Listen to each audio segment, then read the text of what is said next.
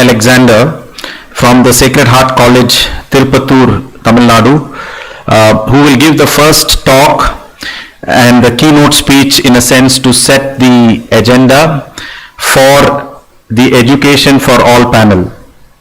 I have a few other interesting points to make. Some of you are coming first time to a TIA Summit event.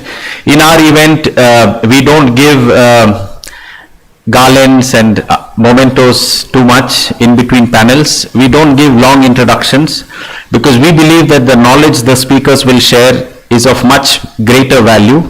And we also believe that Google is doing a good job. So if you put their name on the phone, you will find out all things about them, even things that they may not want you to find out. So we don't give long introductions. So if I may ask Dr. John Alexander, STB, who is the director of Sacred Heart College from Tirupattur, to please take the stage. The other thing is, each of our speakers has between 8 and 9 minutes. Those who finish in 8 minutes, you can clap louder. Those who take 9 minutes, clap less. Why are we saying this? Because we want people to stick to the points, be brief, and therefore those words are much more remembered when you shorten your speech and say more in less. You might be wondering why I am speaking so much. I am waiting for the chairs to get filled up. As soon as I see that 70% is filled up, I will ask Dr. Alexander to take over. So I think we've reached that stage. All those who have joined us online, because this summit is streamed online at the YouTube channel of TIA Summit. Additionally, it's also at the website of yesforum.org. You can tell your friends to go to the YESS Forum website, and they can see all the proceedings of the summit shared online. After 1 month of the event, every speaker's speech will be sliced separately, and it will also be shared on the website. This helps us to become those that can share good practices and best practices, and therefore multiply climate impact by sharing those that are doing a good job. And there are some excellent speakers in today's event which will give some amazing presentations. And if you like some of those presentations, join the revolution, create some action, use your social leverage to share those wonderful messages and videos. As of now, the whole video of the summit, which will be for 6 or 7 hours, will be there online. Our team, over the next 1 month, we will slice out each speaker and put it for 9 minutes. Why we follow this 9 minutes? We have seen that in YouTube, people see videos which are less than 10 minutes, single digit time. If it's too long, they don't see it till the end.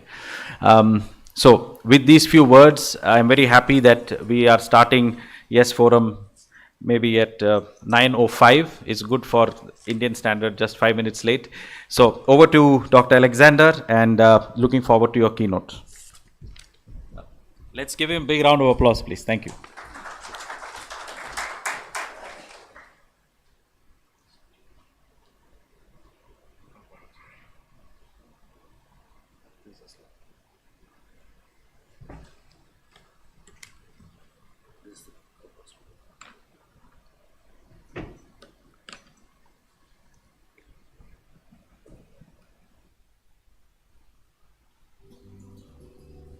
So good morning to everyone. Good morning. Yes, and welcome to this wonderful forum, YESS Forum, an initiative of Don Bosco as well as TIA Summit.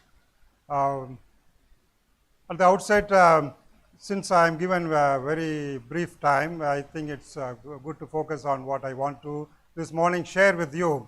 An important passion that comes out of my own experience of 30 years working with young people at different levels.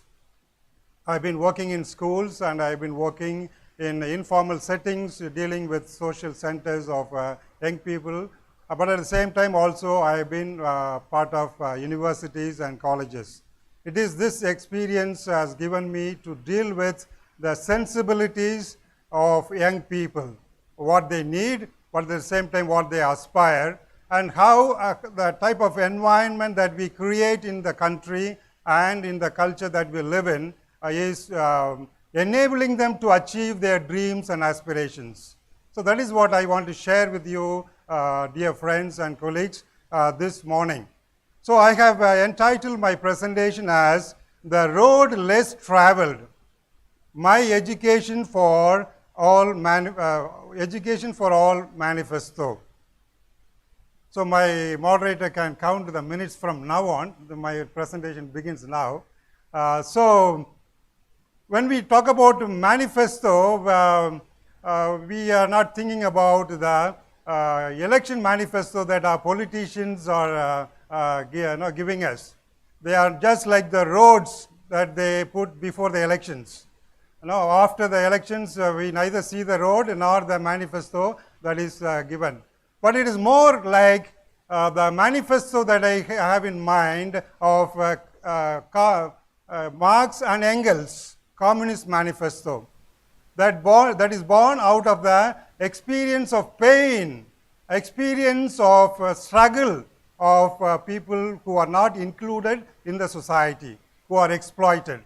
I am thinking more in the line of Ambedkar, whose manifesto is annihilation of caste, who expresses the aspirations and the pain and the shame and the difficulties that certain section of the populations of India have gone through and are going through. And I'm also thinking of the manifesto of Brazilian philosopher and educationist, Paulo Freire, Pedagogy of the Oppressed. This is what I have in mind when I say manifesto, education for all, and it is not a road that is commonly traveled by many, because also it is not, it is not in the aspiration of some section of the population in India to include everyone. So in this context, I would like to share with you some important insights. So straight away, let me put the preamble for my manifesto that comes out of my experience being part of Don Bosco network of working with young people. What we owe to India's poor is respect and dignity, not just some populist poverty alleviation programs. This can be achieved, that is my aspiration and our aspiration as Don Bosco, is that we can achieve this through inclusive, affordable, quality education. Young people, let us remember, dear colleagues and dear friends, are agents of their destiny, not patients to whom we have to do number of welfare schemes or welfare things that they have to be done. If you are a patient, you are lying down and you expect the things to be done. That is not what young people are aspiring for in colleges and universities. So our journey, I come from Sacred College, which started in the year 1951, almost for the past 70 years. Sacred College, Tirupattur, Tamil Nadu contributes to nation building by providing affordable quality education for rural poor youth. We have 5,000 students, and all of them, 99% of the student population come from low income families from rural villages for the past, even now, even then. And these students, out of these students, 800 students stay in our hostels. Because they come from villages, unlike the cities and towns, they cannot commute every day to this college in order to get good quality education. That is our experience of dealing with young people. This has been the journey which my colleague, Father Noel, Father Sandan Raj, and other Don Bosco, Father Aguilan, and others will share with you later. This has been the profile and experience of all the Don Bosco network educational institutions across India and across the world. That is what I want to share with you today. So in this context, let me be very specific. Maybe even if we have time to discuss and ask questions, we can come back. I would like to share with you 5 thrust areas, 5 challenges. Along with these thrust areas are the challenges. The first one is blended learning. We all know we have gone beyond face-to-face classroom to embrace a hybrid learning environment of digital tools, online connectivity, and multimedia formats. And pandemic has what was once considered in the 2000 year, 2000, what was considered as a luxury if colleges were using smart boards and computers and online education and making use of WhatsApp to give homework was considered luxury. But now it has been a necessity, and pandemic has accelerated the use of online and multimedia formats. And yet, that is the challenge. We have moved to blended learning, but what is the challenge? But access to computers, speed internet, data, etc. are not available to students from rural and low-income families. Digital divide, I should say, reinforces and aggravates the already existing economic and social inequalities. That is the reality. And I can give you anecdotal experience of students who are staying in our villages. There were online examinations. They could not afford to attend the online exam either because they do not have good smartphones or they do not have enough data. In fact, some of them had to travel for 5 kilometers, come to the nearby town to access speed internet in order to attend this online education. That has been the experience. And if you look at the data, anecdotal experience are very painful. So very intelligent students could not write exams and pass the examinations. Therefore, in this so-called blended learning era, we have students who have arrears, not because they were not intelligent, because they didn't have access to the so-called digital prosperity that is happening in India and across the world. If that is the case, if you look at very stark reality, 55% in India and 69% of the rural India is yet to access the internet.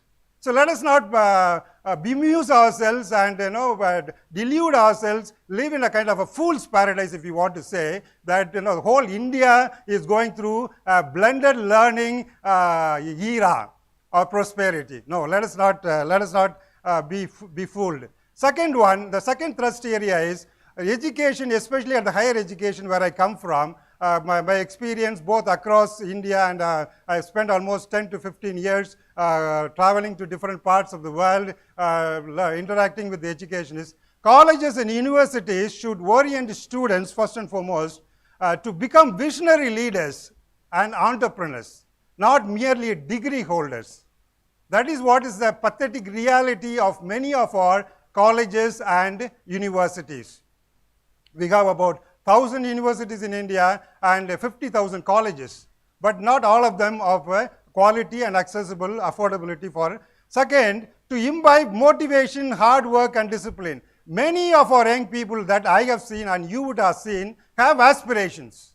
They have dreams, but do they have that necessary motivation, hard work and self-discipline to achieve that?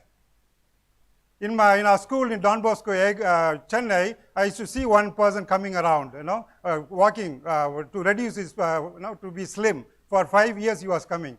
I plucked up courage. In the 4th year, I asked him, "Sir, you are going on coming for walk, but I don't see any improvement." He told me, "Father, that is not my purpose. My purpose is to maintain." Then he told me after every walk, he used to go to the nearby biryani shop and have his biryani. So many of our young people have aspirations. Our poor families have aspirations, but do they have the right motivation? Do we offer a supportive environment in the colleges and universities and even other area of network? So for which, let us say, we are looking for partners and we need government help, and that's what can make it happen. And to acquire, what is important is critical knowledge. Now, today everything is available. Now, normally they go through, I have seen conferences across universities, they go through elaborate way to introduce a speaker and put all that clap. He simply said, look at Google. In Tamil we say, Mada Pida Guru Deivam.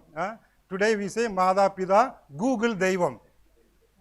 Why? Because Google, for everything the students can. But what is important, almost like the culture of surfing, what I found as a professor of economics and business ethics and professional ethics, we have students who are surfing knowledge, kind of going very superficially. Nobody wants to dwell deep.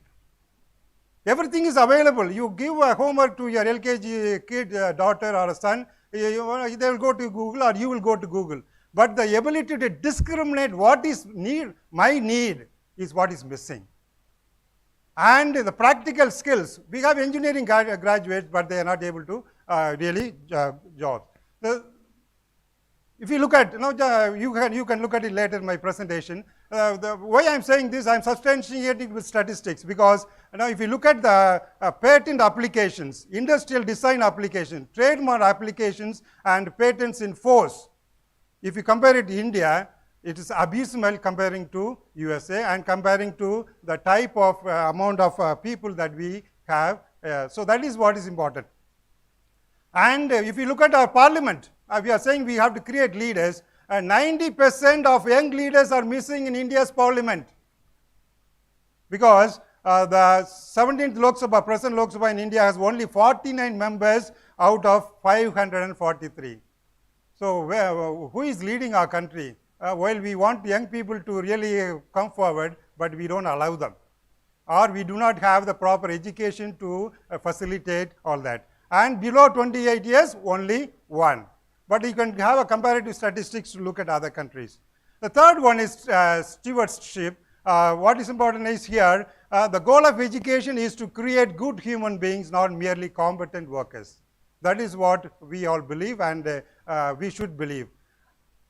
Stewardship is the ability and willingness to take care of others and environment.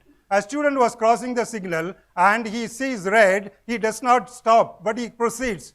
The police stops him immediately and say, why didn't you see the signal being red? Sir, I saw the signal, but I did not see you, the policeman. That is the abysmal way in which some of our youngsters imbibe the value of what is being taught. So what the importance of education is good, okay, they should get a job, they should get a career, but they should also be good human beings. If they succeed in their corporate life, but failure in family life, and do not have sympathy for the poor people next to their door, that is not we call education. That is what we call the difference between instrumental and intrinsic aim of education.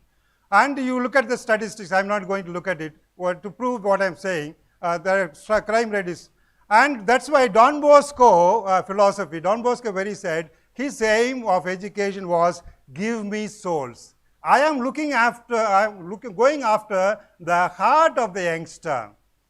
That is the purpose of education. And therefore, in Don Bosco's philosophy, in Sacred College and other colleges run by Don Bosco, we look at competence, career, but also character. Fourth one is creativity. It is the ability to find solutions to social and environmental problems to enhance the quality of life. Pedagogy of the oppressed. I mentioned to you about right in the beginning, Paulo Freire. He says, students to be treated as co-creators of knowledge. Co-creators of knowledge. So when they are part of, what happens is today in the digital, what we call delusion, if you want to call it, we are only interested in encouraging students to be digital consumers. That he says, that is not education. Pedagogy of the oppressed, if you want to help education for all and include people who are not included in higher education, we have to enable students to be co-creators of knowledge.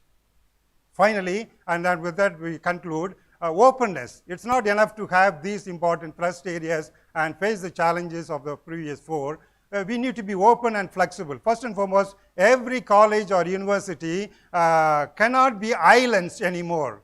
We are connected globally, we all understand. Therefore, we have to look to the government, but above all, businesses and friends who are also engaged in education and knowledge creation and knowledge dissemination. And that's where many of you are, who are part of this network, part of this forum, come as to join hands with Don Bosco and YESS Forum. So therefore, this is an important willingness to network with other educational institutions, private partners, and the government.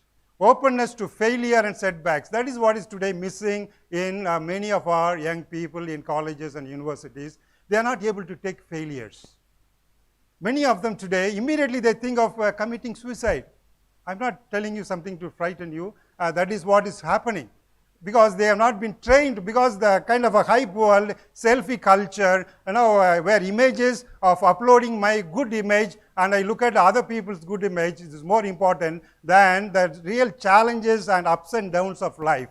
So therefore, openness to failures and setback is an important element of education. And finally, openness to divine force and spiritual energy, but also a pluralistic approach to beliefs and faith is also very important. So with that, let me conclude. If you look at, I said we are in the era of blended learning, but let us not delude ourselves. There is digital divide and inequality, and we have to come together as good partners to bridge this digital divide.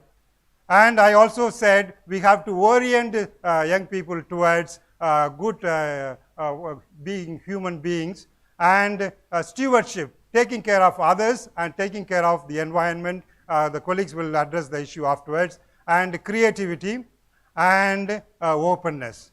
And that, if you are a little clever, which all of you are, goes to form what is called Bosco. Blended learning, orientation, stewardship, creativity, and openness. Thank you, and God bless you.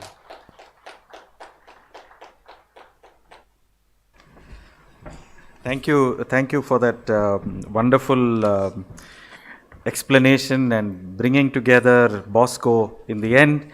And that was truly blended innovation, because he was able to link the Bosconet as a networking organization with education. Thank you so much, Dr. Alexander. You know, while I trust that you will Google his name and what he does, just 2 points I want to say. You know, he was guided for his PhD with Dr. Amartya Sen. Additionally, he has written over 200 articles and 5 books and so on. So, you know, in the TIS Summit format, we don't have 2 sessions back to back. So after this session, we have a coffee break and then the inaugural session. So you will have chance to meet and exchange cards and numbers. We want people to connect and collaborate. So thank you for that wonderful overview, Father. Let's give a big round of applause to Dr. John Alexander, SDB. Now we move on to a different perspective, and this will be brought to the fore by Ganesh. Ganesh, you know, has had a long, you know, and very successful corporate career.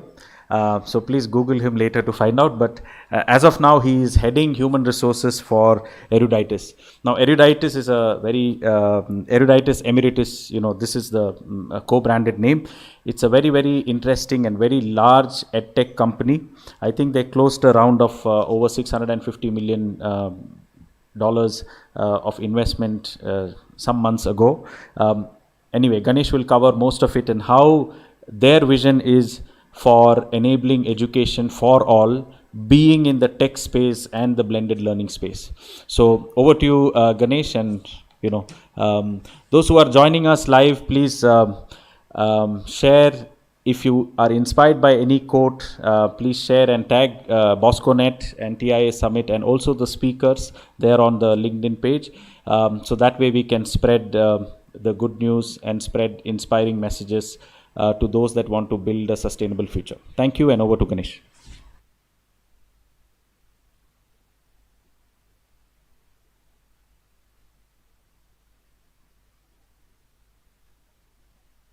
Thank you, Jose. Able to hear me? Thank you, Jose, and very kind of you for the introduction. I represent an organization called Emeritus. Emeritus is our parent company is Eruditus. Eruditus is a startup in the edtech space. We started off in humble Chennai and then are now present in close to 25 countries. We are an organization with the mission of making high quality education accessible and affordable to people. So our intent, our mission is to make education at all levels. We call that K to Gray, which means that if you are a early teen to probably someone in say mid to late 50s, you are our student. We bring or we partner with close to about 65 reputable universities, including all Ivy League universities. Take their courses. We partner with universities in India, in Asia, in Australia. We take their courses. make that online, sell that at a fraction of the price. We've kind of disrupted the higher education industry. Earlier, to take a course, do an MBA, you had to take a couple of years off your career, travel all the way down. If it's going to be US, then take the cost of travel, cost of stay, then the cost of the course itself to do it. Today, we do it at a fraction of the price. We brought Ivy League education to the bedrooms of people or study rooms of people across the globe. So whether you're in Azerbaijan, Ethiopia, or in Boston, you still get the same education as anybody else would in an MIT, Harvard, etc. Right? So that's something that we've been trying to do. We have got 404 courses. We've students in about 80, in fact, 120 global markets right now. Some of those universities that you see there are the universities that we partner with, but we do it in multiple other ways as well. We give our courses out in 5 languages, English, Spanish, Portuguese, Mandarin, and Arabic. We're adding a few more languages to it, which means that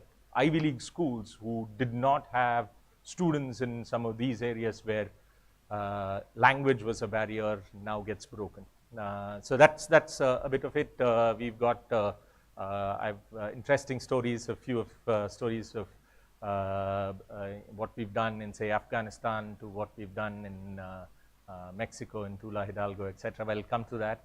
But pleasure to be here, and just to give further background of how we are spread. We're there in about 25 countries in terms of our own team members. We're there in some of those countries that are there, largely in India, but we have a very large presence in Latin America, and that's the reason why I put it up there.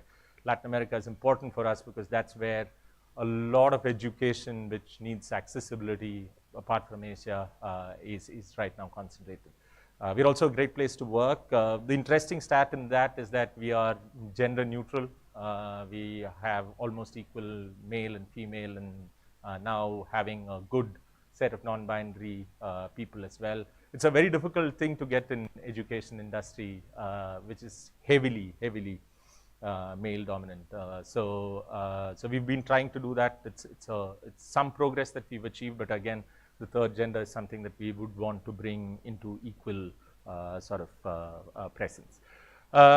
Look, a bit of, and Professor Alexander, so I'm kind of reiterating some of the things that he said, probably some of the stats that I've mentioned is dated as well. Look, we have 320 million students who've been affected by COVID-19 due to school closures. And this is just in India that I'm talking about. And according to 2017-18, about 23.8% of rural or urban households had internet, and that's stark because it is with that sort of a context that we moved into a completely online sort of a space. In rural households, it's even worse. You've got about 14.9% or 15% of people who actually have internet access. That is there in tribal belts, it's even worse. So almost nil. And even if you give them sort of digital devices, if you give them systems, etc., it's almost impossible for them to get access to education. And again, I'm talking about this because our core of our mission that we run as an organization is accessibility and affordability of education. And I'll come to what we've done.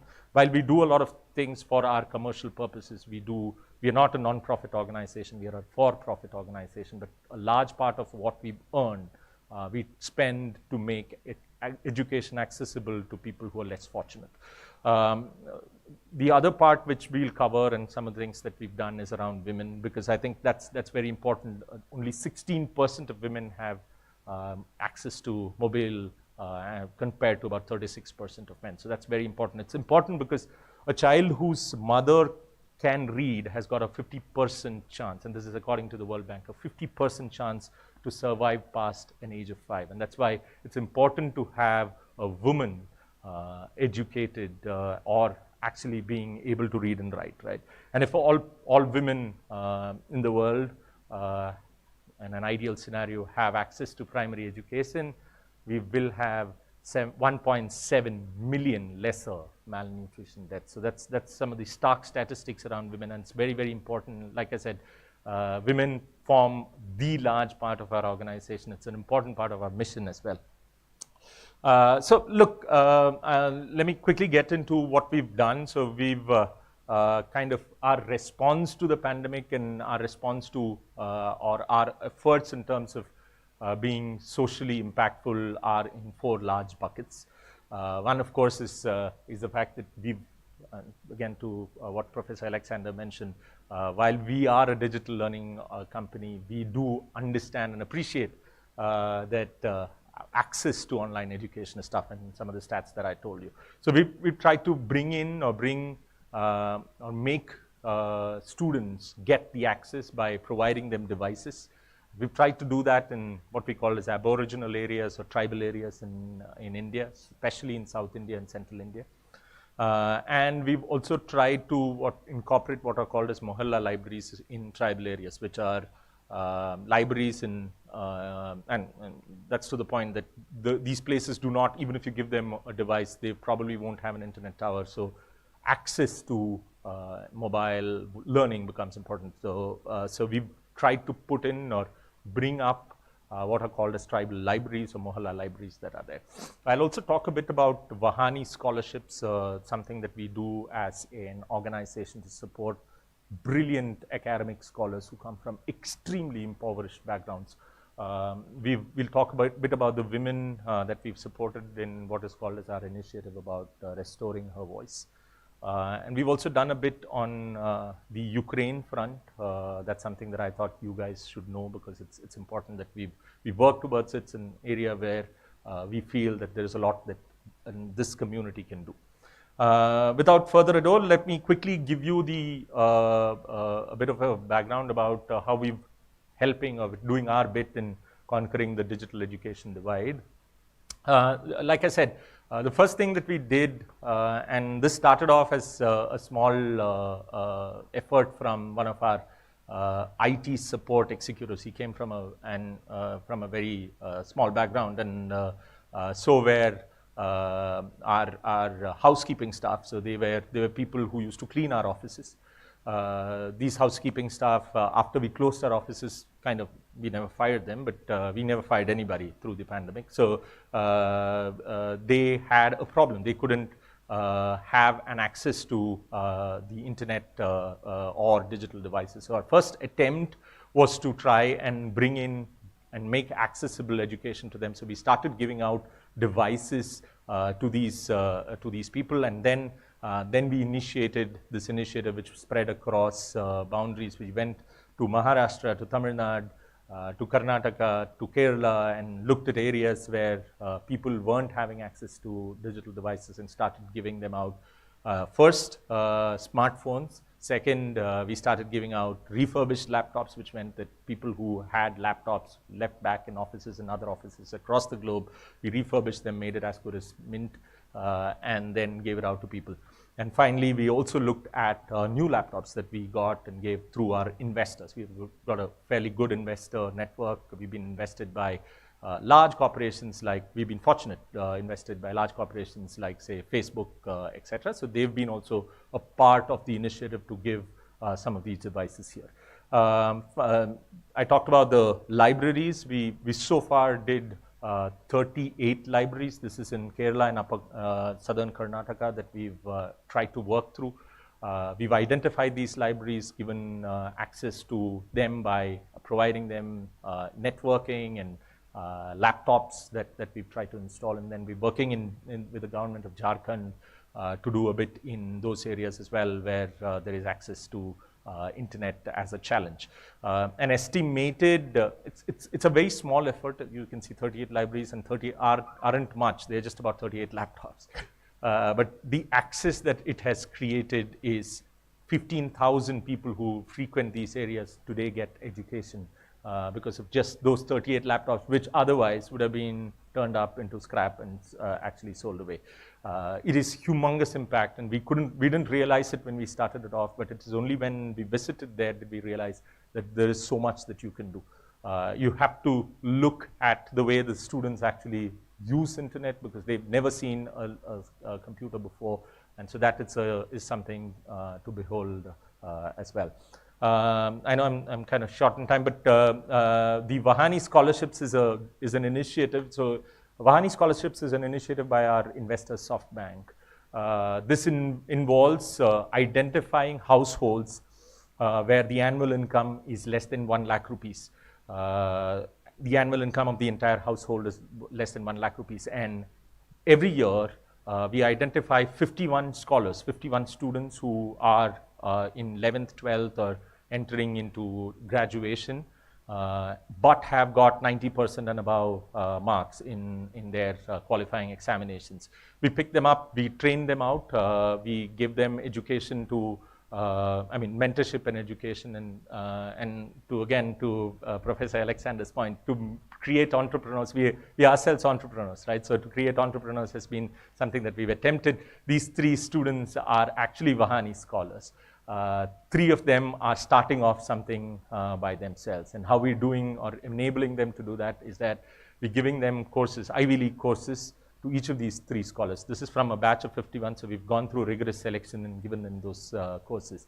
So you've got to understand the impact of this is interesting, because each of that course is probably 5 or 6 times their entire fees. Course fees is 5 or 6 times their entire annual income, right? So it is humongous, but it was, for us, those were 3 courses that we give. Like I said, we've got 404 courses, these were 3 seats that we gave.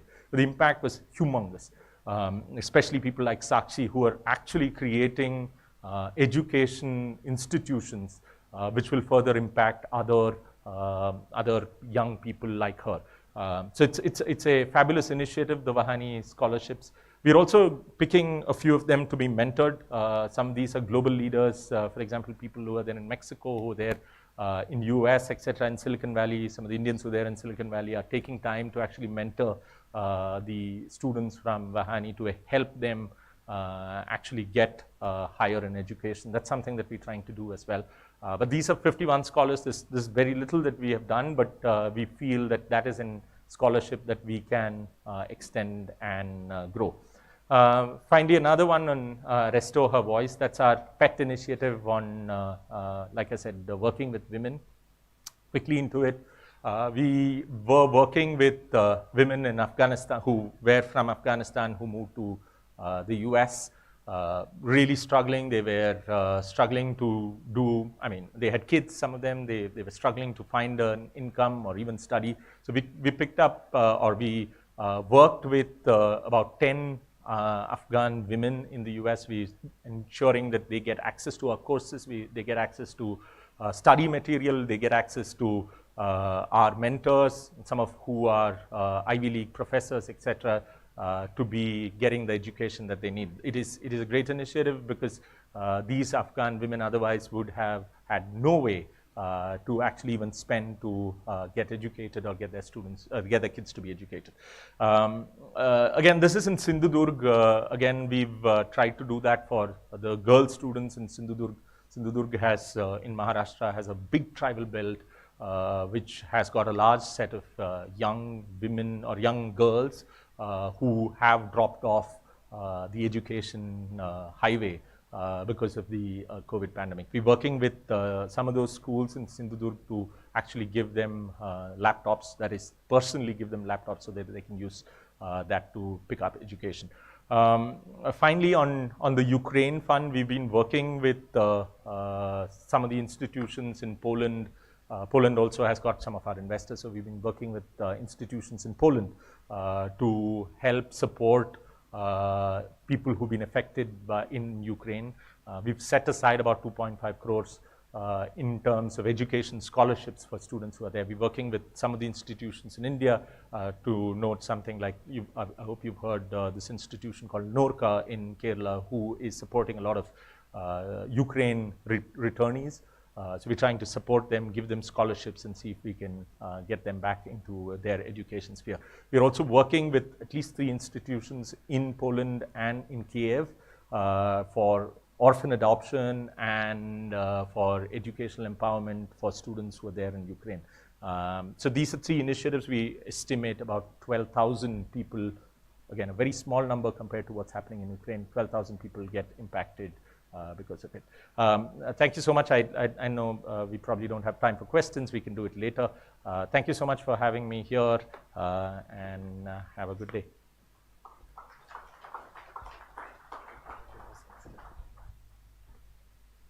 Thank you, Ganesh.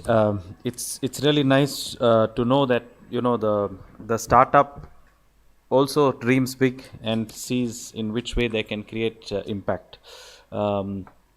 Anita, are you here already? Yeah. So you can come forward. So we go to our next speaker, which is Anita Kumar. She heads the Amazon in the Community Initiative, which is the CSR brand of Amazon India. And they are doing some tremendous work in the education space as Amazon. So, it's also nice to have a woman speaker in the morning as we do the first panel. So for those of you who came a little bit later, this event is live streamed at the yesforum.org. You find the link. Please share it on WhatsApp with your friends. I see some of you using the digital device while the conference is on. Only one request is keep your phone on silent. So with that, over to Anita. How do you prefer? Yeah, okay. So as she's getting ready with the mic. Also, those who are active on LinkedIn and other social media, please, if you heard something inspiring, share it online. Let others also get inspired and share it, because I think each of us can do our bit. And for those again who came late, the agenda is on a QR code on your table, so you can scan it and it will open as a PDF. We try to be sustainable in this summit by not, printing too much paper. So with that, I ask Anita to come for her presentation. Let's give her a round of applause. Thank you. This one, right? Hi, everybody. Am I audible at the back?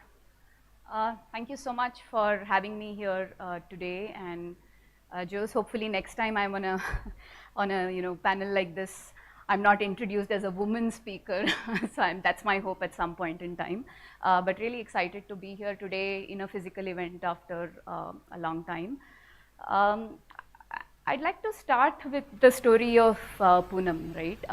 And it was great to hear Ganesh. I did manage to catch the second part of what you said, and a lot of people sitting in this room today are probably familiar with many stories like Poonam's. She's in grade 7 in a government school in Pune. Father's a farmer, mother's a housewife, and what was her dream? Her dream was to become a police officer when she grew up, which is quite amazing. It's not even in Pune, her school, it's slightly outside of Pune. What changed very recently was not just that she wants to be a police officer, but she became fascinated and excited by how she's going to be using technology to fight crime, to keep women safe, to keep communities safe when she grows up to become a police officer. So now she wants to be a computer science engineer and a police officer. And that for us is the beginning of a story of what we think is Amazon Future Engineer, right? That's our signature program, and I'd like to talk to you a little bit more about that.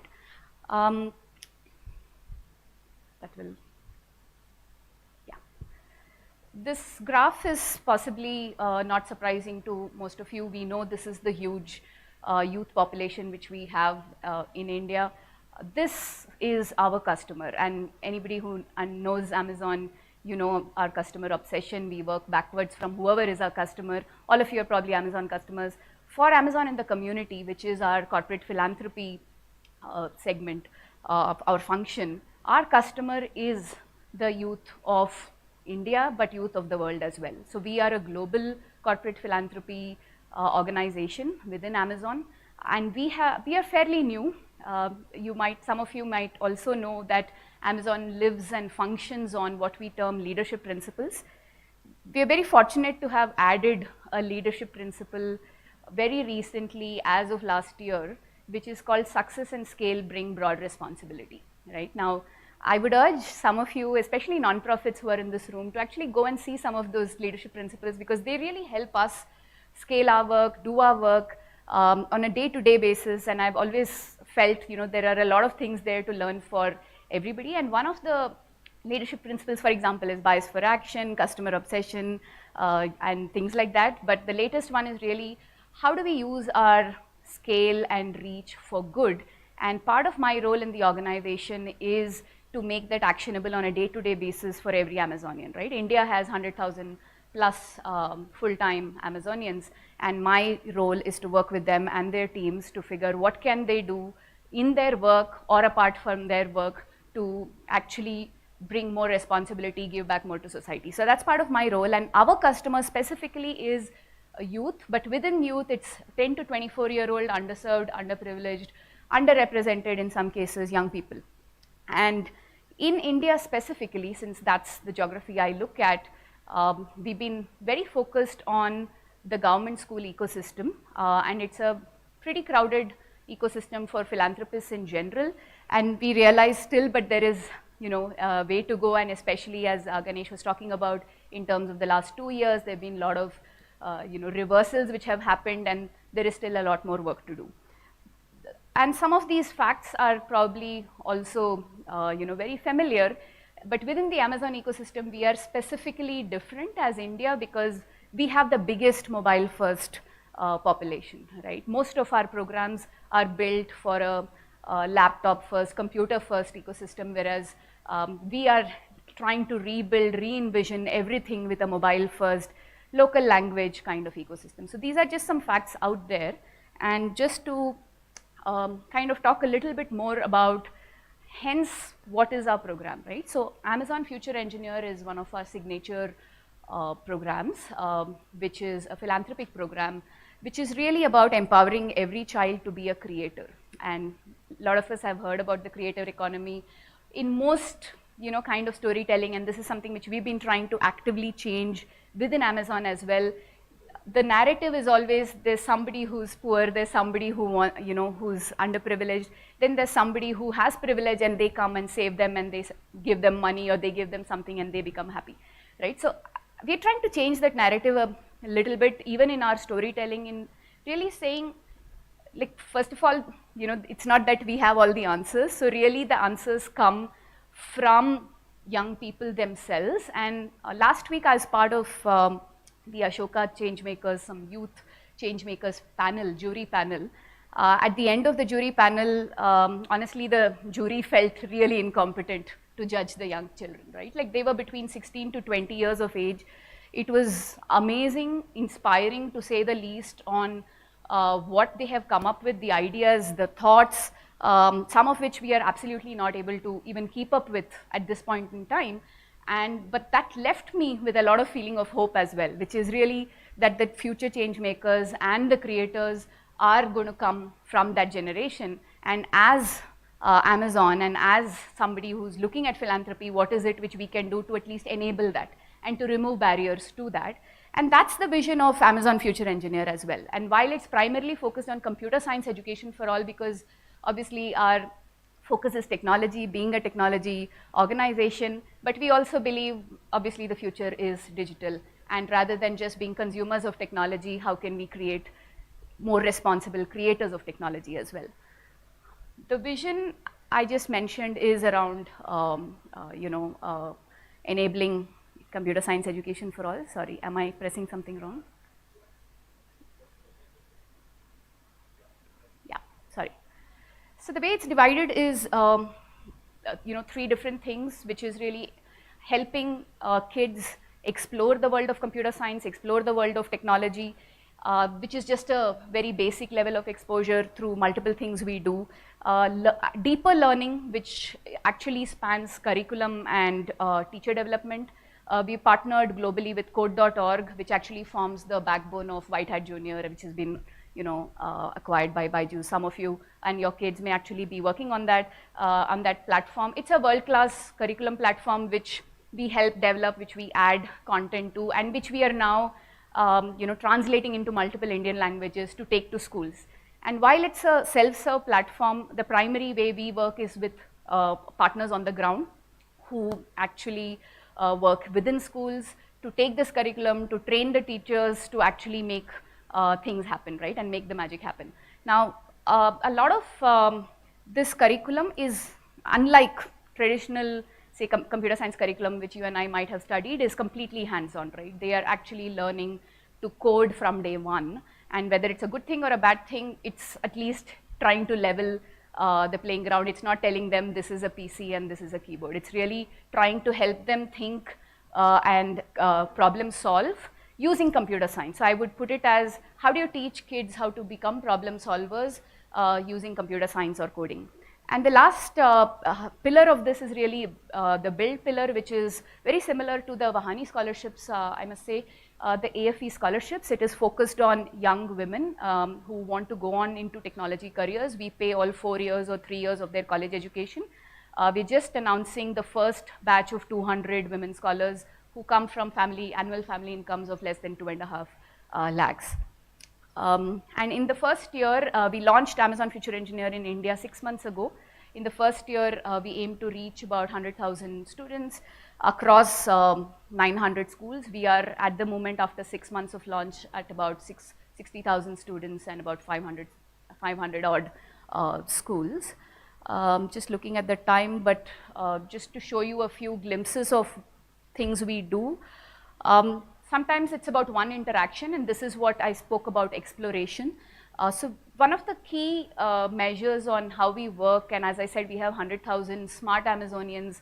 How do we leverage what they know? They come across various job functions, not just technology, but various different things. So one of the things we do is called a class chat, which is both physical and virtual. Obviously, the last 1 year it's been virtual.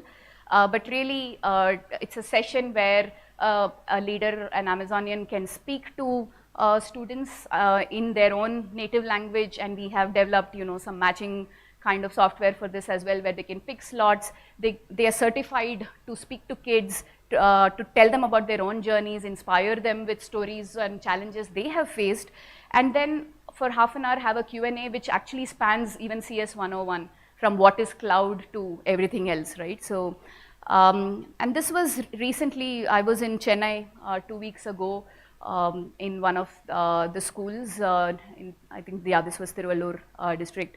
And again, it was amazing. It was a 5-day kind of intense codathon kind of challenge, where one of our partners has been working with this set of kids, and I was just blown. Like, we all think, oh, but what about first figuring out basic literacy before coming to things like that? They proved us completely wrong, right? They knew how to think, they could make apps, they could come up with very innovative questions and answer them as well through code. So it was super interesting to see that.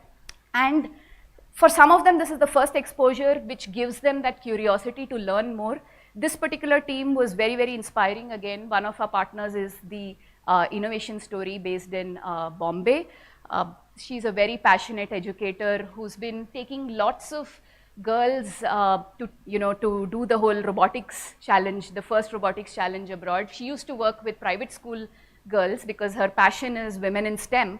And very recently with Amazon Future Engineer, she's been working with girls who are in government schools who don't have the same access. And this was girls and boys. This particular one was a set of kids who had never seen a computer before she had met with them. And over a period of 3 to 6 months, she's brought them from basic digital literacy to really start understanding hands-on robotics coding. They went on to participate in the first robotic challenge with various other privileged schools as well, and this particular team actually came second in that challenge. And for us, that basically breaks that mental model of, there has to be different kinds of access, different kinds of bar which we set for different kinds of kids.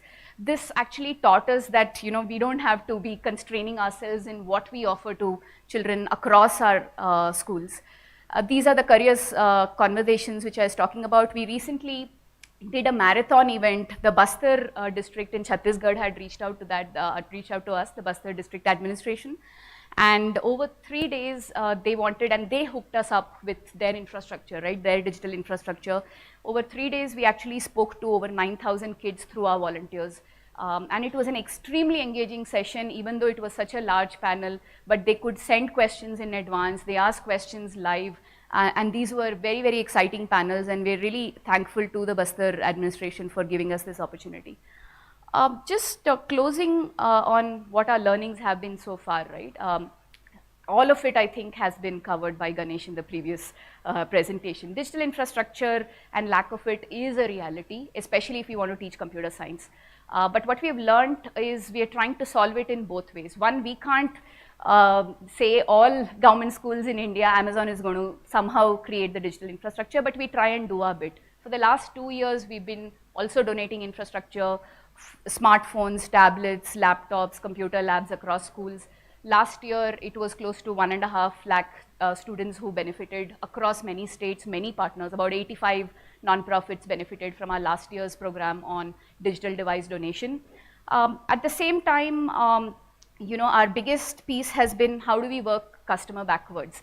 And that's been something where we really want to leverage all that Amazon has to offer, whether it's our marketplace technology, whether it is our AWS cloud, whether it is Alexa, whether it is Amazon Pay. We are looking at all our businesses to see what is it that they can do for students in India, and how do we make content, how do we make products which are really relevant, but it could go to global as well from India. So that's been a big focus for us in terms of scaling. And the last bit really is the partner reality, right? Like our programs abroad in the US or UK are very, very different. They put out their products online and students and teachers directly sign up, even if they are in public schools and things like that. Here, that's not going to be the reality for many years. So for us, our feet on street, our core partners, our backbone are really the very strong partners. Some of them are computer science experts and some of them are education experts, but it's through them that we really understand our students and the reality and try to create an impact. So thank you so much for people who are in this room as well, who've been supporting us in this journey. And I look forward to learning from you all. I just have a 1-minute video, perhaps you can play it from there. This is a little bit about Amazon Future Engineer. Thank you so much.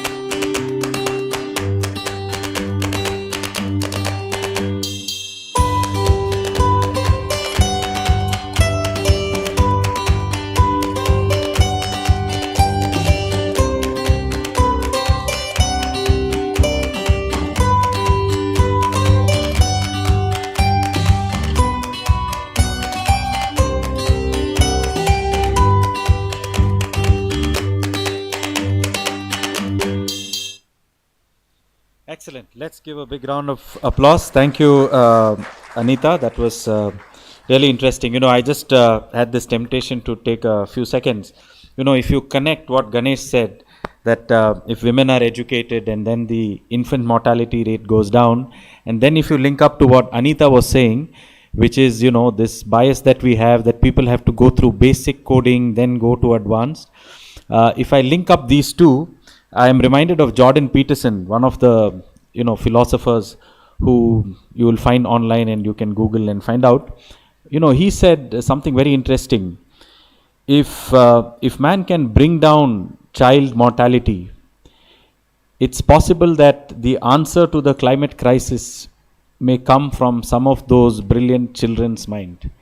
So this is the reason why Education for All was the first panel, because that is the foundation of everything else that we will do. So thank you for the wonderful speakers that we had so far. And now I would like to call upon Joseph Leo, who is the Joint Secretary of Don Bosco National YAR Forum. So over to you, and you have your 10 minutes. Let's give a big round of applause, just to stay awake. No? I think I'm still under the 40-minute slot because you're all still concentrating to the speakers. At the outset, on this Earth Day, I would like to congratulate and appreciate this YESS YAR Forum, YESS Forum, for organizing this beautiful summit on this day. This Don Bosco National YAR Forum for the Young at Risk started in 2002 as an organization, but the work in India began in 1906, almost 116 years back. When fathers arrived in Tanjore, they started to work for orphans, abandoned young children. So that is our target group. This DBR Forum is a network of organizations, in a special way, Don Bosco organizations, committed to the safety, growth, development, and rights of children. And our vision is of a world where every child and every young person lives and grows towards fullness of life in secure and enabling environments. Education is an integral part of every human life. If this basic education is deprived, then they are deprived of their dignity and respect. So we advocate for appropriate social and legal system and to work towards effective safeguards to prevent neglect, exploitation, and denial of rights of children and young persons. This was the vision of DBR Forum, and we are almost in 175 settings, working across 125 towns and 20 states, pan-India, and 11 provinces. And our reach is around 131,377 per year, where we reach the vulnerable ones. Who are these young at risk? The young at risk are those who are abandoned, those who are run away from homes, those are orphans, they are homeless, they are hopeless, and they are abandoned by the society or by the family. So we are there to protect them and prevent them to become victims of violence and abuse. And this year also we have reached out to young migrant workers, and around 144,000 people were reached through our interventions, and together we reach up to 276,000 odd people, especially young children and adults, have been reached out through our DBR Forum. We have different types of services that we offer. We have institutionalized children. For example, we have child protection homes, CCI, child care institutions, and we have observation homes, and we have also open shelters, and through which we are able to reach out to many young children who are deprived of basic education and basic shelter. And we also offer different services, counseling services, especially when they are in dilemma how to make a choice in their life, whether to go to a higher education or a technical education. See, children run away from home will be landing in the street, and our street workers, our childline team members, or any social worker or Don Bosco outreach worker will be meeting them. And during the intervention, during the counseling program, we happen to encounter that this child is out of school for 2 to 3 years. So we have to do a bridge course, connect them again with the education and put them back to mainstream education. We call it as bridge course. Or we put them in National Institute of Open School, where they are not deprived of this basic right to education. Basic right to education in the year 2009, the act was passed. Though the constitution gives right to education, but this act was a boon to many children because it was a free and compulsory education up to 14 years. My question here is, what happens after 14 years? 15 to 18, what happens? 18 to 21, that's the most crucial age, the later part of the adolescent and the early part of the adulthood.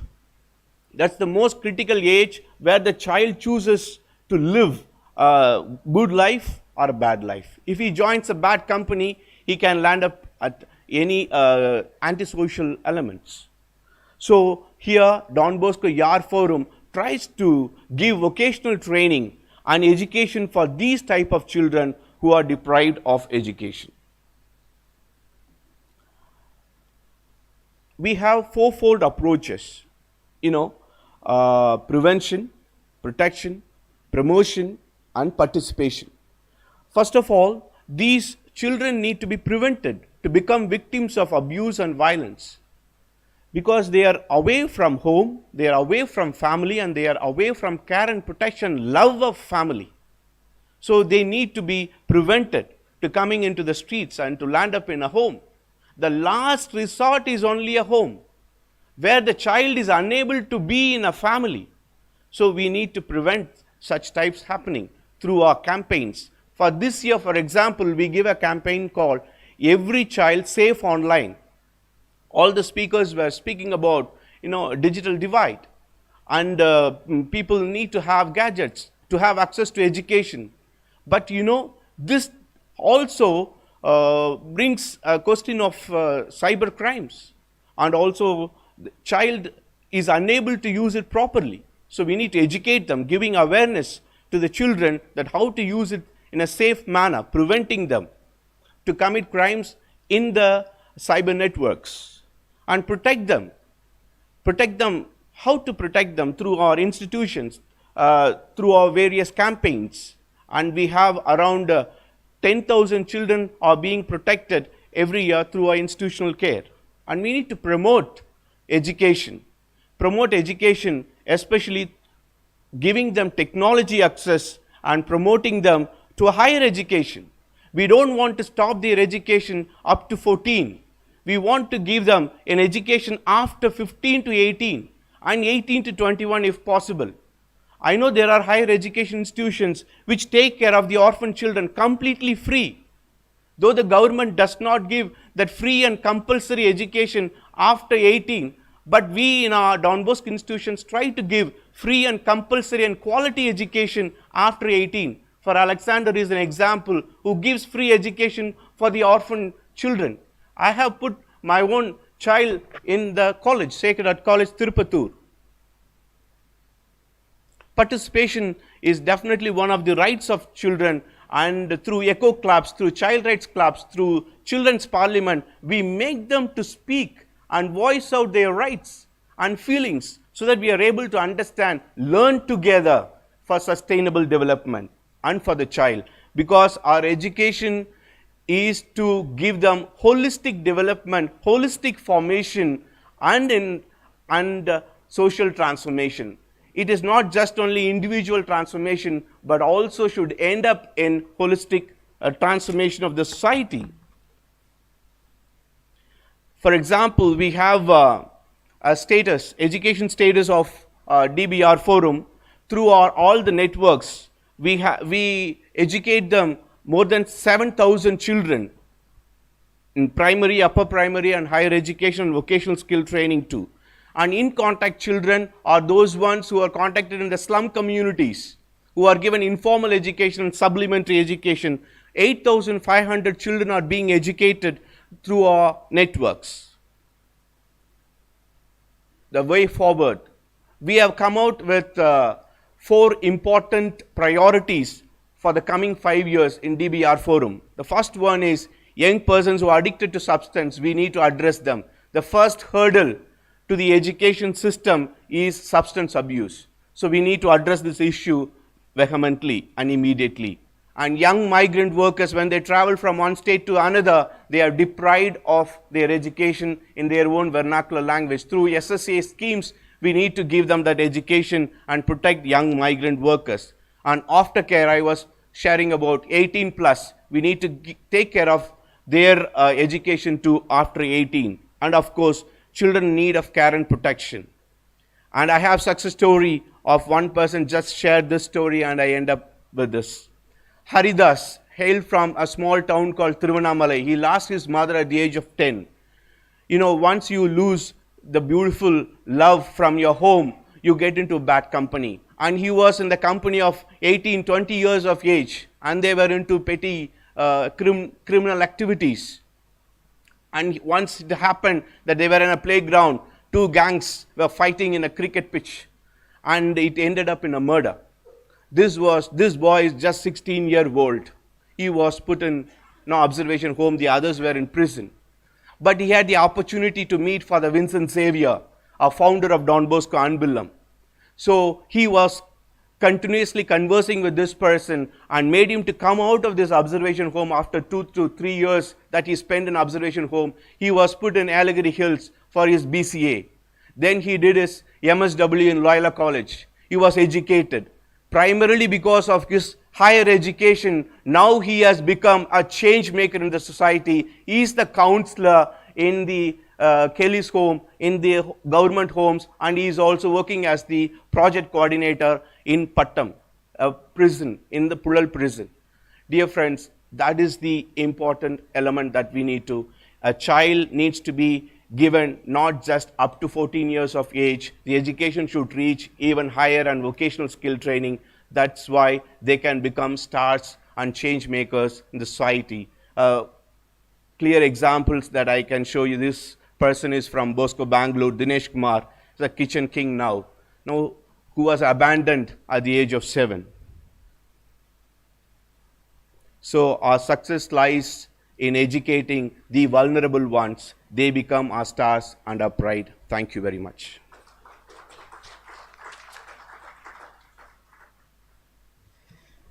Thank you, Mr. Joseph Leo, Joint Secretary of the Don Bosco Young at Risk Forum. I think the last few slides were most interesting. In the corporate world, we would say risk and reward are linked. So when you work with the really vulnerable kids who for some reason got into a bad situation, it's possible that the rewards are very high. And we will have the last speaker of this panel. I won't say much, but it's good that he himself shares his story, who will be sharing his own personal story. Before that, we have Ms. Cheryl Bartholomews, who is the Manager Research and Documentation for BREADS Bangalore. BREADS is the Don Bosco social outreach initiative for the province of Bangalore. So over to Cheryl. She will be covering the CREAM project.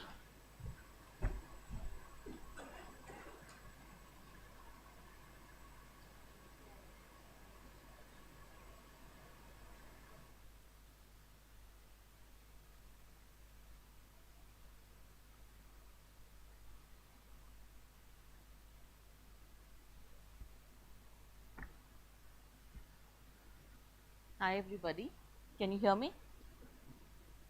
Yeah? All right. It's very nice that all the speakers before have set the context, so I don't need to tell you too much. This is the perfect context for what I'm going to present. I represent BREADS here today.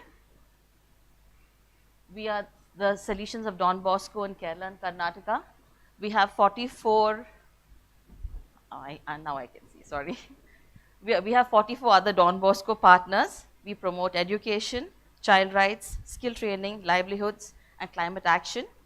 We are focused on the marginalized. And we have executed more than 550 projects impacting more than 10 lakh people. That's about BREADS. Now we go straight to CREAM. This is the Child Rights Education and Action Movement. We are set here in what is, it's called the Education for All segment. We're not talking so much here about schooling, but what we're talking about is an education to life, as you will understand from the slides, and education to life for its main actors, the children. And so we fall right into what Dr. Alexander was talking about. It started in 2012 in 10 districts of Karnataka. It is now across 20 districts. This is the nutshell of what CREAM is about. We have 3 principal groups of stakeholders: the children in government schools, who are trained to become ambassadors of their own rights. If you see here, I can't point. They are trained to know their rights. We do that through trainings, through platforms that we create for them, called CRCs, the clubs, the Makla Gram Sabhas, supplementary education centers, and CRC federations. The second main group of stakeholders are the adults in local communities who are sensitized about children's rights, and they learn about how to protect them and to promote them. Now, why is that important? Because when you empower children, and they know their rights, they're able to speak up, you need to have an environment which can resonate with that and that can promote it and help it. And finally, the actual people who can ensure that all of this happens, that there is an environment that this is possible in, is the government. So local institutions and departments are sensitized about their roles in promoting and protecting child rights. And we work with them through different platforms and through different strategies. So this essentially is our model. And I will have to say that CREAM was created out of all of the best practices that the solutions of Don Bosco have had, or they have experienced over the years. So in a way, it is a tribute to all of the years of experience that the solutions have done with the young at risk. I'm going to talk about CREAM in 3 segments. The actions by enabled children. What we do is we train children on their rights, human rights and child rights. And what that does is that it creates a different kind of impact. 3,37,000 plus children have been trained. 2,276 plus child rights clubs have been formed in these government schools in Karnataka. And you have more than 1 lakh of empowered members. That's what you're doing. What does it create? What impact does it create? There are child marriages that are stopped. Instances of child abuse are prevented. They are identified and prevented. And there are child laborers who are rescued because the children can identify what is not okay. School, this is again, so you see here, we are not addressing school per se, but see the impact on school. School dropouts are re-enrolled. You have more than 14,588 instances of school infrastructure being improved. How do they do that? They see that something is not working. They know what should be working and what is not working, and how do they go about it. So they are not afraid to speak up. They use the platforms available to them, which are the child rights clubs, which is the Makala Gram Sabha. They know that they can go to the district officers, to the BEO. They can speak to any of these people. They are empowered. They do that and action happens. We've had, CREAM has gone through phases. We are right now in the 3rd phase. And we've had external evaluators evaluate the program. And they have found that the knowledge of child rights among the children, they compared 2 groups, children who have been trained by CREAM, children who didn't receive that kind of a training, and they see that there is a vast difference in the knowledge about child rights among these 2, with the CREAM trained children being 100%. Here also the children, this is again found by the evaluators, the children have identified and they perceive a difference in how child rights is practiced in their communities. Those are just the different parameters that were used. So it has gone from an average of maybe 40-30% to 98-9900. So that has been the impact of CREAM, of teaching children about their rights. Because for us, in the CREAM program, empowered children, enabled children are both the means and the result and the end to which we are working. They also use, as I said, they're not afraid. The beauty of interacting with children who have gone through this program is that they are confident, they are competent. They're not afraid to put out their thoughts, you know. So they use press meets, rallies. In their local communities, they have supplementary centers, education centers. They speak up there, and they help form federations, and they represent themselves there. We enable adults. We need to train them about what are child rights. So SHD members, youth members, community leaders trained, and we found that CREAM had a very good behavioral impact on parents in terms of child rights. So adults are enabled through capacity building and formation of task forces. Very importantly, we have used institutionalized structures. So we have the Makala Gram Sabha, we have the child protection committees, which we promote very, very strongly. So we are working very closely with the government at all stages. Child protection committees form, they form the adult watchdogs for child rights in the localities. We work very closely with the education department and the labor department. Teachers are very important to us because they help teach the children, they help facilitate the club, and we would like the government to make it institutionalized. This whole aspect of child rights, institutionalize it in the school. What we do with enabled authorities is to try and create an ecosystem for child rights.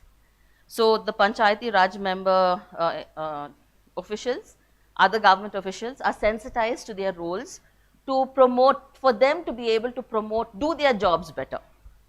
Electoral candidates, children go and visit the political candidates, give them their, tell them that put our child rights on your agenda. We have, as I said, Makala Gram Sabha, CPCs, and we work very closely also with the Karnataka Human Rights Commission and the KSCPCR as well.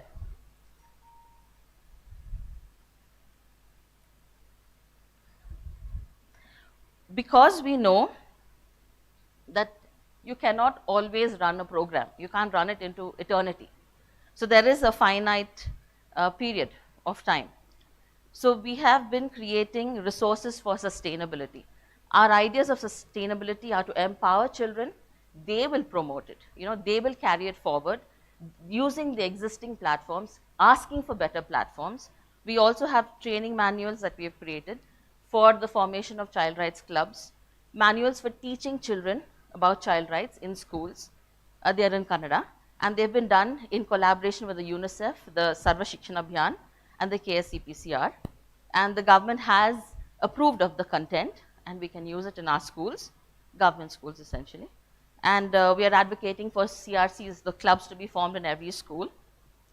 We have also handbooks on how to promote and form child protection committees, how to run Makala Gram Sabhas, and also we have our internal training manuals. So that was it. I am on time. So we have the whole team here. We have our director, we have the program manager, the project manager. If you would like to know more, please contact us. There's plenty of information that we can give you. And we really look forward, because I can see that there are lots of there's a lot of common agenda here, even with Ganesh and with Anita. So maybe we get together and please talk. Thank you. Thank you very much, Cheryl. It's interesting, just also for our online audience, this Makala Gram Sabha is like a children's parliament. So this project is quite unique in what it's trying to do. It's getting the children to know their rights, to fight for their rights, and to get their rights. So some of the pictures which you might have seen is children directly going to the government officials, to the politicians, and asking, that toilet in the school is not working, please fix it. And this is much more good for an empowered society and helping young children become leaders. So thank you, Breads, and thank you for sharing the CREAM project. Let's give them a big round of applause. Thank you. Now we have the last speaker in the first session, which is Santosh Kumar, who is the District Child Protection Officer from Hanumakonda, Telangana. So over to you, Santosh.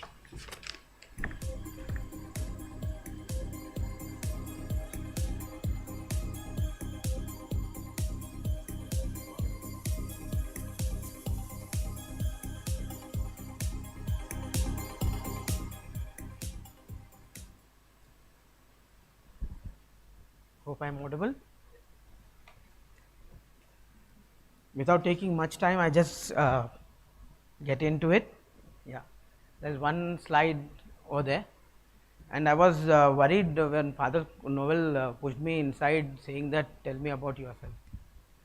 Then I was just thinking, on Earth Day, what can I do? Then I just was sitting behind there. I found all the four sub captions Arey, I am much more connecting to this. Let me do my best and try to give my best, saying that all the 4 speakers who spoke was about me.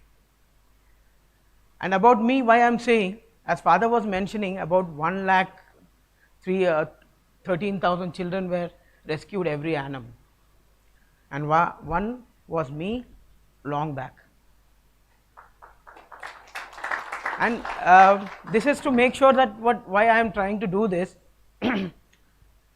is to motivate the people in the room and the others outside who are watching live. My journey starts as a street kid to a district officer right now, which is a caption of what I do, nothing else. But why I started, where I started, and how I end, and how I am going to go forward is where I was just like to take few minutes to share with you. Yes, this was written about me a decade ago by the previous speaker Sharilaka, a decade ago. And then decade ago, I mean 2 decades ago, people were trying to say, this is you. They are trying to say, but I wasn't accepting it.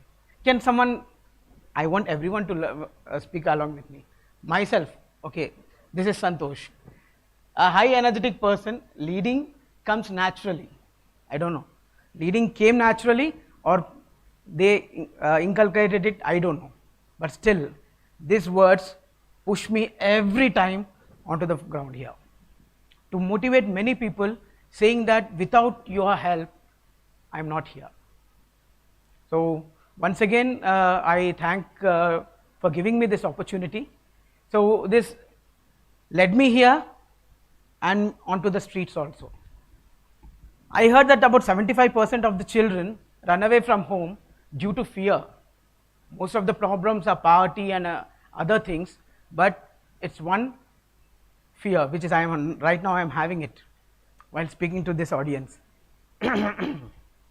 That fear pushed me to the streets just with this reason.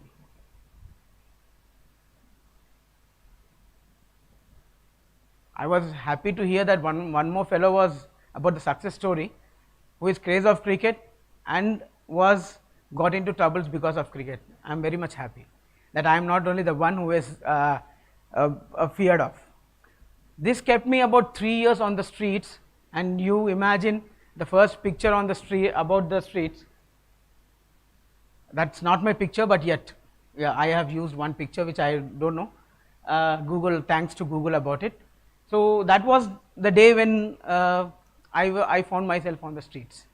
It's because of the cricket, and parents get annoyed about it and bang their own children, like, yeah, in a brutal way. Like, I don't want to use any example.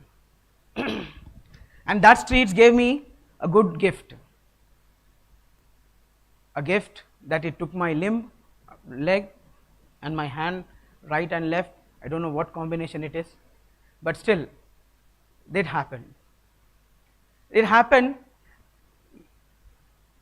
and it made my parents much more brutal.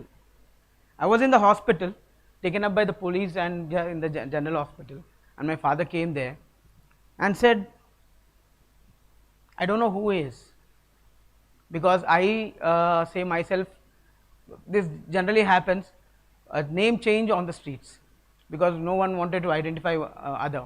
So I was turned myself into Gauss, and this Gauss was kind of a very energetic person, getting things, inviting things, and that made me to run behind a train for 200 rupees and give my leg and hand. And I was not happy at that moment, but slowly I realized that something happened was very good, because that changed my life. Now, this train accident which I met in early 90s threw me onto the streets, and again my street life started, this time not by chasing things around, but by begging, at least taking alms from others being disabled a good amount. Normally that was a good amount when I was there. Then that amount I used for many things, especially the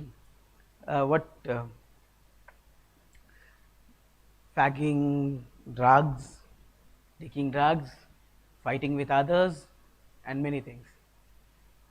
But one fine day, this cricket again and the dress brought me to a home, Don Bosco Navajeevan, Vijayawada. I was lying on the streets, and as father was mentioning our outreach workers, where Sharilaka was also mentioning about the outreach workers, took me to the organization. I said, I don't want to come. Why? Because you lock the doors. When we are inside, you lock the doors. That means the way to get in is very easy, but the way to go out is like jumping the wall and go out. But sometime it took to me to change as a small occasion like this today, and I found I do not have a blazer, but however a present. The same way, a long back, a Christmas, I found few children were sitting in a school dress. Then I thought, okay, I just asked father, I need that dress. He said, just go to school. Only the thing is, just go to school. अरे यार ये school ही जाना था, यहाँ क्यों था? School ही जाना था तो क्यों स्ट्रीट्स पे क्यों आता था? But anyways, that dress put me in the second level.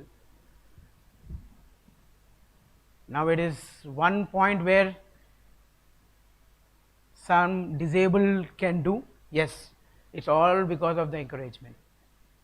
Encouragement, where Father Noel is here, few more to come, Sariraka is here, and Father, many fathers who know me are here. That was the encouragement today. Again, it gave me a platform to say thanks to many and also to encourage many.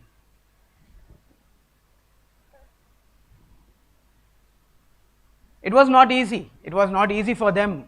You can just read my lines there. It was not easy for them to change these children who are on the streets. It was their commitment. It was their learning.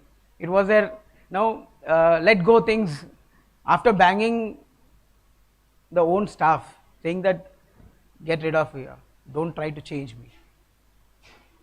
It was their motivation where people trusted each other, trusted their own children, and today these children are here changing many more children. And this is what I wanted to say. And this is not so easy for them until these persons, I can praise many more. Yes, the spirit of Don Bosco, why I am here. The spirit of Don Bosco, which accepted by Father Koshi and other fathers here. A papa for me and thousands of children of Telugu states and many more, I think, but still Telugu states, because he is our papa. The Father Noel, Anu auntie, they were caring communities who were trying to help me. And it was not that easy for to change a person like me, because I was completely onto the streets and I know what is good and what is bad, and I don't know, I would have been a delinquent directly, I am saying it, if those hands were not there. Yes, what did I gain from here? The designation now is one, but to say clearly, a life of dignity. A good life where I have sense of worth. I feel worthy to live now, not those days. Why? I can contribute back to what I have taken. And the confidence, yeah, now I am cool. Just in the initial 2 minutes I was like with fear, but now I am like confident to speak whatever it is, because I speak directly to the people and I connect directly to the people. That is I am trying to do, since I have taken the oath saying that I will change others for the street children. A future, yes, as I said, a future not only for the margins but also for the others who can there is a scope to change and to give that efforts for change. So yeah, that right in the middle is like me with my family, the old photo, but yeah, fine. The other way, a very recent one, which I was holding a mic and speaking to our CDPOs, child development officers, about the child trafficking and the child marriages. So these pictures will show you where I was and where I am now, a future. I was discontinued my PhD from the Hyderabad Central University, even only because that I have an opportunity to work with the marginalized in my own district and into the government sector. I will do it, but still, this is, if this chance has been lost, I will never get back to the where I was taken over. Yeah, a family. You have seen the photograph. I'm happy to display my marriage pictures in the newspaper those days, but it is finding difficult now when I see myself in the paper. This is one story where I just emotionally very connected to it, because imagine a fellow with a 96% of disability. They speak, I mean, say the certificate speak, saying that one leg to the right and one hand towards the left, and I still have a beautiful wife who is working as a he's a working wife, I mean, say, like, and two beautiful donkeys like me at home, and friends, this is very much important. I don't know, about 20 years back, all this foster care, all this aftercare have been used by the Don Boscos, and now today we are trying to mainstream it. And yes, I am the one, because of the aftercare. After 18, they took care of me in an aftercare group, and today is the product standing in front of you, and you have seen many of them also. Yeah, I will not take much long, but yeah, emotionally stable, because any conditions, I have from the ground to the top, I can climb again. That's not a big deal, but I am not going to lose or show my children the same position which I had in my childhood or my young days.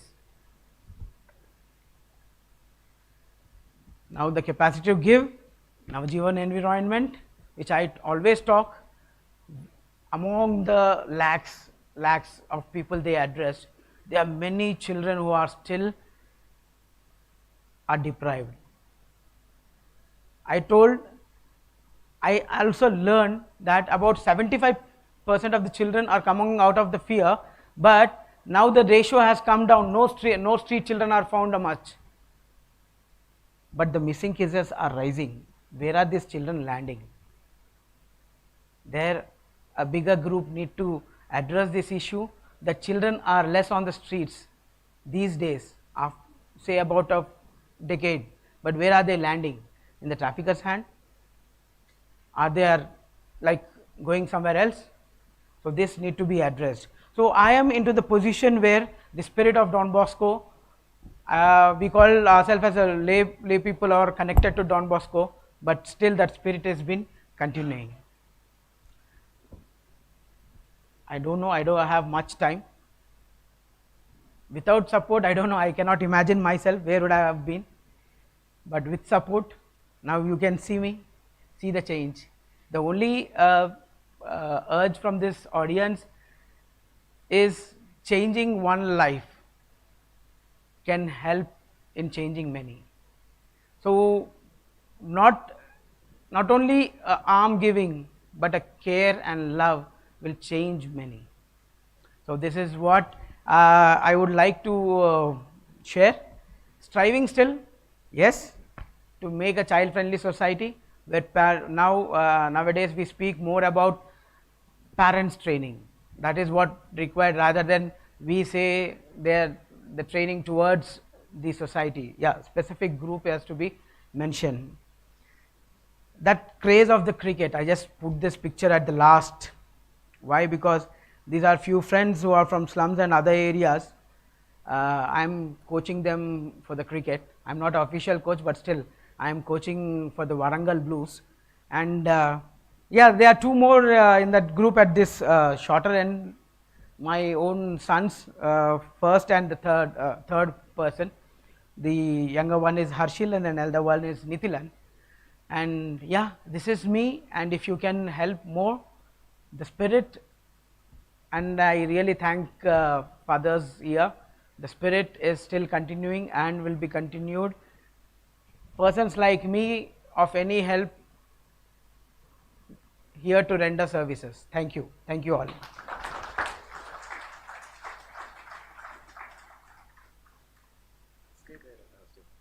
Okay, I think that was truly inspiring. I think let's give another round of applause to Santosh. You know, the fruits of goodwill are seen in the results, and you know, working with children who are at risk is not a one day work, but it's an everyday work that many centers across India through the Don Bosco network are doing, and it is in this continuous love and care that we can build truly a sustainable, inclusive, just, fair and wonderful society. So with this, I would like to call upon the speakers to please come on stage. We'll just have a quick round of questions from the audience. So could I ask Dr. Alexander, Ganesh, Anita, if you're still here, Joseph, Cheryl, and Santosh to just come back quickly.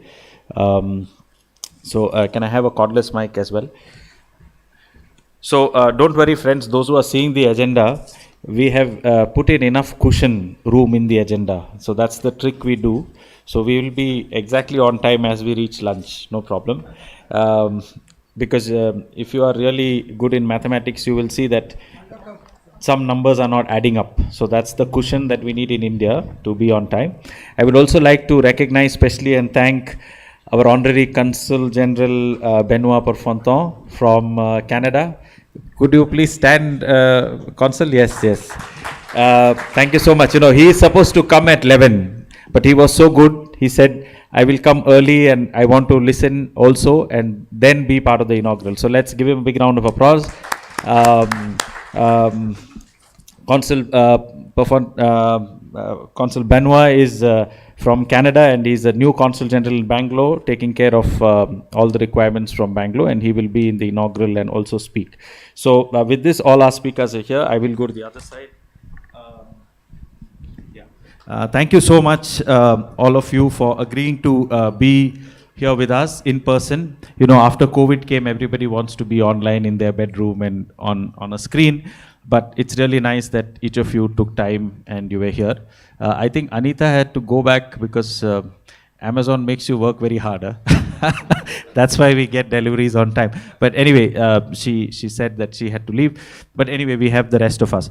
So let's do it this way. I would like to ask you to think of a question quickly, because usually when we open for questions, questions don't come so quickly. So please, does anybody already have any question for anyone? Then raise your hand. Okay, good, excellent. So please introduce your name and tell us who you are and from where you are. And you can address the question directly to one person in the panel or generally to all. Yeah. Good morning, everybody. My name is Anusha Lucas. I am a student from Mount Carmel College. My question is to Ganesh sir. So, sir, you spoke about the overcoming language barriers in other countries. So you have courses in Portuguese, Mandarin, Arabic, and other languages as well, if I'm right. So I just wanted to know your opinion on what do you think about overcoming language barriers in India, like the local languages like Hindi, Kannada, Tamil, Telugu. So do you suggest courses for children who are not given education in English, or they don't get access to it due to whatever reason? So what do you suggest they do? Like, what if they're interested in such courses and they want to learn it in the language they know? Do you suggest something? Thank you for asking that question. Personally, I don't believe a particular language is superior to the other. English, for the virtue of it being a global language, has helped us in corporates, etc., excel and move ahead. So the first thing is about education. Whether you do it in any language, whatever language of your choice, it is education after all. The transformative quality of education by itself, and like Santosh mentioned, one of the core parts of life-changing events is the fact that you get education. So when we talk about, and the reason why I wake up every day and go back to my work is because the education that we impart changes lives. So regardless of the language that you are, whether that is going to be any vernacular language or any global language for that matter, it will bring about transformation. Now, if you are able to access education in English and then excel and grow, then it opens more boundaries than what is available in India. But there is no point waiting for English education to happen and then start with then start the whole phase of education itself. So, short answer to your question, absolutely yes. Whatever education, whatever language that a student gets should be something that should be of first preference. English and other global languages, definitely yes. If you get it, then it's great. And it's up to organizations like ours to make it accessible, make higher education accessible so that transformation does not happen just at ground and young ages, but also at senior levels where they themselves can impact the society further. Excellent. Thank you so much, sir. Thank you. Any other question? Yes, please send one mic to the back. Yeah, please also introduce yourself. And I'm Sister Lourdes Mary from Chennai. Two observations, very nice presentations all. One is that in promoting education, the knowledge, a kind of a scientist approach, we are not kind of promoting that ways, I just observed, kind of enkindling students to become a scientist, and patenting, Father has addressed this, and sports, those two things. And one more observation is education for economy and marketing strategies. Those two things, I think there are few states which are concentrating more on educating children for economy and things like that. South, we seem to be lagging in that approach. That's an observation. My thing is to Ganesh, Afghanistan. How do you approach on the strategies to educate women in Afghanistan? I was really fascinated to know that the 10 women you have gathered, but how did you do that? Thank you, sister. We didn't go to Afghanistan to do the education, but these were refugees who took those flights, the famed flights that were there from Kabul to that time in San Francisco. They landed up there. Most of them actually some of them got trafficked to other Latin American countries. Some of them from Latin American countries moved to San Diego, where we actually got in touch with them. They were mothers. So obviously this came from our own employees who were there in San Diego. They had actually saw them there. And we still have people in our own teams who actually adopt families who come from Ukraine, from Afghanistan. That's a trait that we actually pick up. So we've got people who are in Frankfurt and Munich who go to the railway station, wait for refugees to come and ask a family to come along and stay with them. That's something that we encourage as an organization. So similarly, these were 10 women who didn't have husbands but had kids who actually landed up in San Diego. We actually asked them to come over, have a stay with our own families, and actually then go ahead and actually try to restore their voices. That is where we actually started engaging with them, starting giving them education through some of the local schools and their kids as well. We have another subsidiary of ours which is into K-12 space, which is into vocational training, so to give life skills. So we engaged with them too, and then that's how we took it forward. We consider ourselves fortunate that we landed up seeing those 10 people, but we didn't actually design it. We saw them, they came to us, we thought we could do something about it. That's how it is. Great, thank you. So I think what we do is to keep also a little bit in time. So those who have further questions, we will have a coffee break a little bit later so you can catch some of them. But I want to quickly get each of you to speak for 1 minute, because you have also heard the others, right? So do you see possibilities of collaboration and working together? Because when we do that, we can multiply impact. So if you have any thoughts, because they say that unprocessed thoughts which emerge spontaneously are usually from the soul. So if you have such thoughts based on what you heard, each of you one by one, please take the mic and share it from your place. Who would like to start maybe? Okay, I'm sitting here. A couple of statistics that both Ganesh and Anita had put up, that the bulk of our students come from government schools. The government schools are the largest schooling network that we have. And the fact that there is definitely a digital divide. So all of these are realities now. And as Father was saying, we are now come into blending learning and we can't help it. But there are other things that we can do to work around these things. And certainly I feel that, empowering a child to be able to ask, because all of us have been doing very similar things and we're coming all together from a different angle, but very similar things, like the scholarships, like the Mohalla libraries, like we run supplementary education centers in slums and in villages. So all of these things are similar strategies. So what's to not work together? Okay, thank you. Thank you, Cheryl. Let's give her a big round of applause. Yes, Father, your thoughts. Yeah, just two things quickly. One thing to connect to what Ganesh very beautifully shared, and also the question that came about language. I think especially if you engage what Father Leo also was saying, it's not enough to help the young at risk at the first stage, but we need to push them to the college level and help them. This language, local language or a vernacular learning in Tamil, Malayalam or Telugu, Kannada, Hindi is very, very important. I spent, let us say, almost 7 to 8 years in Belgium, looked around the whole Europe. Belgium is a country of just 11 million people, but all of them can study from first standard till PhD in their local language. So the creativity that we want our children to and to solve problems and address social and technical whatever problems comes about by really engaging ourselves in our mother tongue. So therefore, if companies, we have Google Translate, etc., but go a little more in a way that will facilitate our education, school and higher education in our own vernacular. We need a global language to converse. That is only a tool. So I think that is a very bold step that this network can take. Besides also the connectivity issues and so the corporates and our partners can really come in a big way to help in terms of scholarships, but also in terms of providing internet and data access to our rural students and young people. Thank you. Thank you, Father. Thank you. Yes.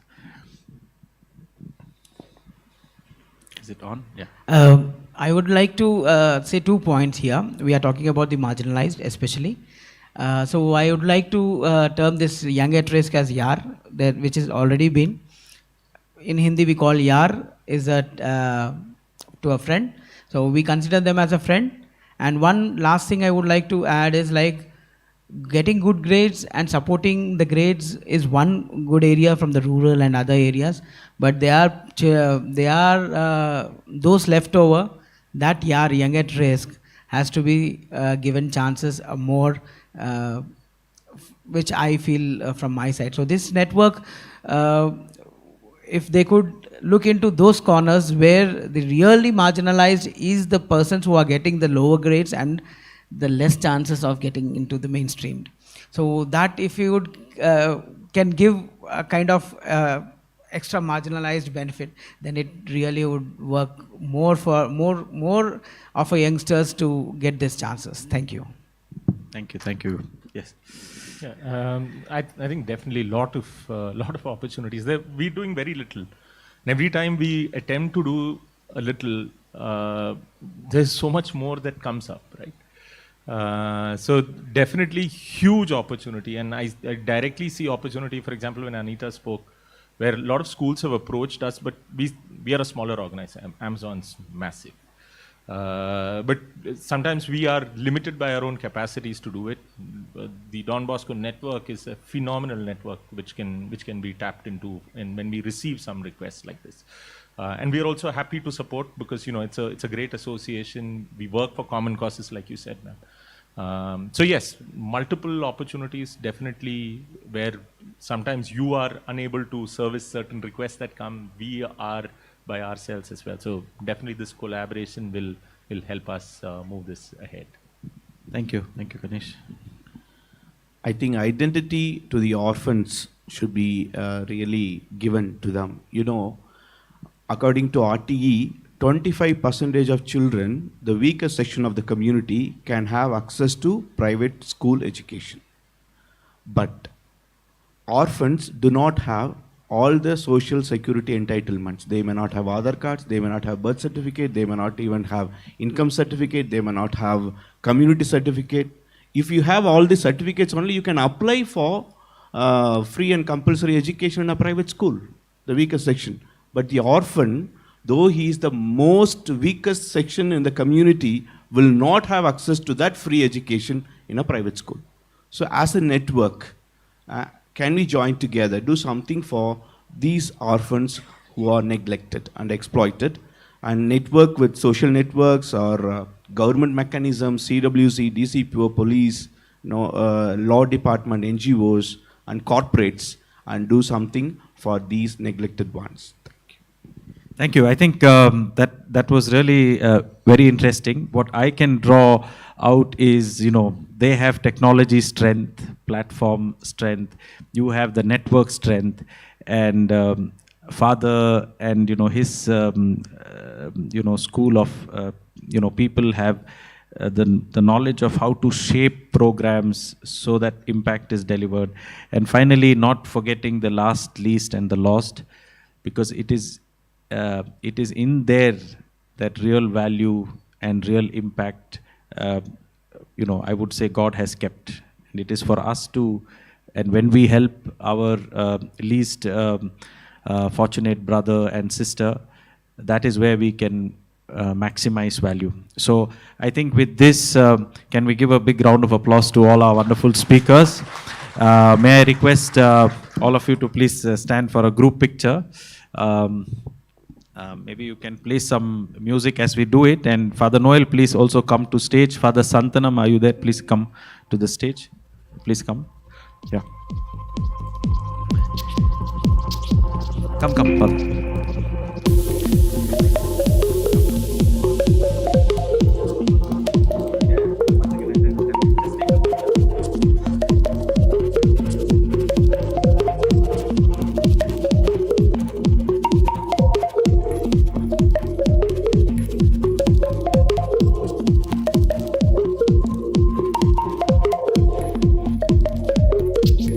Thank you.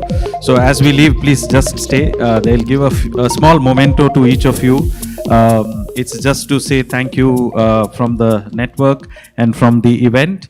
I would just request you to quickly hand over to every one of them. I have a suggestion and a request to our wonderful audience. You have been a great audience. We have 2 digital messages that we will play. We just got it this morning from our wonderful Minister of Commerce, Shri Piyush Goyal, Commerce and Industry, Government of India. So, yes, take maybe another picture. Yes, thank you. So thank you all as you go down. So I want a request to all of you. Coffee is available outside. You can bring your coffee and come back into the hall. What I'm doing is we straight away go to the inaugural session, because our key guest is here, and the message from the minister is there. It's a video message. All the proceedings of the session are live and online. Everything is available in case you miss and you have to go in between to the bathroom, because this hall can get cold in some time depending on how they turn the AC. So we straight away move to the inaugural part of the session. Those who are feeling a bit tired, bring your coffee and come back inside. We will then move to the other panel as well. So as we start, I would like to first of all thank in a special way Minister Piyush Goyal, who has been very forthcoming, and he's also an alumnus of Don Bosco. He studied in Don Bosco. He has a wonderful message for us, which is about 8 minutes. Even though he's really busy, if you follow him online, you will see he's really busy. Yesterday night at 11 p.m., they recorded this message and they made sure that it reached us in time. So we first play the message of our keynote speaker for the YESS Forum, Shri Piyush Goyal.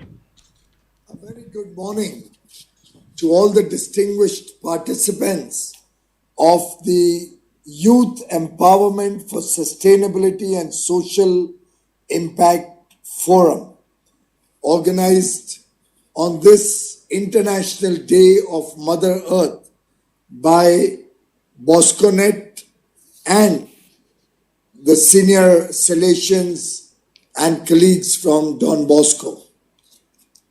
Sustainably comes intrinsically to every Indian, and we must follow the lessons taught by our forefathers and live environment-friendly lives. Today is a day to reiterate our commitment for a cleaner, healthier, and more prosperous planet. I'm indeed delighted that you have organized this very important YESS Forum to reflect on this very important subject and come up with ideas towards building a better planet, a better future for our children. I am a proud Boscoite. In fact, 5 members of my family have studied at the Don Bosco School in Matunga, Mumbai. The Don Bosco group of institutions have been at the forefront of empowering young boys on the social and economic periphery too, through education and skilling for the last 116 years. With its YESS Forum initiative, Don Bosco aims to build a meaningful partnership in empowering the youth in nation building. The YESS Forum will unfold impact-driven CSR partnership models undertaken by non-profits, startups, and other stakeholders in 4 critical tracks, namely education for all, skills for sustainable livelihood, climate action, and gender justice. Today, I'd like to share a story about my early school life when I was in the 7th standard at Don Bosco, Matunga. There are certain individuals in your life who you will never forget and who play a very important role in making you what you are today. Father Boni, my principal at that time, is certainly one of those who has held my hand and helped me learn the lessons of life and become a good citizen of India. I remember we had gone for some picnic with a group of boys and teachers and other administration staff, and I'd probably played a prank or done something naughty. At that point of time, Father Boni called me to his office, did scold me quite severely, but sent me back with words of encouragement, teachings which I will never forget for the rest of my life, guided me, held my hand and told me where I was wrong and what I should have actually done. For such acts of kindness, as a mentor, I shall forever be grateful to him and to all my teachers and principal and other Salesians of Don Bosco, who have, at important juncture of my life, in my early growing up days where I spent 12 years in Don Bosco, truly given me critical lessons in character building and personality development. John Bosco, also affectionately known as Don Bosco, is renowned for his work in educating and rehabilitating the poor and disadvantaged youth. He developed teaching methods based on love rather than punishment and devoted his life to serve the people. And India has a 1,000-year-old tradition of seva bhav, of service to society. Therefore, we absorb all cultures and work in partnership with every strata of society, with every school of thought, to prepare the people of India to be better citizens of tomorrow. In Hinduism, seva means selfless service and is often associated with karma yoga, disciplined action, and bhakti yoga, disciplined devotion. Seva is also connected to other Indian concepts such as compassion and kindness.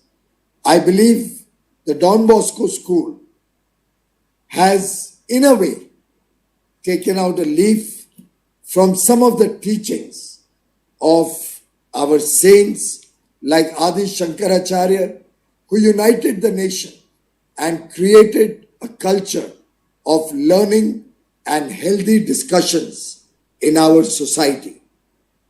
In that respect, Don Bosco has consistently upheld very, very high values of secularism and selfless service to society. Don Bosco and the Bosconet network is working to empower youth across 134 countries across the world. With its pan-India presence, Don Bosco strives to promote sustainable development goals and with the aim of leaving no one behind. India is a young nation and the future of India is in the hands of the youth. How we empower and skill the youth today and in the years to come will decide where we as a country can be in the next 25 years.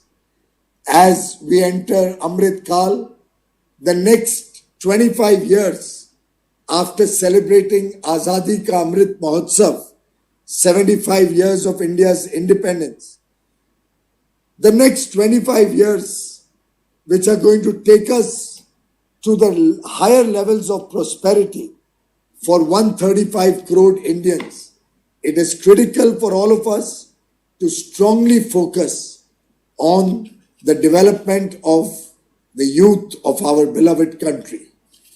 As the Honorable Prime Minister Shri Narendra Modi ji said, the development of youth has always been central to our government's policy, and we have been focusing on 4 E's: education, employment, entrepreneurship, and excellence to help our youth.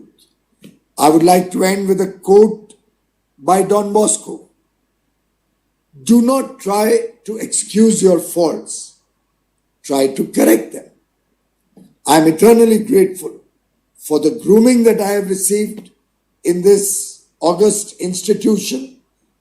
Irrespective of where I go and reach in my life, teachings from Don Bosco will always be with me.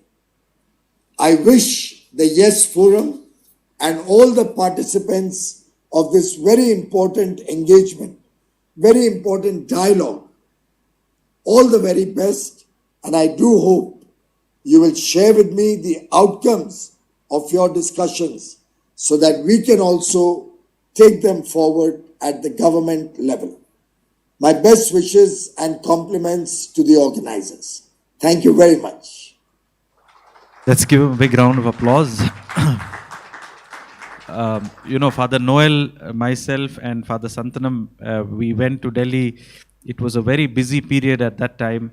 They were signing the Australia-India trade agreement, and it was really nice, the meeting that we had, and his deep love for his school, the values that the school brought him. So on behalf of all of you, I would like to thank Minister Piyush Goyal, and surely, as he said, we will compile a report of the key aspects from the talks and maybe give them a set of recommendations that we think can be a force multiplier to help our young people build a sustainable future and a better India and nation as we aim towards 100 years of independence. I would now like to have another video message. This is from Father John Paul Muller, who is the Global Treasurer or Economer General of the Don Bosco Society from Rome. This is a just 2-minute video, so we will hope to have this also played. Thank you. Dear friends in India, I am very happy to see that you in these days are reflecting together with us here in Europe, in Italy and Rome, about how our services, how our being society can become more quality, can become also more sustainability. I reflected a lot about what it means, for example, for Don Bosco organization worldwide in these 134 countries, that we have less corruption next, that we have more sustainability, that we are using more alternative energy, and even also that our leadership becomes more, with more quality for the young people, and becomes also a more higher sensitivity to follow what society needs and what nations are needing to care young people, educate young people, and in this sense to form good citizens. I wish you a good time, a good work, and hope to see you next, maybe here in Rome or maybe in India. Thank you and bye-bye. Thank you, Father Muller. Let's give him a big round of applause. I now would like to welcome our Honorary Consul General from the Consulate of Canada here in Bengaluru, India, Honorable Benoit Perfontin. He has been very kind, and I think Father Noel, Father Santan, we met with his trade team and also with him. And we see in him a good friend of similar motivation to get good things happen in the world in whatever way we can work together. So it was really a pleasure to meet you personally, and you gave us so much of your time to discuss what possibilities are there to work together. So without much ado, the stage is yours for your message. Okay, he please, yeah, he'll come here. No problem. Come. Yeah. So let's give a big round of applause to Consul General Perfontin.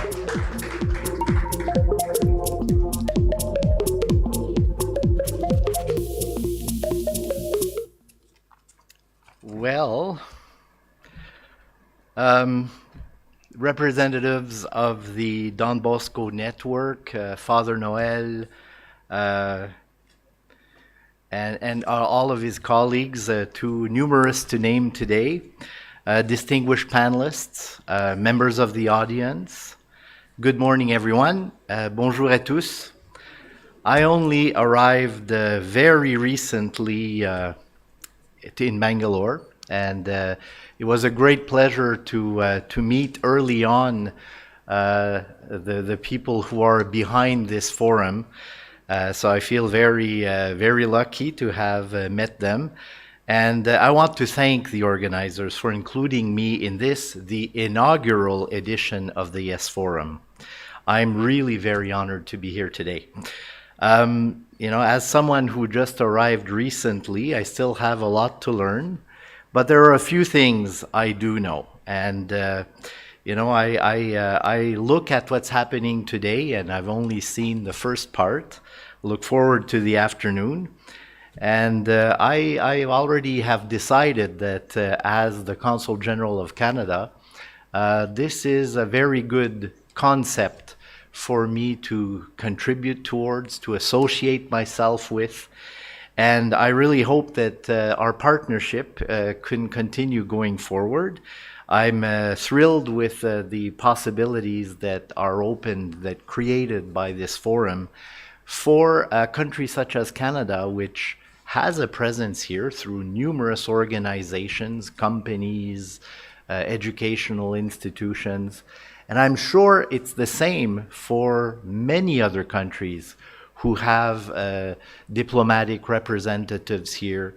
And when I speak with them, I know that they are interested in this kind of event, not only in growing the friendship between the two countries, growing the economy and trade and all other relationships, being part of what's going on here, contributing to things that are important, is fundamentally part of being diplomats.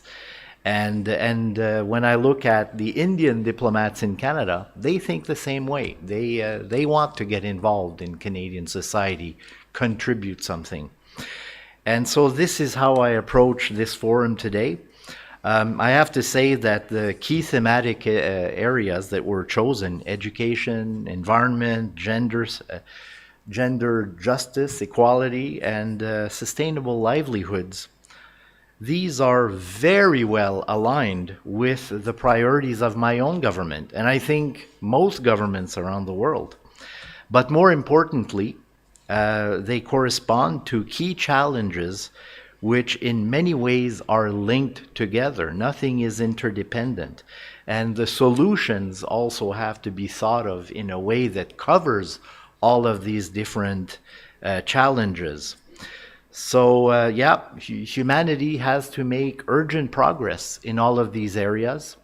And discussions like this one today are a big part of moving ahead in the right directions.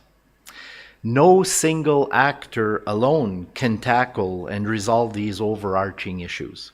To succeed, all spheres of society must join hands and find ways to work together. And the solutions must be developed locally. It can't be discussions at the UN New York or Geneva that will resolve what's going on here in southern India. So it's very unlikely that solutions developed in another part of the world will work here. So for me, the opportunity through this forum to get to know a lot of the other partners and organizations that are interested in doing something, in bringing about progress and solutions. It's a great opportunity to meet. I hope I'll have an opportunity to chat with most of you later today. Canada's presence in Bangalore and in India is growing fast, with many corporations and civil society organizations, universities, experts. They're already here and they're active. So in all of the areas that are discussed in today's forum. So I am a new kid on the street in some ways, but I already am thinking about how we could try to group all of these organizations, have discussions, and determine how can we make a difference. Because I know that all of these organizations are here. They take corporate social responsibility very seriously. And that's one of the cards that my colleagues and I in my Consulate General are hoping to be able to play. I will just give one example, if I may. We met very recently, a Canadian college, which has someone who's present here. They're not here to recruit students. They're not here to find partners to teach anything. These are experts who specialize in training companies, startups, any organization about the importance of corporate social responsibility and how to have a real impact in what they choose to fund and how to use their resources allocated to CSR. And so, unfortunately, the person we had really hoped would be able to speak at this forum is unavailable today. But it's we're going to find another moment to include them and to reach out to other Canadians and find ways to try to contribute to what has started today with this first forum.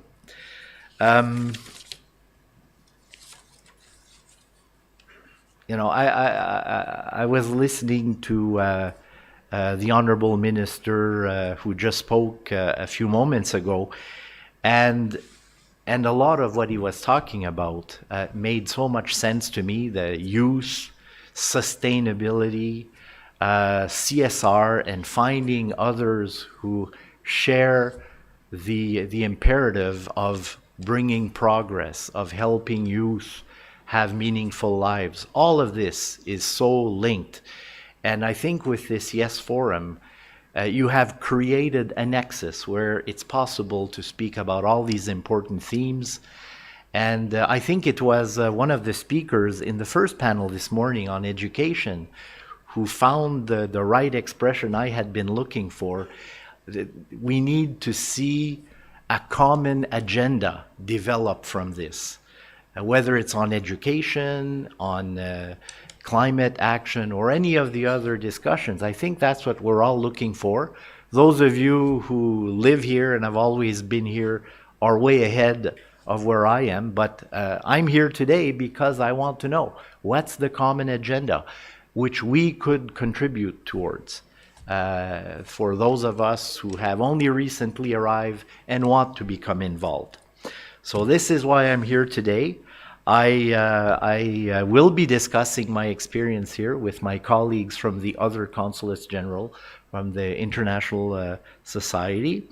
And I hope we can also bring something to the momentum that was created with this first forum.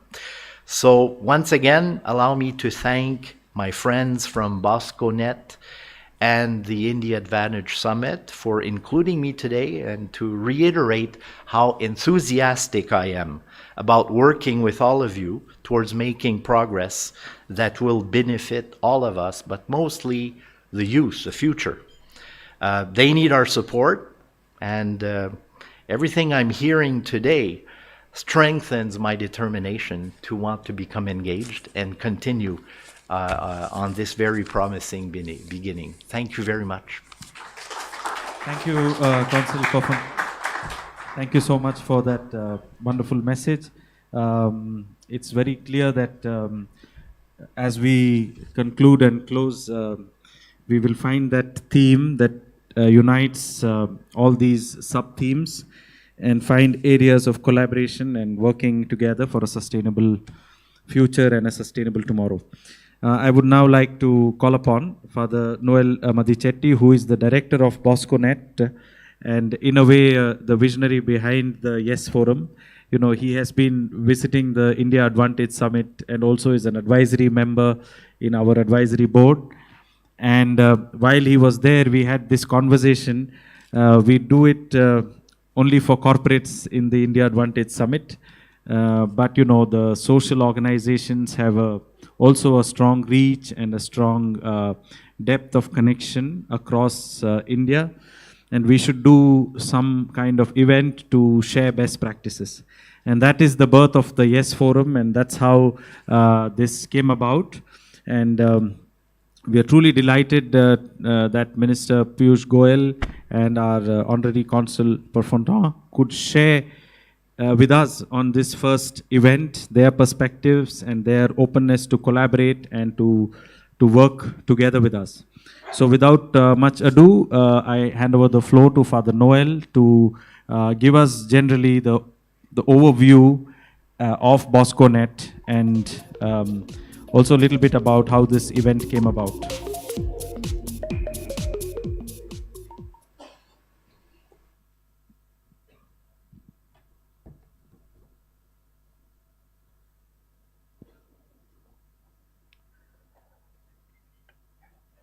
Good morning to everyone here in this room.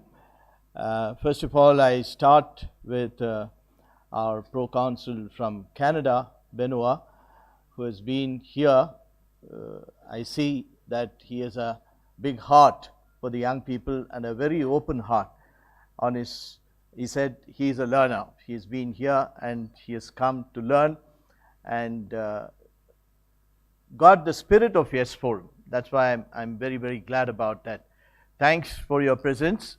I'd like to, in a very special way, thank Piyush Goyal.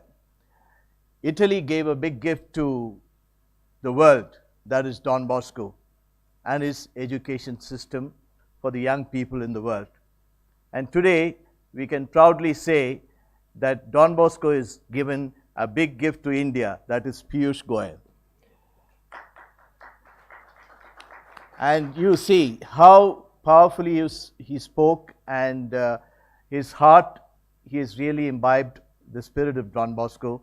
And I'm very, very grateful to him for taking time in his busy schedule even to send this message. He said if it was in Delhi, he would have been there in person. Today he's in Ahmedabad. They have a big program with our Prime Minister, so he couldn't be here. And of course, John Paul has been a great fan of India. He would have been here if it was not for COVID. And he is the one who networks all the development organizations and financial resources for Don Bosco Network across the world. So I'd like to thank him for this message.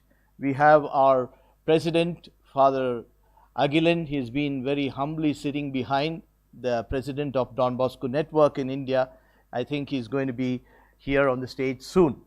And I'd like to appreciate all the Don Bosco partners who are here. The 11 logos you see here, it represents 11 regions, and all the directors are here and representatives are here.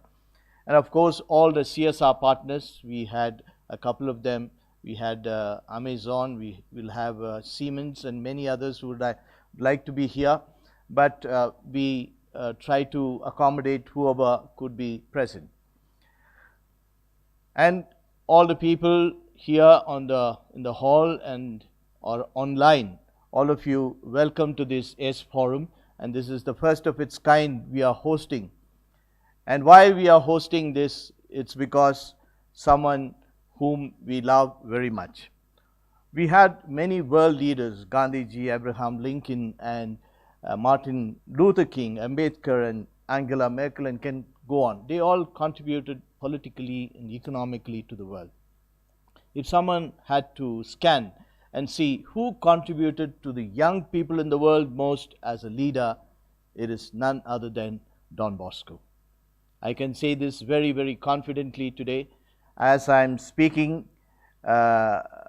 today, millions of people benefit because of this one young orphan, semi-orphan, who had a dream and he wanted to change the lives of the millions. And he said, yes, I want to give life to the young people, give them dignity, and that's why we are saying yes today in this YESS Forum. And I just want to put, yes, somebody is doing the slides for me, that's great. So that's Don Bosco. Can you go on to the next slide? He said at the age of 10, he had to leave home to find work opportunity to higher studies were hard. Having no money, how important it was to be skilled in the trade as to be able to find work, how vulnerable a young worker was to exploitation and how much exposed one was to moral dangers and vices of drink, sex, and gambling. All this he understood, and what he went through in his life, he saw in millions could go through, and he wanted to change his life. I don't want to talk more about Don Bosco. Let us hear one of the world leaders who speaks about Don Bosco, and I'm sure you'll love it.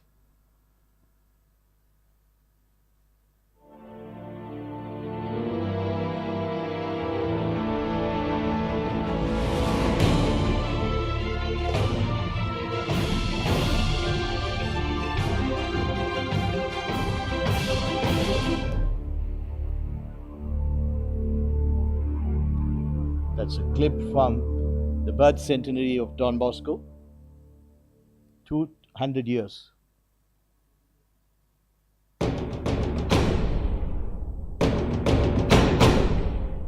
Brasilia is a young city. It will turn 51 next month. But it began as a dream more than a century ago. In 1883, Dom Bosco, Brasilia's patron saint, had a vision that one day a capital city of a great nation would be built between the 15th and 20th parallels, to be a model for the future and ensure that opportunity was the birthright of every Brazilian. And today, this city and this country are indeed a model for the future.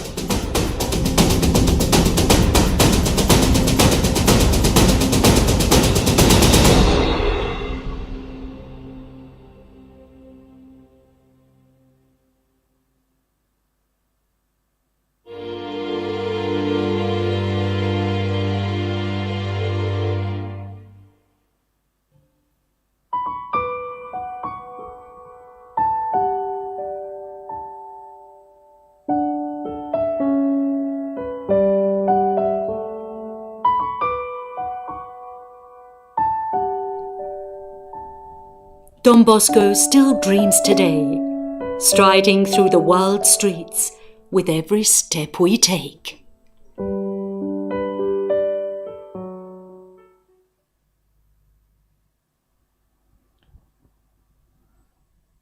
"200 years, and the dream is being realized every day, every second across the world in 134 countries.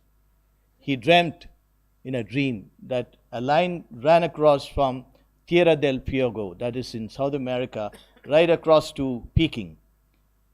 And he said his work, his mission has to spread across the world. And today, I don't have to say, talk about Ukraine. 4 centers are there, and Don Bosco institutions across in Europe, they are supporting Ukraine. The refugees are being accommodated in our head office in Rome. And that's how Don Bosco wanted to reach out to marginalized young people, marginalized people, to give them a life of dignity. Oftentimes, we are not, Don Bosco means a good school. This is what is the image we have created, unfortunately. But today we are having YESS Forum to give them a different view. What Don Bosco is doing more. The schools only are the tip of an iceberg, but what is the real work is for the marginalized, for the so-called bottom of the pyramid people. I like to see what Don Bosco is doing in India. We have seen Obama speaking about what happened to Brazil, the capital of Brazil. Don Bosco dreamt there would be a capital, and it happened. And across the world, in many cities, Don Bosco dreams for young people. We have a beautiful program called Child Friendly City Program. We try to do it in 10 cities in India. But today, YESS Forum wants to make a youth-friendly world. And that's one of our common agenda. Let's look at what is happening in India. I'd like to that the next video goes.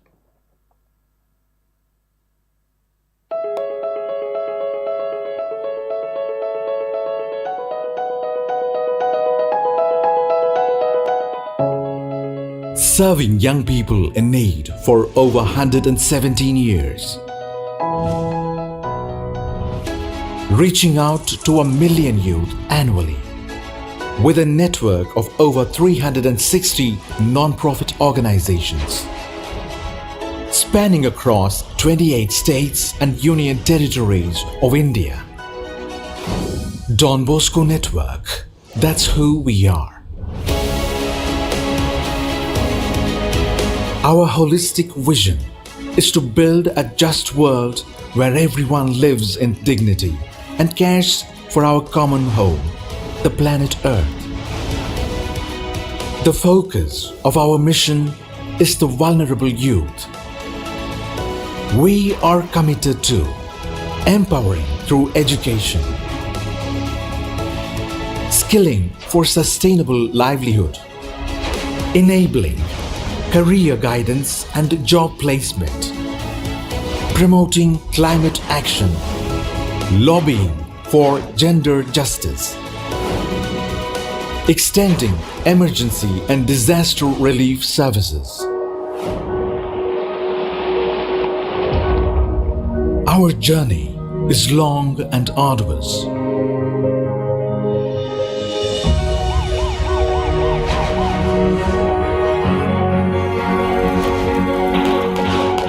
Our path is filled with new challenges, but the rewards along the way, the smiles of the innocent, marginalized and oppressed, inspire us to carry on. We are glad to note that over 6.5 million lives have received hope through our COVID interventions alone. We owe our partners, donor agencies and collaborators our heartfelt gratitude. Their generous support is the wind beneath our wings. We invite you to partner with us in empowering real change and providing millions in need access to a life of dignity. Come, be a part of the Don Bosco network. Live the joy of true giving.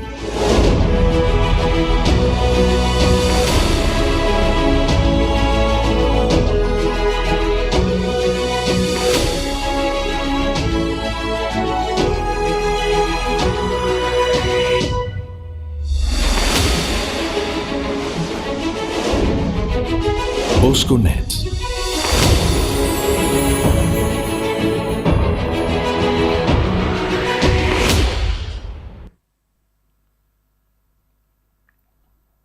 Well, that's what is happening in India with all our Don Bosco partners.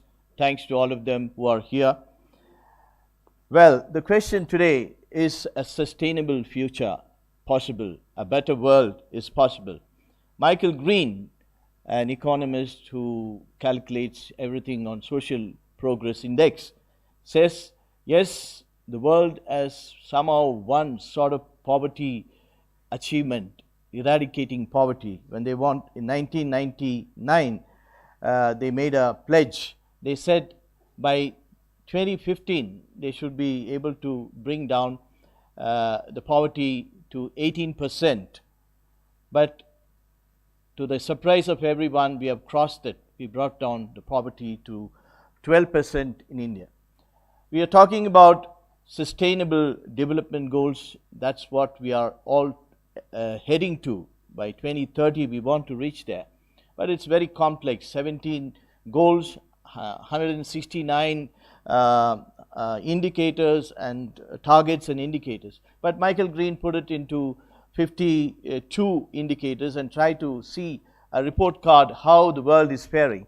He says, yes, just now the world in 2015 he was talking about, Norway managed to score 88 points in the score of 100, and the world is scoring around 61 points.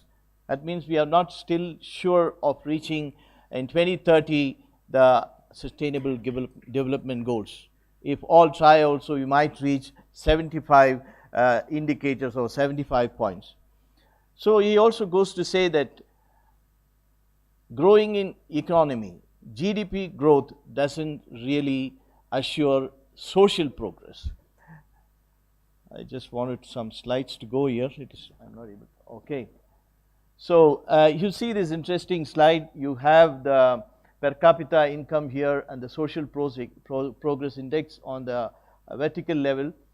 India, China and Russia have a lot of resources, but they seem to be not making social progress. Russia, you know that there's a lot of resource, a lot of social problems. China, human rights problems and environmental problems. India, you know all what the problems, I don't want to say that.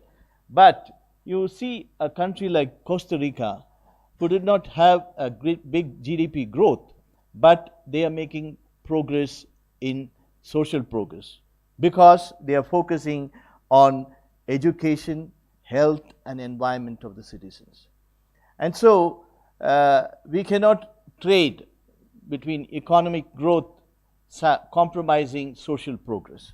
This is going to be a big problem, and that's how world is going on today.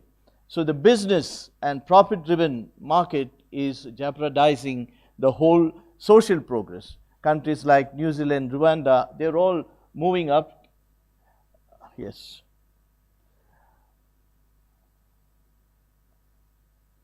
Yes, they are moving up in the social progress ladder. Now this is a score. They're saying 2015 we were 61. If we need to have a social progress, the countries which are underperforming, they need to perform. The first is the first column shows that if the GDP of the world increases from $14,000 or the per capita of every country from $16,000 to $23,000, we would only reach 62.4 GDP growth or the social progress. So if all make an effort, there is a possibility of reaching up to 72. That means every country focuses on health, education and environment instead of focusing on profit-driven market. So this is what is going to impact the development of the young people in the world. So the profit-driven market economy will not make a safe world for the youth of today. Today, the young people like Greta Thunberg and many other young people are crying out and saying, they are questioning the leaders, are you keeping to your promise of the sustainable development goal? From gender equality to education, skill development to fighting climate change and protecting our oceans and biodiversity, young people are advocating many initiatives with creativity and commitment in response to our fast-changing world and for future generation.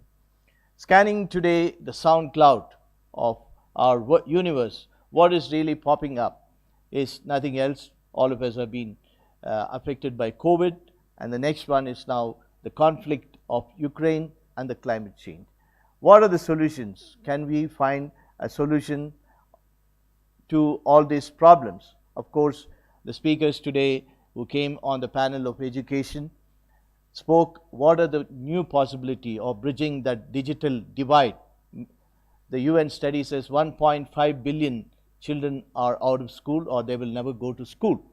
How will we reach them? And this is what we are concerned about in YESS Forum or in our Don Bosco network or the Social Development Network. We want to create a youth-friendly world, especially building back better after this 2 years of COVID. It has given a good time for us to think about and see how we can use technology to build a better world of education, of skilling, and use technology for environmental sustainability and also provide gender. So we are all together. I'll run through a few slides because Jose is standing. So this is an interesting billboard I saw. We have set the table. Come raise the bar with us. It is, of course, for all of you can see, it is for the black dog. But we are setting in the YESS Forum together. We have set a platform of the YESS Forum to raise the bar of quality of life and dignity of the young people and the quality of ecological infrastructure to sustain life. Don Bosco's network is vast, but we are still a drop in the ocean. I'd like to say Don Bosco network is a sleeping giant, unfortunately. And that's why we are hosting this YESS Forum to bring more collaboration and networking between other beautiful models which we have heard this morning of education. We want to network and see how we can multiply our force and enhance the quality of education and quality of skilling and gender efforts and also the climate concerns. So let us build together a sustainable future for our children and youth. And before concluding, I have duty bound to thank a young man who is standing here. This is YESS Forum. I would have preferred some young people coming up and talking here. We had a few. In fact, our partners, Don Bosco Network partners, we were asking, bring young people to talk, and some of them have sacrificed their turn to speak here, and they have put up young people. So Jose was also a young person. He was a youth leader, and I'm so glad that he is doing these forums, bringing people together, networking. Today there are beautiful models, beautiful startups, but partnerships to find a common minimum platform, as Benoit was saying and others were saying, to have a holistic program to create a youth-friendly world. It is very, very important today, and that's why we have launched this YESS Forum. I take this opportunity, I can put a line of people to thank, but at the end there will be a thanking session, I believe. I'd like to thank each and everyone who have come to participate in the YESS Forum. Special thanks to Jose and Thea Summit, who has co-partnered as a strategic partner to YESS Forum, and this is the first time we are launching. And our dream is to take this YESS Forum to many other cities to make a youth-friendly world. Thank you very much.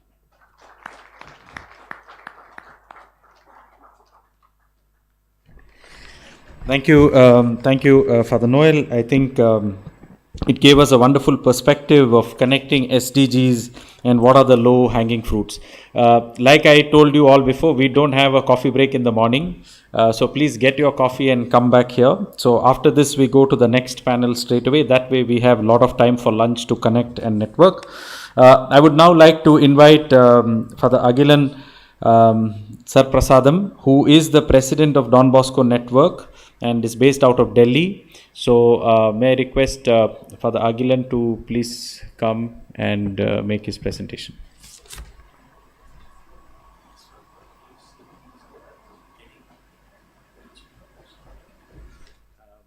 Also, additionally, he is heading the province of Trichy for Tamil Nadu for Don Bosco Network.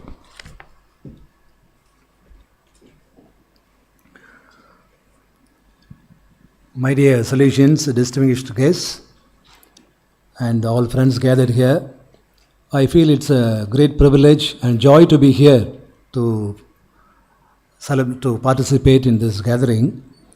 I am placed in Trichy, and just a year back, a lady approached me, and then she wanted to donate a property. And I just met her in Madurai and briefed her there are so many organizations to which you can donate your property. One, certainly Don Bosco. Then there are bishops and the dioceses, very many other women's congregations and all that. Then I also told her, you are planning to donate a property near Rajabalayam. We have 2 houses nearby. You can also visit our houses. And then I also told her, you can Google and see Don Bosco, what are they doing. And I never requested her that you should donate your property to us. Maybe she liked my way of talking, I do not know. But later she said, Father, I went through Google and then also inquired people, and I have decided I will give the property to Don Bosco. I am giving the property to Don Bosco not because I am taken up by Don Bosco, but because Don Bosco group of institutions, they are doing a good work, particularly for the poor and downtrodden people. There are many other congregations running schools, there are dioceses building churches, conducting religious services, but the last wish of my husband was that this property should be donated to someone who will be continuing the social work that I was doing when I was alive. I feel I am proud personally to be part of Don Bosco, and way back in 80s I joined the aspirantate and went through the years of formation, and even today if you ask me if I have another life, I will be happily joining Don Bosco. Yeah, certainly. My dear friends, today I just want to thank you all for this beautiful opportunity, beginning from Father Noel and Sandan and a friend Jose. First time I'm seeing him here today, for rolling this great initiative of making people coming together for partnerships, for change of society in the future, for giving opportunities for young people, particularly the poor and the disadvantaged. And Don Bosco, through SPCSA, we are doing so much of good work for the poor. But I feel this is yet another milestone when we are joining hands with many other good people on this earth, particularly in India, and we are also happy Consul General is also here. And it's a great gathering, I should say. I only wish and hope that this initiative keeps rolling and many more people join this initiative, and I am sure we will be certainly meeting all these goals in the near future. Have a great day, and thank you for your generosity, thank you for your presence, and I wish all the very best for the happening of today. Thanks one and all.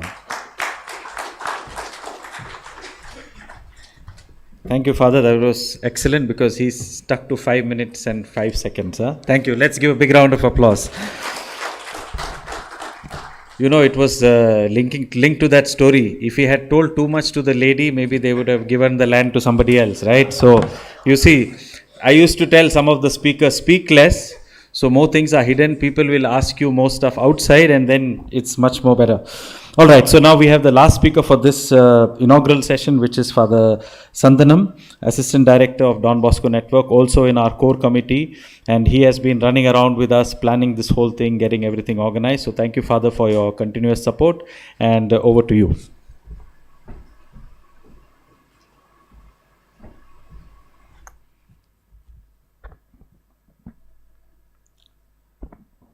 Good afternoon to everyone. I will not take much time. Just I'm here to give you an overall view of how a networking can create an impact. We at Don Bosco at the national level have, at the regional level, we have our own separate legal entities and separate entities. At the same time, we have our own uniqueness of oneness as in the name of Don Bosco, and how this networking across India can have a reach beyond that we can expect. And that's how I like to share with you an impact that Don Bosco Networks has created in India. Now, it's a worldwide organization, as we have been hearing, present in 134 countries and in 28 states of India, and covering and reaching out 1 million lives annually. Don Bosco, we have been discussing about what can we pitch on, and there are two big challenges that humanity is facing today, and that is human dignity and environment, and this planet, caring for this planet. These are the two big challenges that humanity is facing today. And a vision of Don Bosco Network is to revive that, to work towards envisage a just world where everyone lives with dignity and caring for our earth. And with this vision, we have been carrying out a mission in these two pillars. Now, we are present in 28 states, in 11, divided into 11 regions, and there are here regional heads and representatives from all the 11 regions here across India, and these are the 11 regions where we have our footprints. And you say, and as it was shared by Father Noel, normally when we speak with corporates or other friends in developmental sector, they have this understanding of Don Bosco of running schools. That's only, we say it's only 5% of our work. We have much more to do in the rural areas and for the marginalized. And therefore, we have footprints across India in various activities. Our approach is aligning with the SDGs. And we have three bases on which we work. We have our own basic human needs, where we try to cater to the very fundamental needs of the young person. We have had in the first session, we had some examples of that. Secondly, foundation of well-being. Every human being like to be work towards well-being of each other, oneself. And we are striving towards creating opportunities for everyone, opportunities that could enhance the human dignity, and therefore this is the basis on which we work. And we are working for this towards human dignity and caring for the planet in these 4 verticals. Education for all, inclusive education, leave no one behind in education, and empowering the young person with skills towards one's own livelihood, and third, in gender justice and climate action.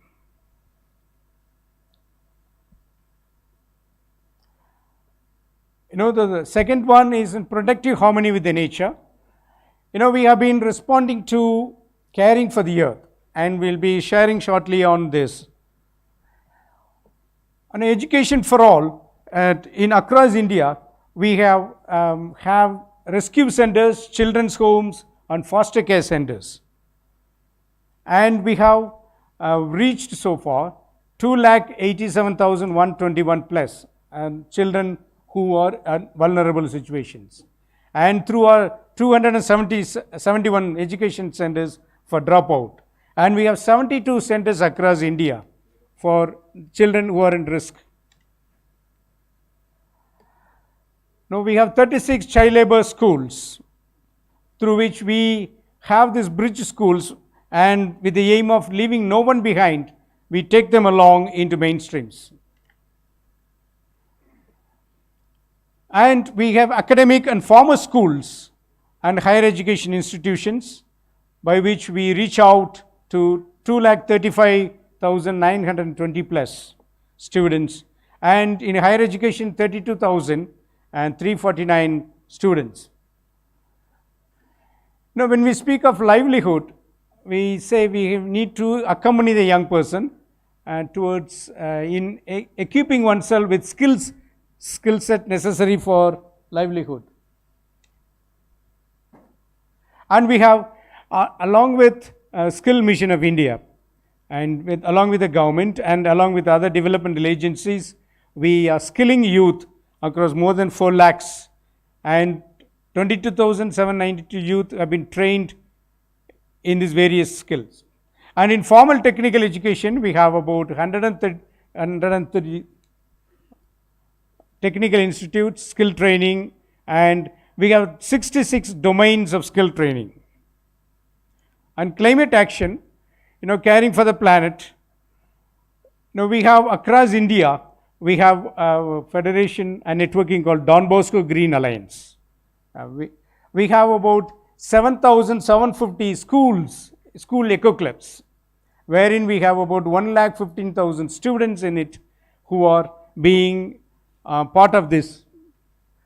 And we have 354 green campuses. We have, ecological, eco-friendly schools, campuses. And we have so far 3,000 plus environment cleanups. Don Bosco Green Alliance, we have this aim of planting 1 million trees that is already in process before January 2023. We have this aim and we hope to achieve it. On gender justice, we have been largely working with self-help groups and young adolescents. And with the self-help groups, we have reached out to 250,000 women, and through 8,606 self-help groups. And if we say gender justice, we have been skilling young women and self-help groups members in livelihood training programs. And we have been reaching out by and large across through various trainings. And we have also linkages with various credit institutes and entrepreneurship supports. And one interesting that we have been trying out in 6 states at present currently is that capacity building of the civil society organizations, wherein we have brought together 720 civil society organizations in 6 states in building the capacity, who in turn build the capacity of people in accessing government schemes and various other programs. In responding to human needs, for example in COVID, we have reached out to 6.5 million and touched the lives of people through various efforts. And during various moments of floods and earthquakes, Don Bosco have been there with the people. These are the milestones in our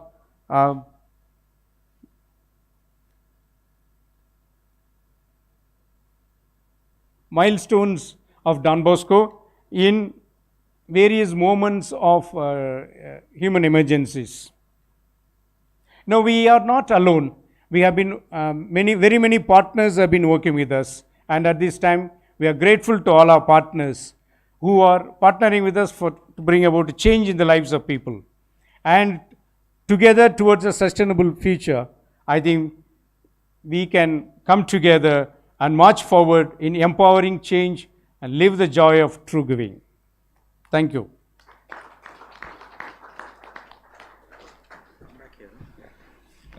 Thank you, Father Santhanam, Assistant Director of Bosconet.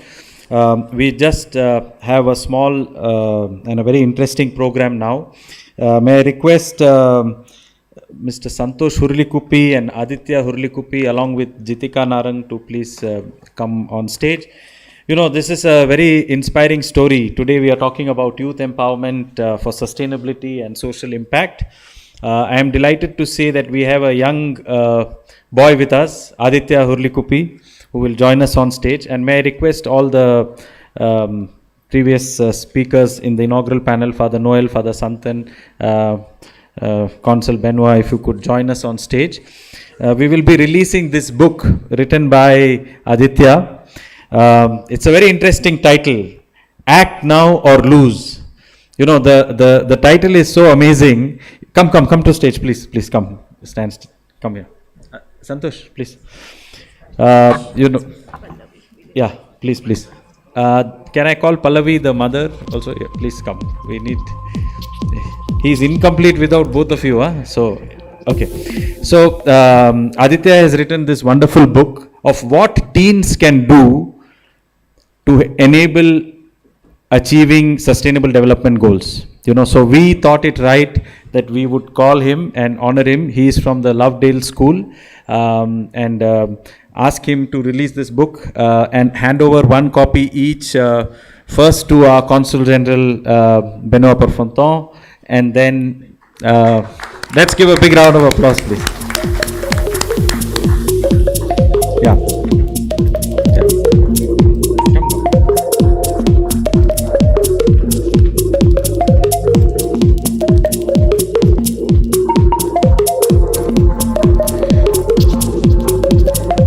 Let's all take a group photo at the end. Yes.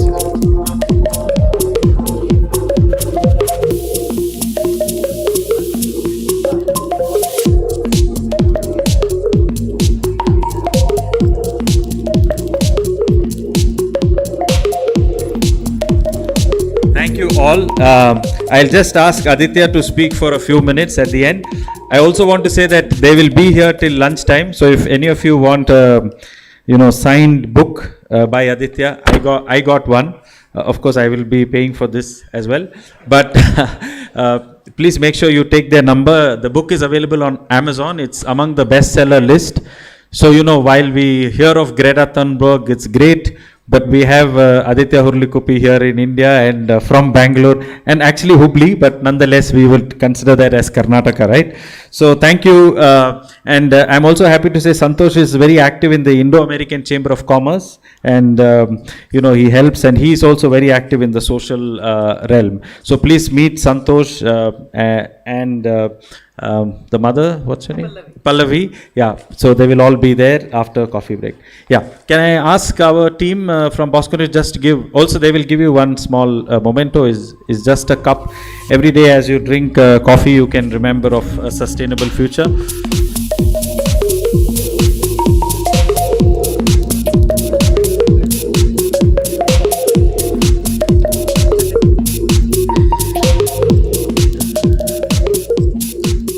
So thank you. So one request to all of you, please share in your Facebook and other social media about Aditya, because you know it's people like us who have the power to make good things go viral.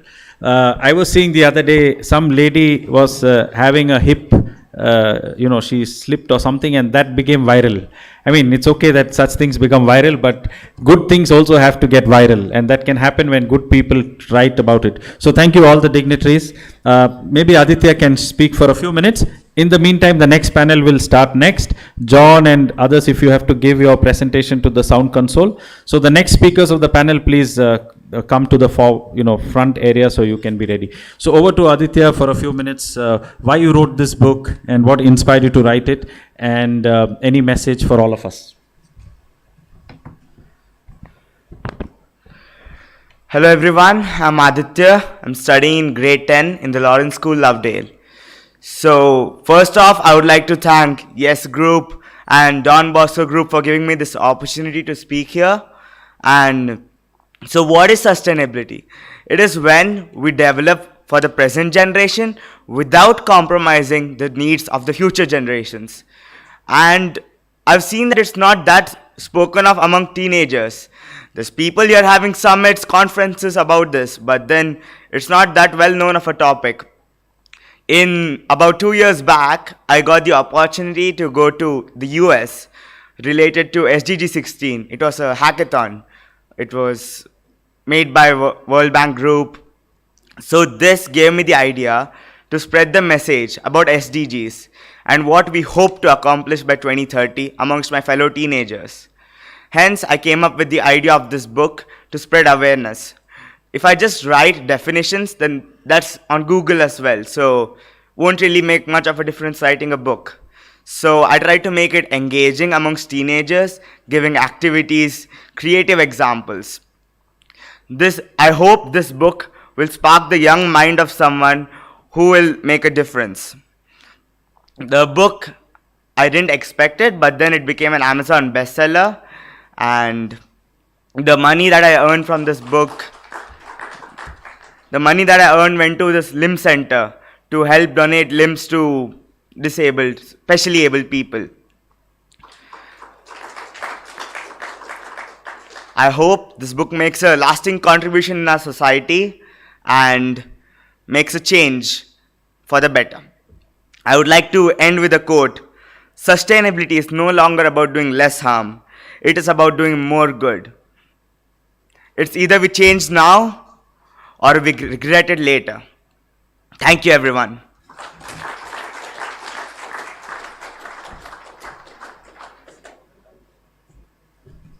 Thank you. Shall we give one more round of applause to Aditya?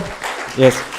So he is here for some time. So during lunch break, please take a selfie with him and tag him online, or give the link of his book. That is something that we can do also to spread, especially young achievers as they are doing something. Also the other speakers from the morning, some of them will be here, so please meet them and exchange. I would now like to call upon John Kurvila. Yes. So he's giving a very special keynote. He is a good friend and also advisory board member of the TIA Summit. He's this really crazy guy, but very passionate about sustainability. He runs the Brigade REAP, Real Estate Accelerator Program, which helps the real estate sector, which can be very, very not so climate friendly, to become climate friendly.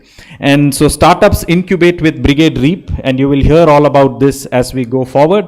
So now, without taking much time, over to John. And he's an exceptional speaker, so let's be ready to get blown away. Over to you, John.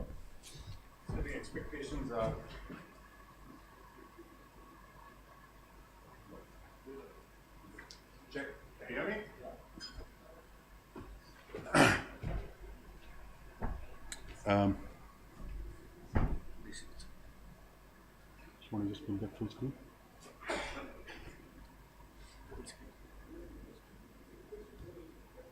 This is the next. No, this one. This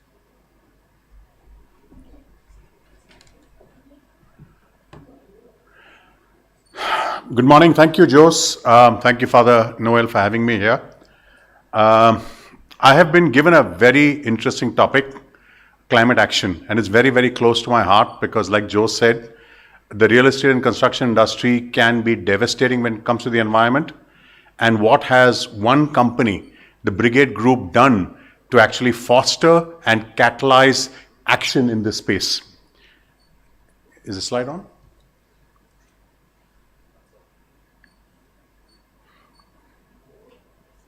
Gautam, I think they'll need your help. So my partner at Brigade Reap, Gautam, is also here. He's going to moderate a panel with some interesting startups.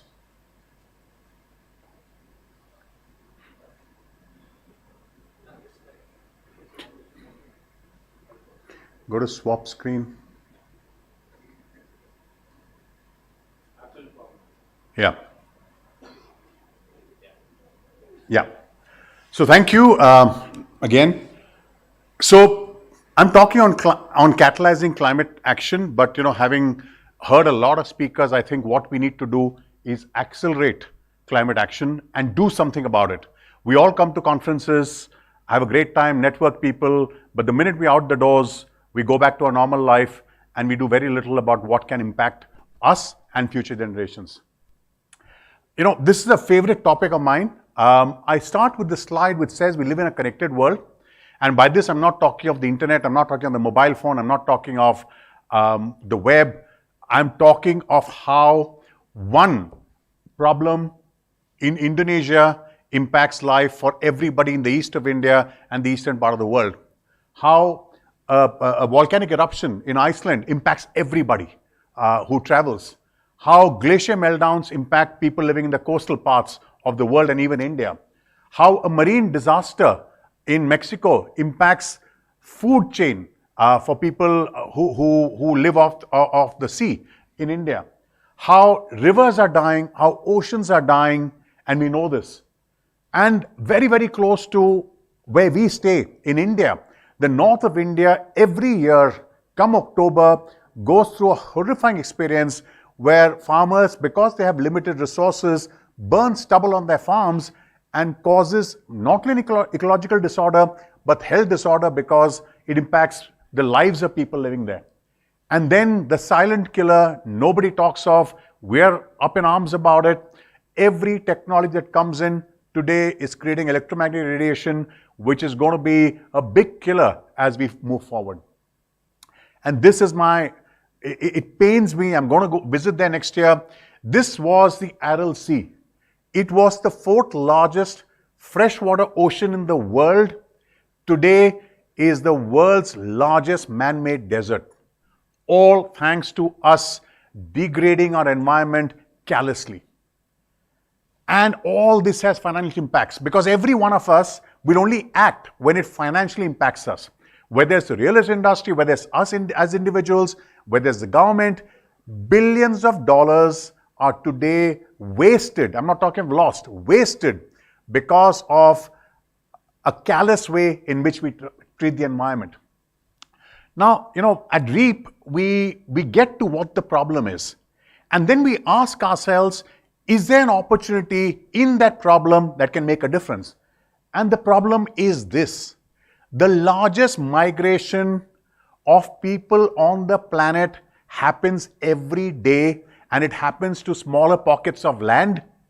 And it happens because people come to these small pockets of land in search of their dreams, in search of a better way of life.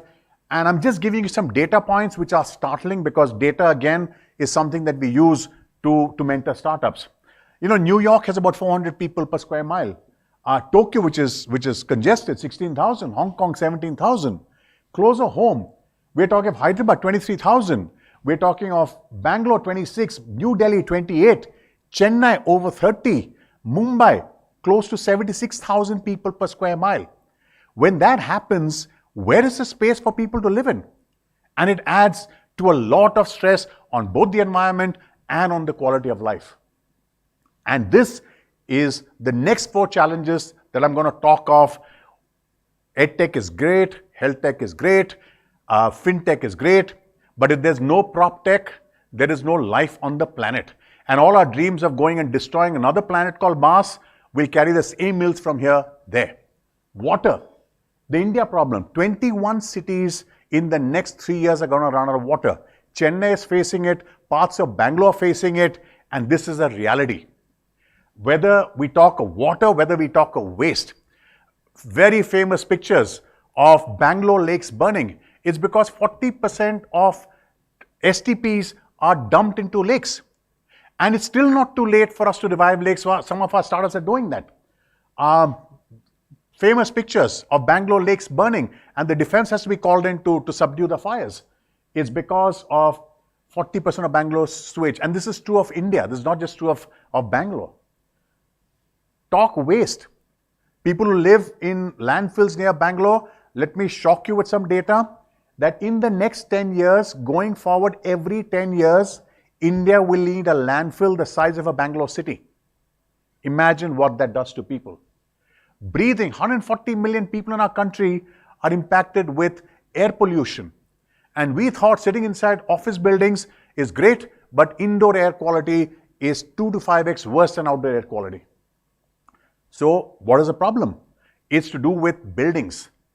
Buildings are one of the largest contaminators on planet Earth. And I'm showing you 2 maps. I'm showing a map of Bangalore over a 30-year period. It was 68% green. Today it's 2% green. It's concrete. It's a black jungle. This is Bangalore. And people say, this is Bangalore. It doesn't happen to us in other cities, Ahmedabad, Delhi, Chennai. And we did another map of Chennai.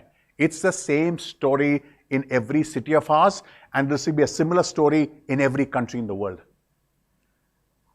Financial, I talked about, when it pinches us, when it pinches our pockets, we act. And we realize that the waste, thanks to climate degradation, resulting in almost $2.5 billion of wasteful expenditure per city every 15 years. In India, this is Bangalore city. If I were to multiply that by 20 cities, you're talking of $40–50 billion of wasteful expenditure. And I'm happy, I'll be here, I'm happy to talk to you because this is something that pains me, but we're doing something about it. We set up Brigade REAP. When we set it up in 2016, the word PropTech was not coined. People said, you guys are fools to do this because startups don't want to work with the real estate industry don't want to work with startups, and they were not wrong. But one man, Mr. Jaishankar and his daughter Nirupa said, listen, real estate needs technology to ward off the threat of rapid urbanization. And that's what REAP was set up. And today, very, very proud to tell you, when we started in 2016, there were only 15 startups in PropTech. Today, there are close to 3,000 startups. We ourselves have spoken to about 800 startups. 50 of our startups are mentored by us, and 30% of them are in sustainability. 30% of them. This didn't happen by design. It happened by mistake. It happens by whatever you call it, but this is going to be our REAP's future. We talked of water, waste, air. Today we have startups who are doing something to mitigate those challenges in our country. Whether it's VGOT, which is saving billions of liters of water, Clearco, which is purifying indoor air, LiveSafe, which is actually cocooning people from the ills of electromagnetic radiation, EcoSTP. People said this guy has no future. He was building STPs which would need no water, which would need no electricity, which would need no diesel, which would need no people. People poo-pooed him. Today, the United Nations has recognized eco-STP as the gold standard in how STPs of the future should be built. Many of them have gone, and thanks to what's happening across the world, many of them have got recognition. And I'm proud to say that our Honorable Prime Minister too has recognized some of these startups, meet with them and say, listen, youngsters, and these are 20, 22-year-old kids. Very, very proud to meet people like Aditya, and I'll tell you something crazy. You call me that, I'll demonstrate how I'm crazy in a positive manner. And this is what's happening. So the change that was harbored by two people at Brigade, Nirupa and Mr. Jayashankar, and we saw their vision, four of us, Apul, Gautam, Rajiv and I, and it's been 6 years, and I think we've done a fair bit to actually take technology to not only India, we also today mentor startups globally for the Abu Dhabi government, we're looking at Africa too, because these changes are impacting everybody. This startup was recognized again as a startup that's the best startup in the country for water. It has saved billions of liters of water. At last count, 5 billion liters of water. I'm going to run through because I was given 4 minutes extra. I'm still 3.5 minutes. I got time. This is something very interesting. Can any one of us dream of how a cow can inspire a company to create an application based on how the intestines of a cow works? And that's what eco-STP did. It's created a unique STP solution that does not need scavenging, does not need power, does not need electricity. And today he's done about 120 such installations, where 3 years back he had just one. Today, large companies, big and small, large companies like Adani, Brigade are using them, small companies like Co-Evolve are using them, and he's treated 600 million liters of water, 1,150 megawatts of power, and 920 tons of coal has been saved. I talked about what happens every year in the north of India, where farmers, because they have no choice, burn stubble. It costs our country $30 billion annually as a fallout of what's happening. And this is a young kid, 24 years old, came from New York, gave up everything. She had a fancy job there, and she said, listen, and she lives in Gorakhpur, and she said, this is a problem that's killing our farmers and killing us. I want to do something about it.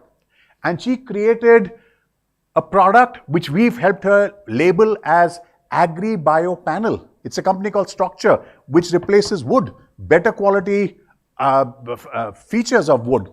And today she's scaling beautifully. She's saving carbon, she's preventing fires being burnt. It's true in Africa, it's true in Indonesia, it's true in Vietnam. And we're now mentoring her to make sure that we get the model right and take her global. Earlier I used to come in and talk about it and people say, has anybody used you? Today we know hundreds of companies using us, but there are financial benefits of what real estate developers can get if they use technology. This company, Co-Evolve, small boutique real estate firm, has been rated the greenest building in Asia.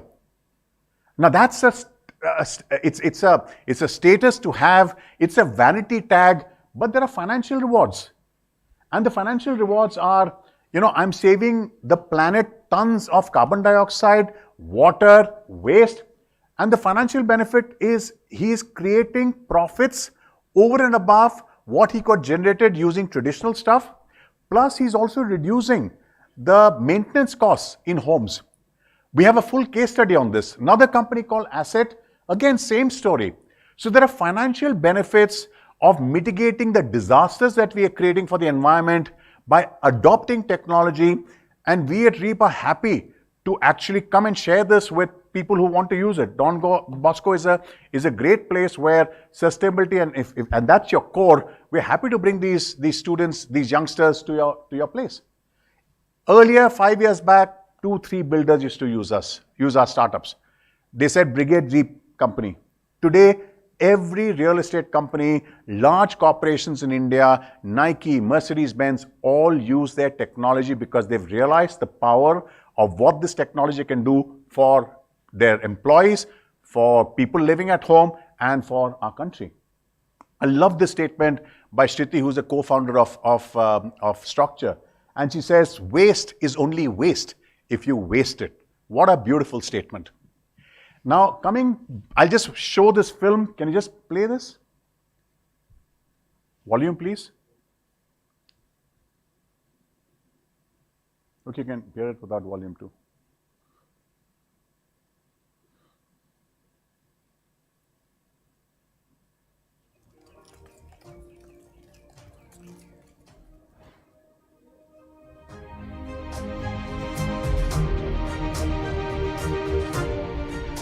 So Father Noel, Father Santana, we're happy to collaborate with Don Bosco through our startups to actually take this message to the world.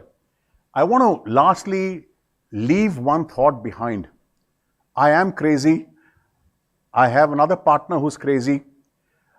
On February 4th, we embarked on the craziest journey of our life to spread the message on sustainability.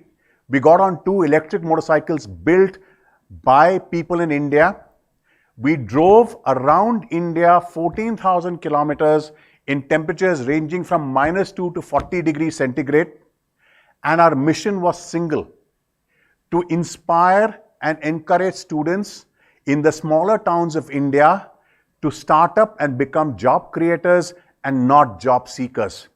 We engaged with 6,500 students, brilliant youngsters, 9 standard kids solving financial inclusion for daily wage earners, to kids solving facial recognition, to kids doing agri. And this is something that is very, very close to my mother. Was a teacher, set up 4 schools, including in our village. And we understand the power of what education can do for students. But in today's day and age, you also need skill development and access to the right mentors. Hundreds of students and faculty members told us, sir, can we get access to more people like you? So Father Noel, our offer to Don Bosco, we're going to make this an annual event. We're going to be calling it Gyan Mala, Sustainability Mala, we can call it whatever. The idea is to take sustainability and mentorship to smaller towns of India. Happy to partner with Don Bosco. This is what we did. And this is us in SMVIT College here in Bangalore. So thank you so much for having us. We've got to act now. Thank you, John. Thank you, John. He's going too fast with that thing. Come back one more slide. See, you have to understand the gravity of this. That electric bike is made by a woman entrepreneur. Ranjita is her name. The bike is part of Orha Energy.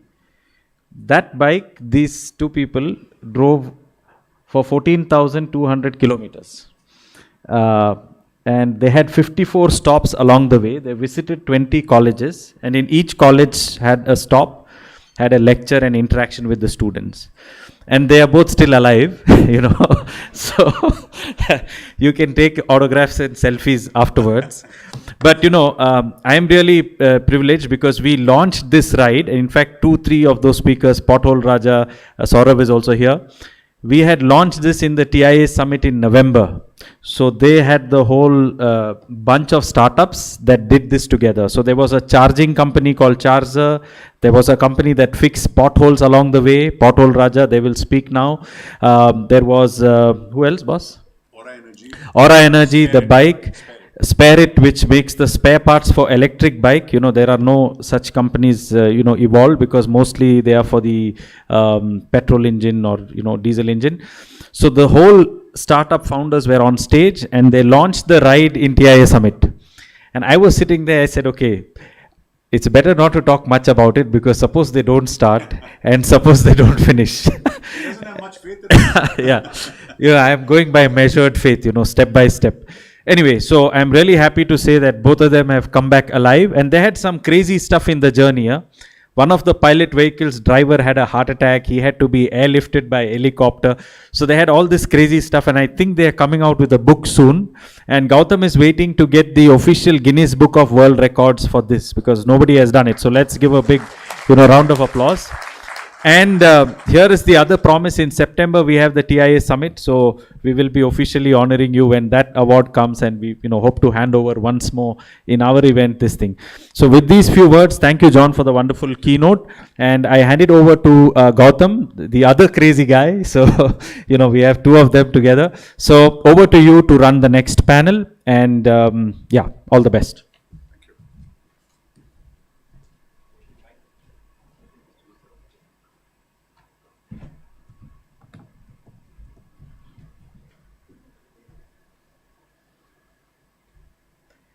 So it's always a tough ask to follow John in any event, but I'll try my best. Thankfully, I don't have to present or anything. John always does a great job. I'm going to follow off of that presentation though. It is an honor today to be participating in the inaugural edition of the YESS Forum. So thanks, Jose. Thank you, Bosconet, for inviting me to host this really exciting panel. As inhabitants of this planet, we've known about the havoc that, the human race has kind of wreaked, and the reality is that we are the last generation now that can do something about this. Can we arrest all the damage that successive generations and our ancestors and us today are continuing to do? I'll give you some numbers, right? The solid waste that the world generates in a single year is at about 2 billion tons today. And it is slated to go up to about 3.5 billion tons by 2050. Now, what that translates to in 2050 is a carbon emission to the equivalent of 2.5 billion tons. It is an absolutely unsustainable planet by that time. What do we do? There's a lot of lip service that we unfortunately keep doing. We talk about sustainability, we change our individual personal choices, use less plastic, recycle, reuse, organic food, organic clothing, etc. But, John and I have the best job in the world. We get a chance to sit on the sidelines, have the best view of individuals and innovators and inventors that come in, with these ideas, these convictions that they have, and we watch them change those convictions into not only sustainable but profitable business ideas, which is massive. Unless you show your consumers or your customers the money, it remains lip service, unfortunately. And for any sustainability idea to succeed, we firmly believe that it has got to have a strong, stable financial foundation. And I'm not going to take much time. I'm going to start introducing our guests one by one here. I think they're going to present for 8 to 10 minutes each. And John referenced in his presentation about the pollution-related problems that northern India sees in the winter of every year. Every time you go to Delhi, if you are, inclined towards going to Delhi in November, December, January, and February, it is the worst time, and, you have to go with masks. COVID masks are useless, actually, in that kind of pollution. So what did Structure do? They did not just look at that and lament. They actually treated that as an opportunity to come in and create something completely novel. And I'm going to call upon Jobin, I think he's here, Jobin, to come and talk about Structure. So what we're going to do is we're going to have these, gentlemen come in and present about, how they are tackling a specific problem. And towards the end, we'll probably have a quick, chat for about 10 to 15 minutes. Stage is all yours.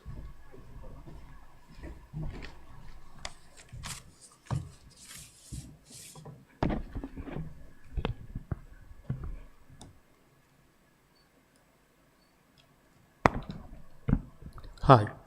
So, as our motto is like, waste is only waste if you waste it. Hi, I am Jobin. I am coming from Structure, as the company name made of two words, like one is straw and structure. As you see in the screen, Mr. John is already shared, like in every year, 500 metric ton, 500 metric ton straw in a year they burn in throughout the India, especially the North India. So if on 40% of burn if annually, the economic loss will become around $30 billion. So what we do, we manufacture the next gen building material through agriculture waste. It called AgriBio panel. It called AgriBio panel. What we do, we take the waste from farmer and the system, we manufacture the next gen building material from agri waste. We add value to the waste and produce high efficiency sustainable panel of built environment. Through that you can see we also tackle problem of stubble burning and follow the circular economic model.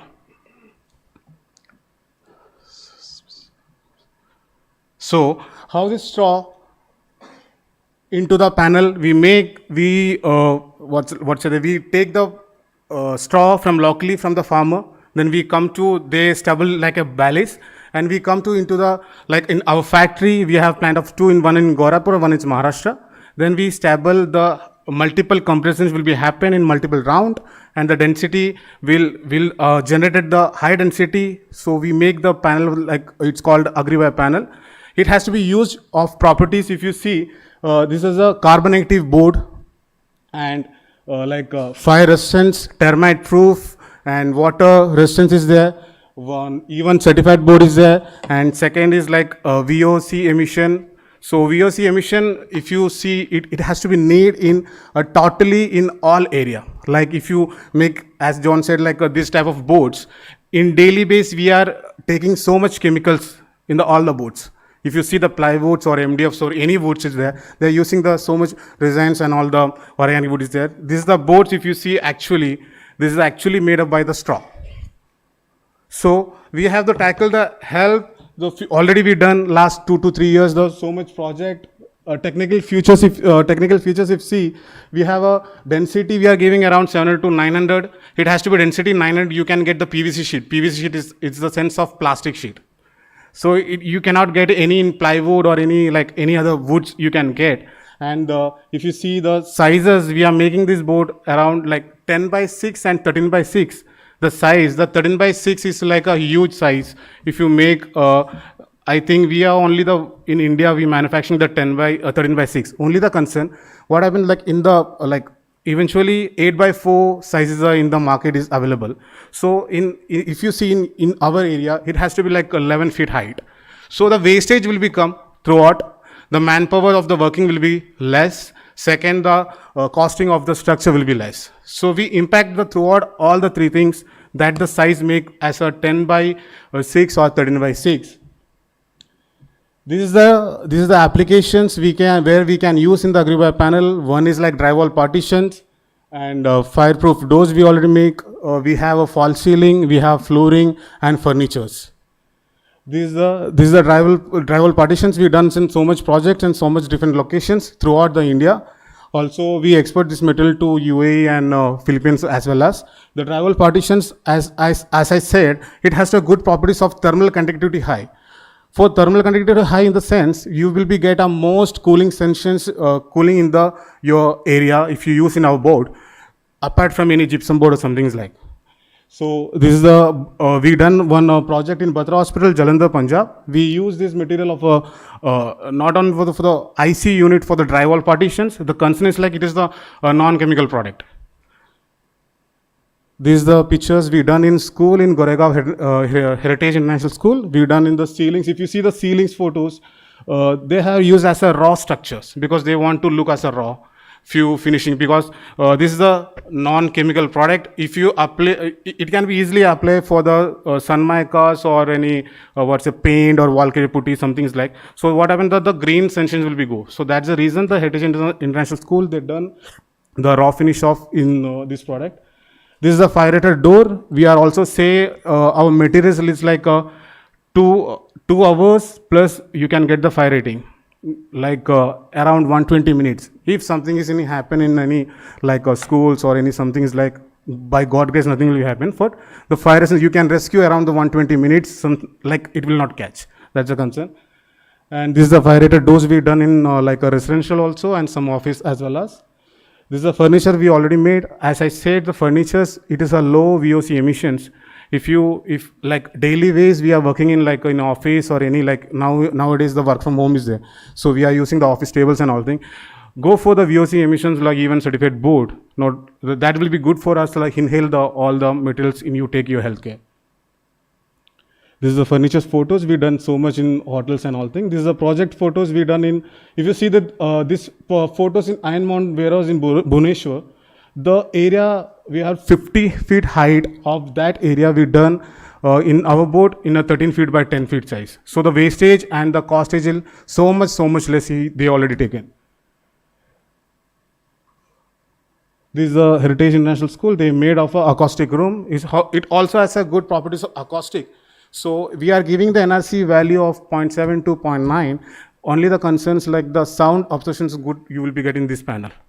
Right now in India, like you have to import in from other metal from the other countries actually. So we have proudly say we are the one company we manufacturing here from the waste like a straw.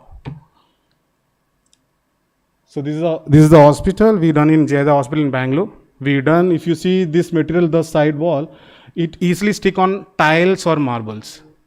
Easily done you can do, and as usual all the like panel, if you say they are using for 12 mm or 18 mm board, easily can use our 9 mm board to make the sustainable to the project wise. This is a project, if you see in first pictures, we done this project in Patna, Bihar, that is a COVID hospital.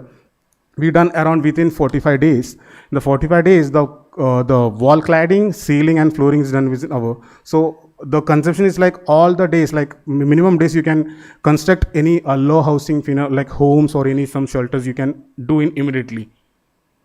So this is the test reports we already have and we already done. Like we told that we have toxic indexes there, we have mechanical properties good, then we have thermal insulations, we have fire rated, all things, and we done use this material around 4 lakh square feet area. Done this product, it has to suggest in like a different type of like hospitals, office, warehouse, and schools.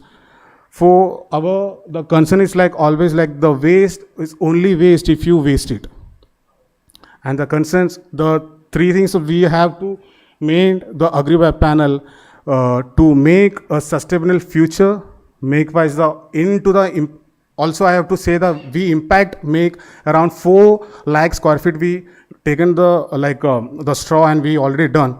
So make a panel. So this panel like what we say like impact around like 900 trees we replace to, because due to the cuttings and something. If you make we also say proudly our 118 mm board is like equivalent to 1 tree actually. So this is it. Thank you.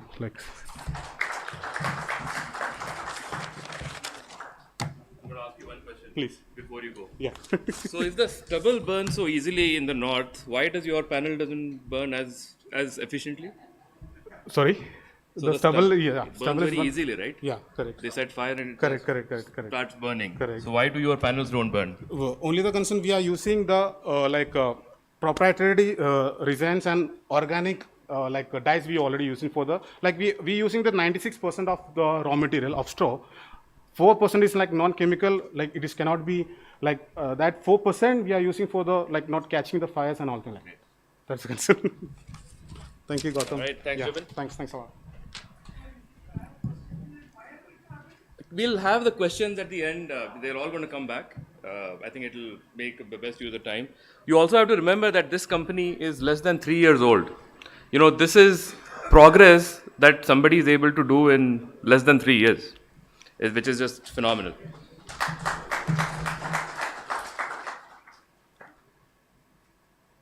All right, Father George Quadros is up next, and you know, in a country that throws humans at every problem, because you can slap and insult them later. Just kidding.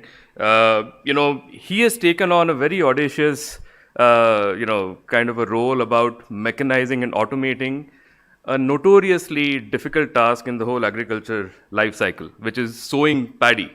So, Father George, if I can have you up here. Oh, there you are. Thanks, sir.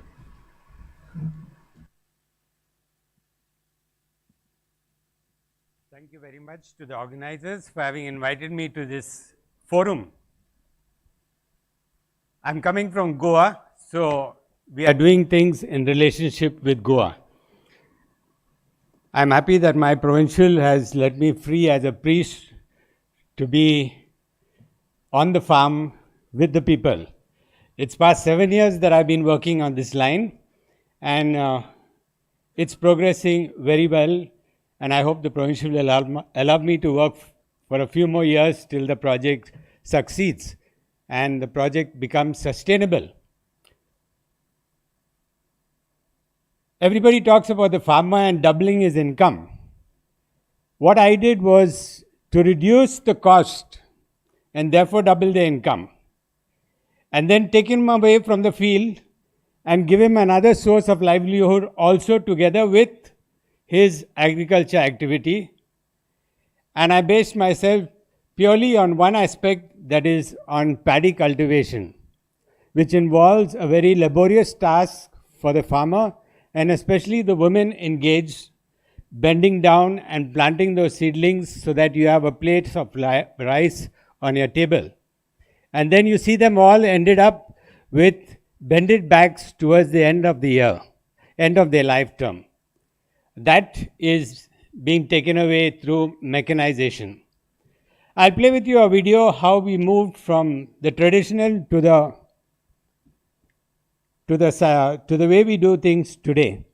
And while the video is played, I will give you my comments of how we moved.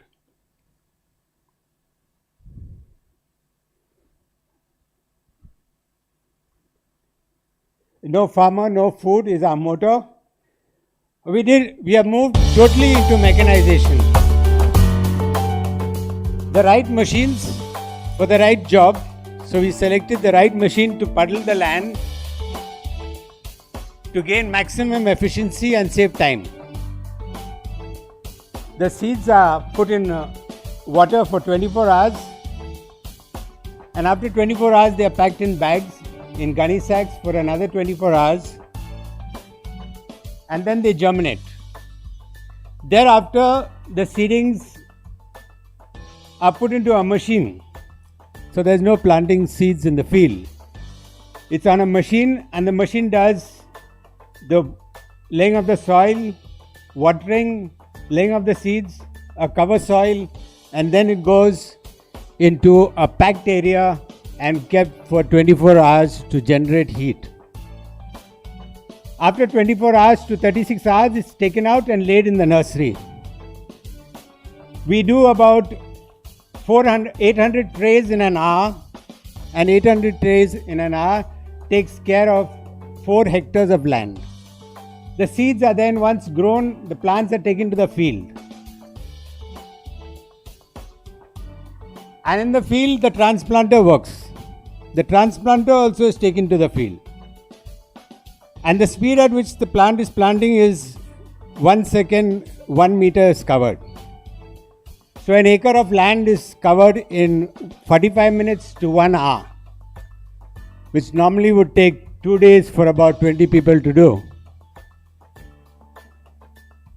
The way the seeds are planted is totally scientific, distance, depth, and this is after about 1 month. The problem of weeding is also being solved today. Some areas are intense with weeds because of the climatic condition, and therefore we are trying to mechanize that also. And this year we are going to introduce the drone to take care of soil contamination. So the fertilizer application will go directly to the plant, not to the soil, and so there won't be any residue. The drone will also spray whatever type of fertilizers you want, biofertilizers, organic, inorganic, or whatever you would like to have, and that will be monitored. In July, we should be on this job in the coming year. Only the drone pictures are not of ours, all the remaining is of ours. Our capacity to plant in a day is 1,20,000 square meters. That is around 12 hectares of land in one day. Then we have the harvester who does the harvesting, and the yield has increased from anything between 20 to 100%. depending on how good the farmer is.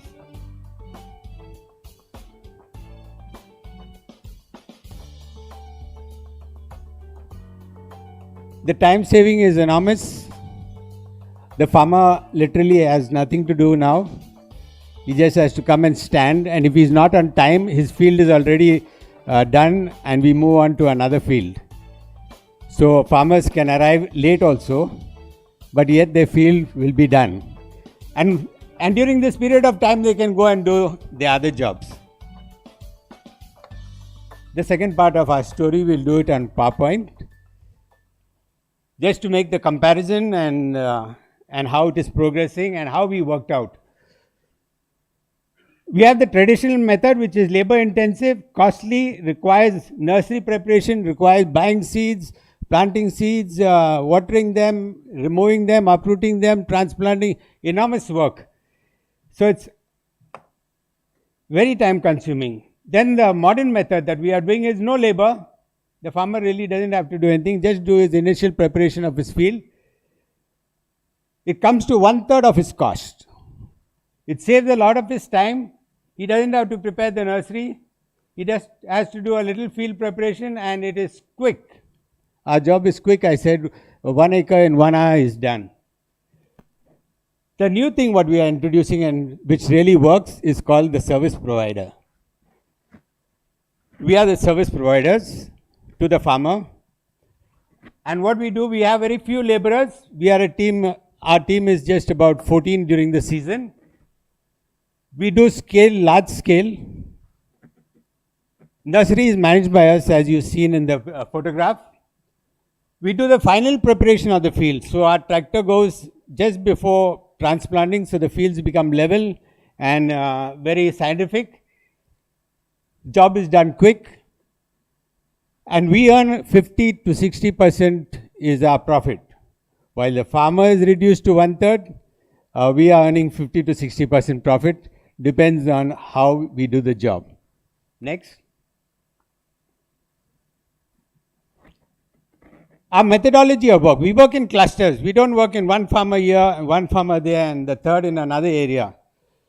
Initially, when we started, we had to do that for them to understand the concept.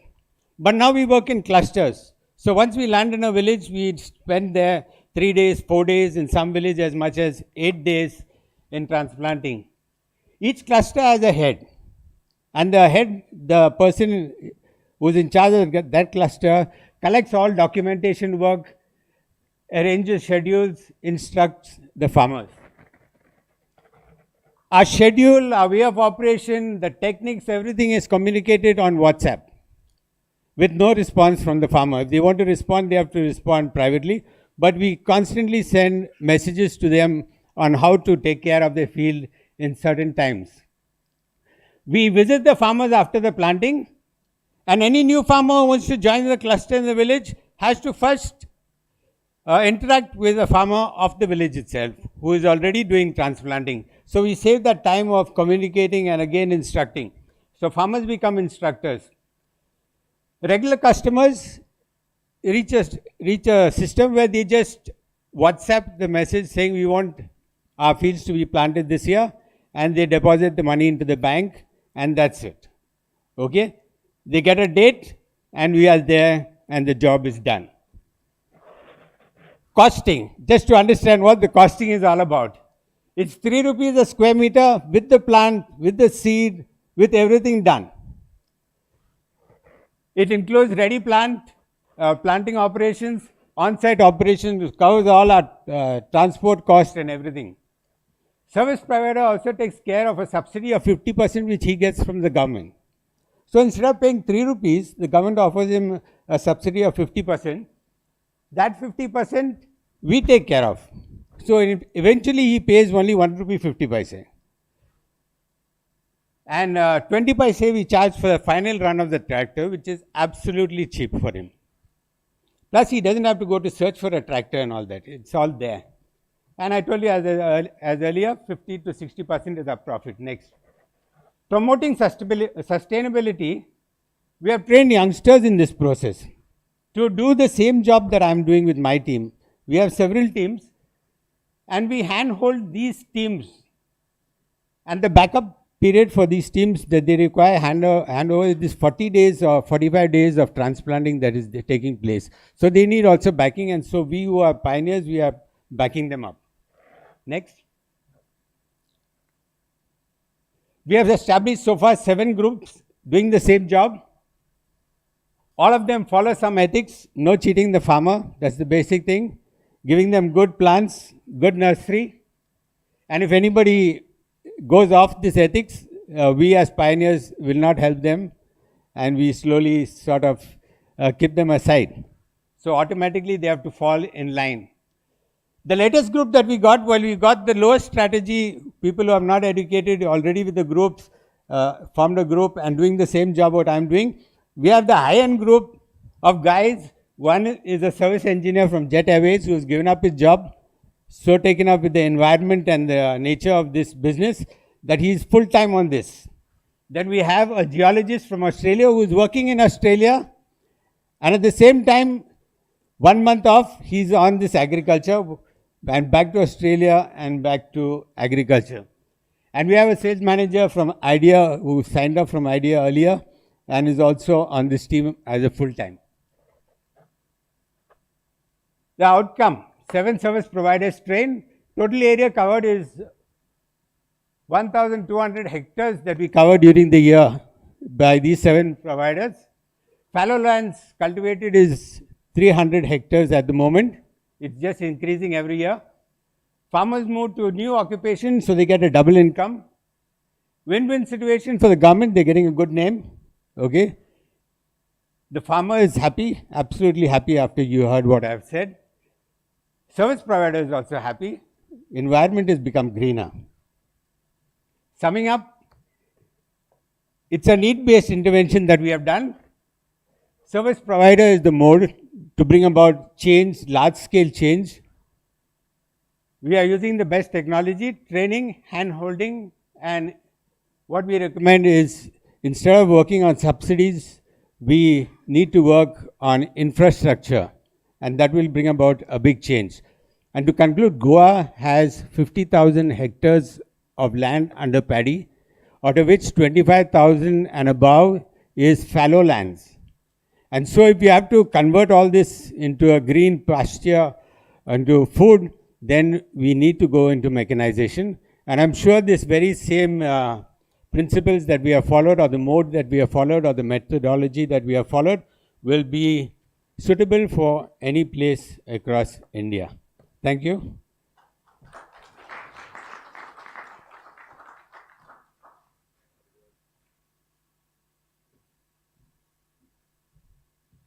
So the next time you see a lazy, dozing farmer under a cashew tree in Goa, you know who to blame. So, you know, the built world as we know it is the worst drain in terms of resources, energy. You know, it is something that is a necessary evil. We all know that. My next guest is Gokul Srinivas. He's your quintessential Bangalore entrepreneur, a former hockey player, as I understand. His company is called Minion Labs, right? And what Minion Labs has done is they've developed technology in-house that basically helps you reduce your energy footprint and hence your energy expenditure by upwards of 30%. So it is not only, you know, good for your business, but it is actually beautiful for the environment as well. So without further ado, Gokul.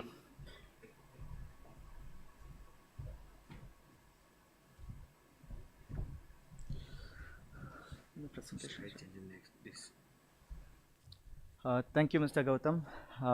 Welcome everyone, and thank you for having me here.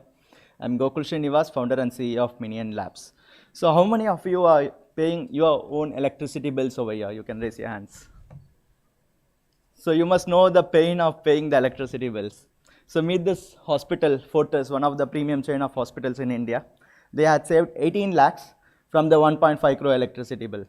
And this happened in a critical care unit where any kind of actions or suggestions to be performed in a facility like this, it has to be in a very precise or a careful manner because the patient's life is at the stake.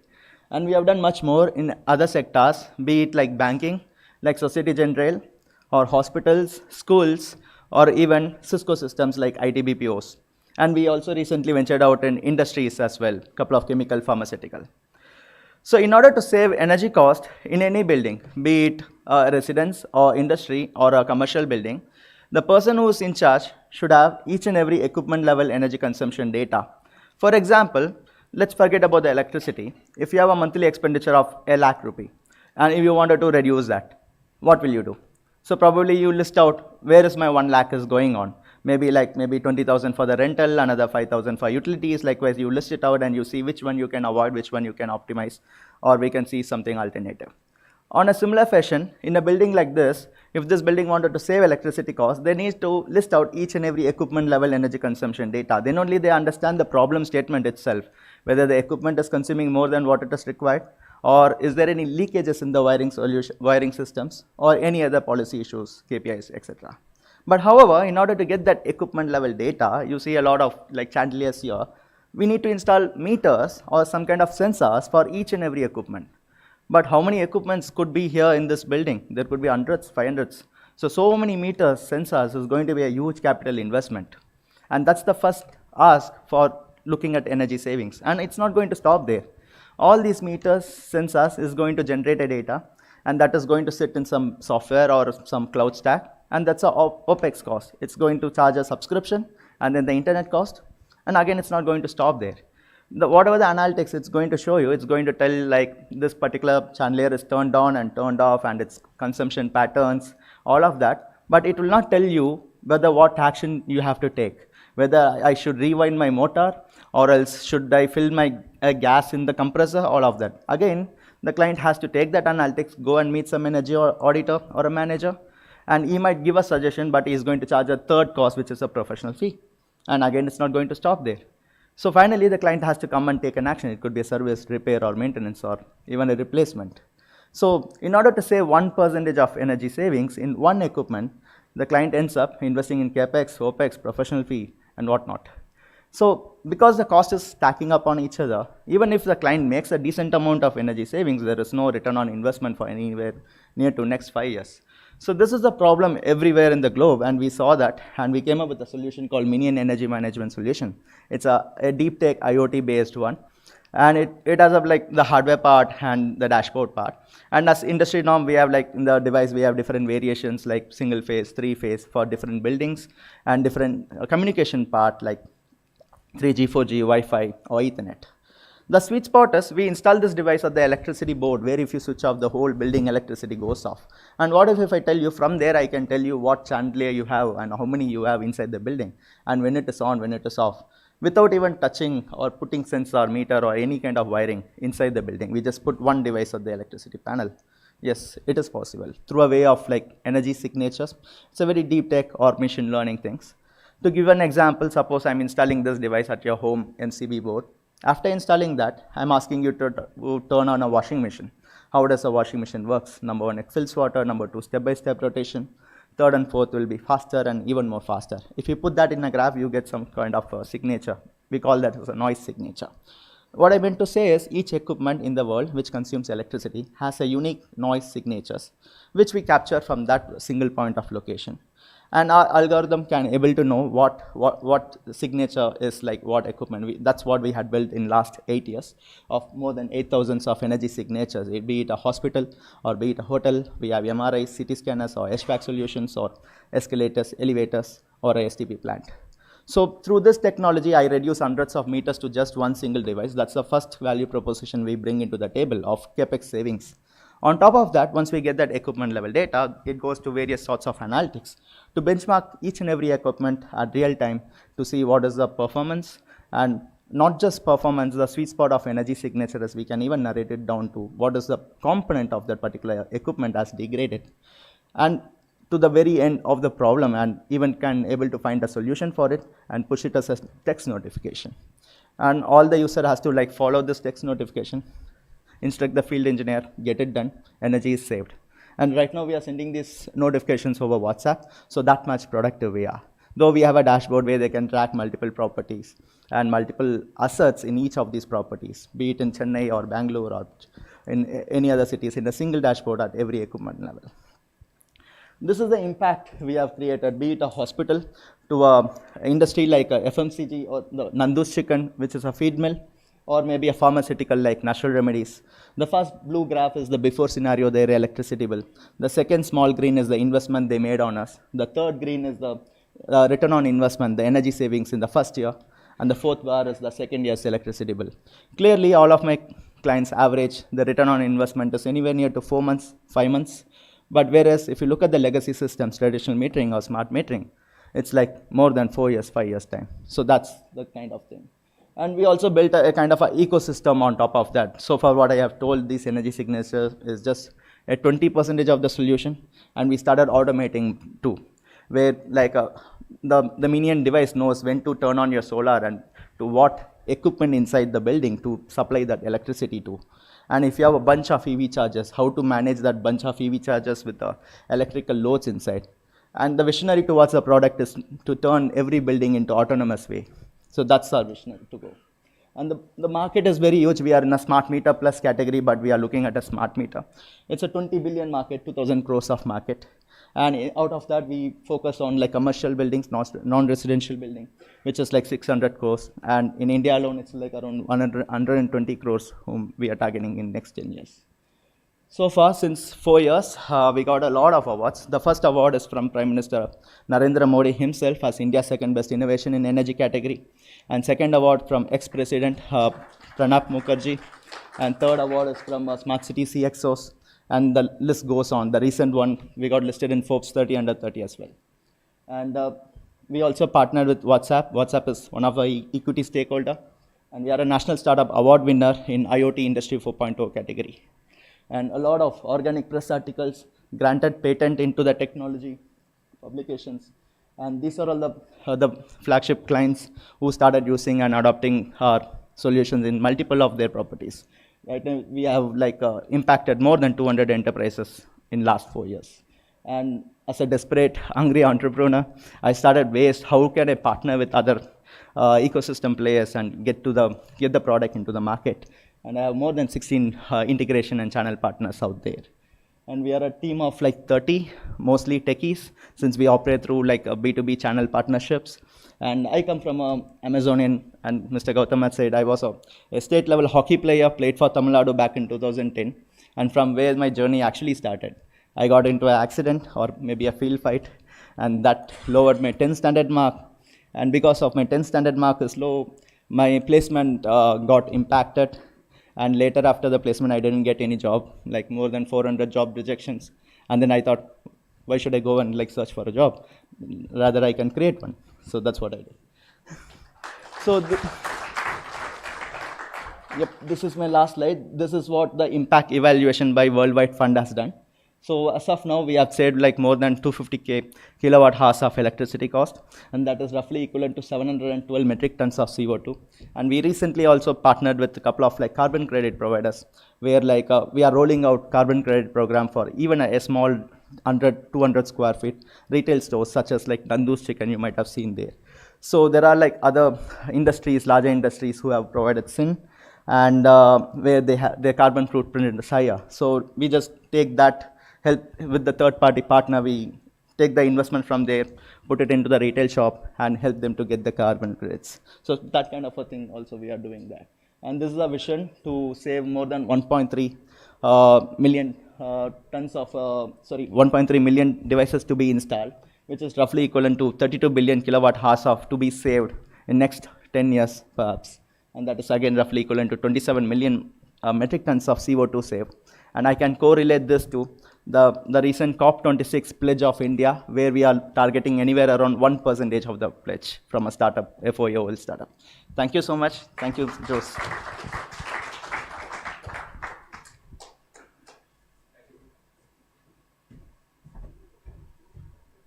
A lot of gratitude to all the employers that refuse to hire him. I think, this is... All right. We're going good on time. I promised you. Our next guest is Sharad Babu. He is an assistant director of Don Bosco network in Andhra Pradesh, Telangana and South Odisha. I hope I've not missed any states. That's his territory. and he's also the director of Skill Training Center and the Job Placement Network in this large region. So, Sharat.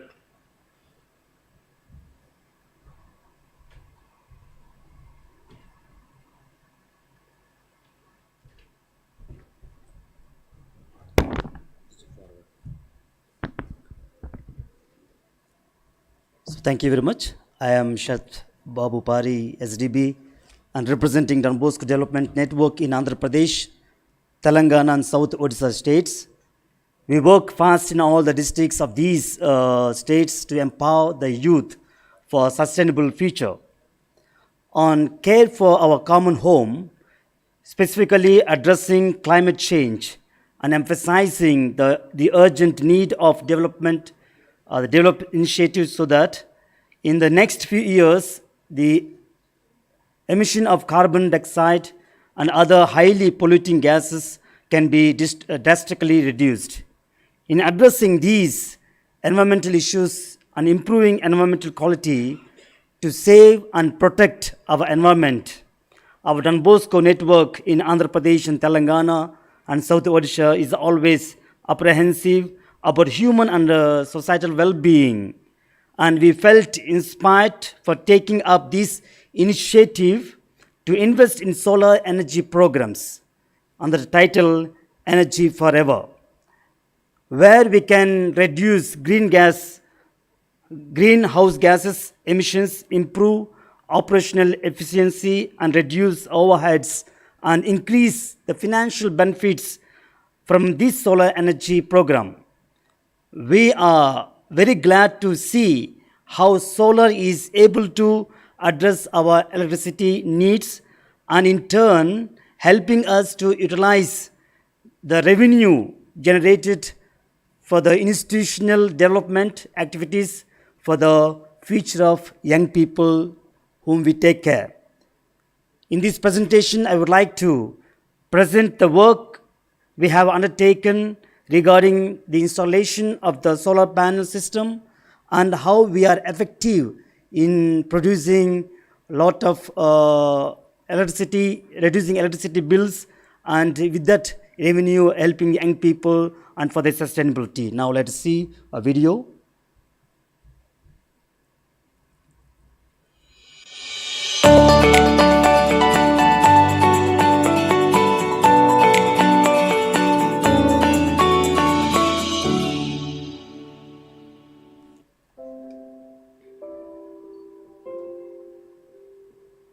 The world is driven by energy. Energy is crucial to every life. In order to meet the rising demands of energy, we have been exploring and exploiting the natural energy resources, such as fossil fuels and water, contributing to colossal ecological imbalance and pollution.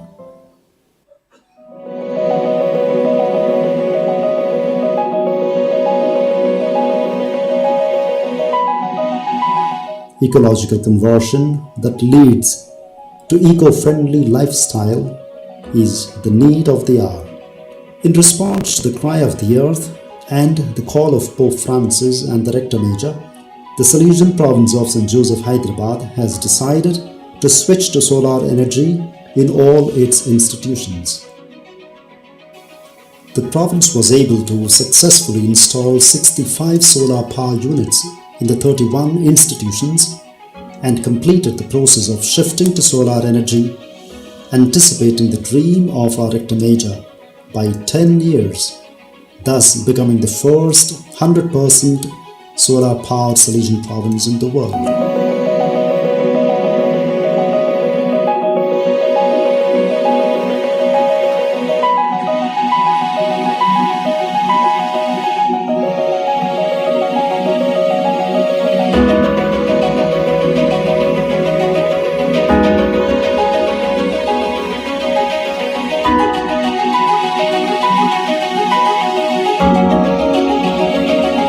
The 65 solar power units in the province generate a whopping 825 kilowatts of power per day. It contributes to the reduction of 26,400 tons of carbon emission per annum, that requires a mini forest of about 158,000 fully grown trees to purify the air every year. This small initiative is contributing to the environmental protection and sustainability. Hopefully, this creates a ripple effect and transforms our world.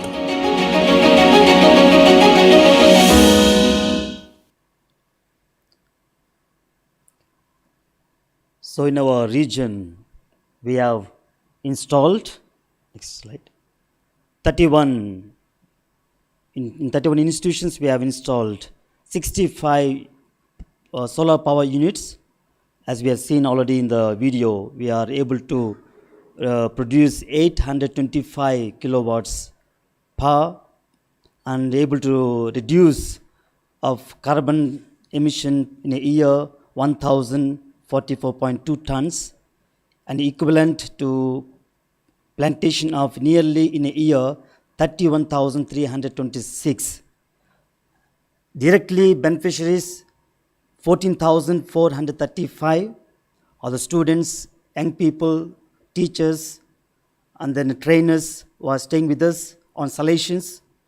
And indirect beneficiaries we have about 49,000. It's a great achievement that we have done through different donors. So these are the institutions. So I would like to see an impact. And we have in 9 institutions, there is 100% reduction of electricity bill. We don't pay. And we have 6 installation institutions generating revenue from government. We get once in 3 months 2 lakhs or 1.5 lakhs back to the communities. And 40 to 50% reduction of electricity bill is noted in 4 installation institutions, and 30 to 40% of reduction of electricity bill is noted in 2 installation communities. I am staying one place in a skill training center.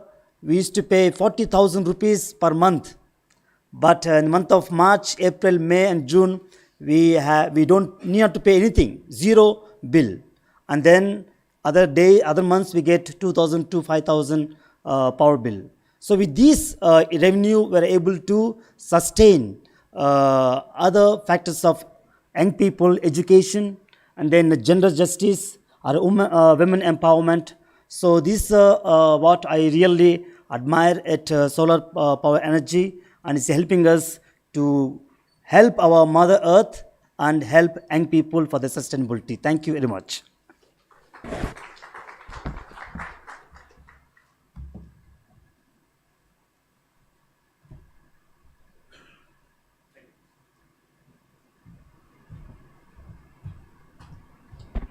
Thank you, Sharad.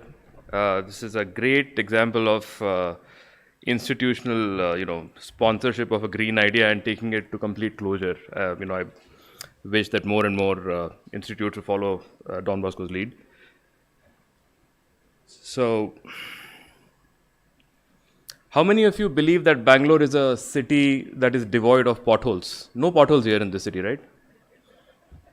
What do you do when you drive into one?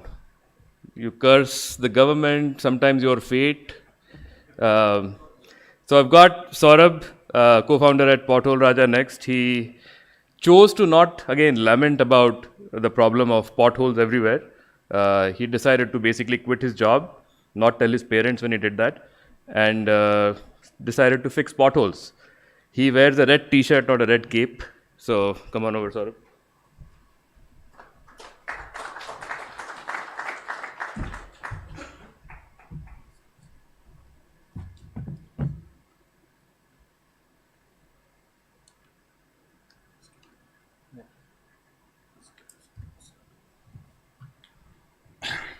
Thank you so much, Gautam. Good to be here in front of all of you, talking a lot about sustainability and whatnot. That is really important at this point of time in the world. As Gautam mentioned, pothole are something which is very evident in Bangalore. I was actually that was going to be my opener, which he stole. So thank you for that. But yeah, pothole is something that I think none of us in this entire room wouldn't none of us would say that I haven't witnessed a pothole in my life, right? I think while driving to this location, we would have encountered at least 1,000 potholes. Not less than that. Eventually, it will be more than that if you start calculating. So this is something that stuck into my head when I was working at HP. This was 2016, if I remember clearly. I actually remember very clearly. 2016, when I read a newspaper article which stated that a couple driving in Bangalore Road and husband tried to avoid a pothole, and unfortunately they both skidded off. The misery was that wife died on spot because of that accident. That newspaper headline stuck, and it stuck really hard. I said, I'm also working over here. I also go quite often here and there, meet my friends. So it can happen to me any single day. It can happen to any of my friend. So what is that can I do? The question was, shall I start reporting this? Shall I start doing something about it? And a lot of questions that everybody in this room would be at this point of time thinking about.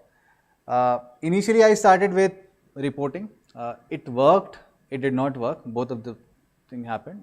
It did not actually help me solve the pothole issue. It did not help me close the issue. Then I started actually understanding that what is that I can do as a non-civil engineer, a person sitting behind a laptop with no background of what goes on in road construction. That's where I started doing the first thing which everybody does, making Google as my best friend. I started doing a lot of research saying that I, as an individual who has no background of civil engineering, I don't know how roads are constructed, I don't know how roads are maintained, can I do something about it? So I actually, always say that I was searching for a magical product. I was searching for that magical product which a common man can use, go out, fix a pothole, like a Robin Hood, nobody gets to know, and the pothole is also fixed. I started bugging my friends, civil engineering, chemical engineering, that you actually are graduates, you have studied something.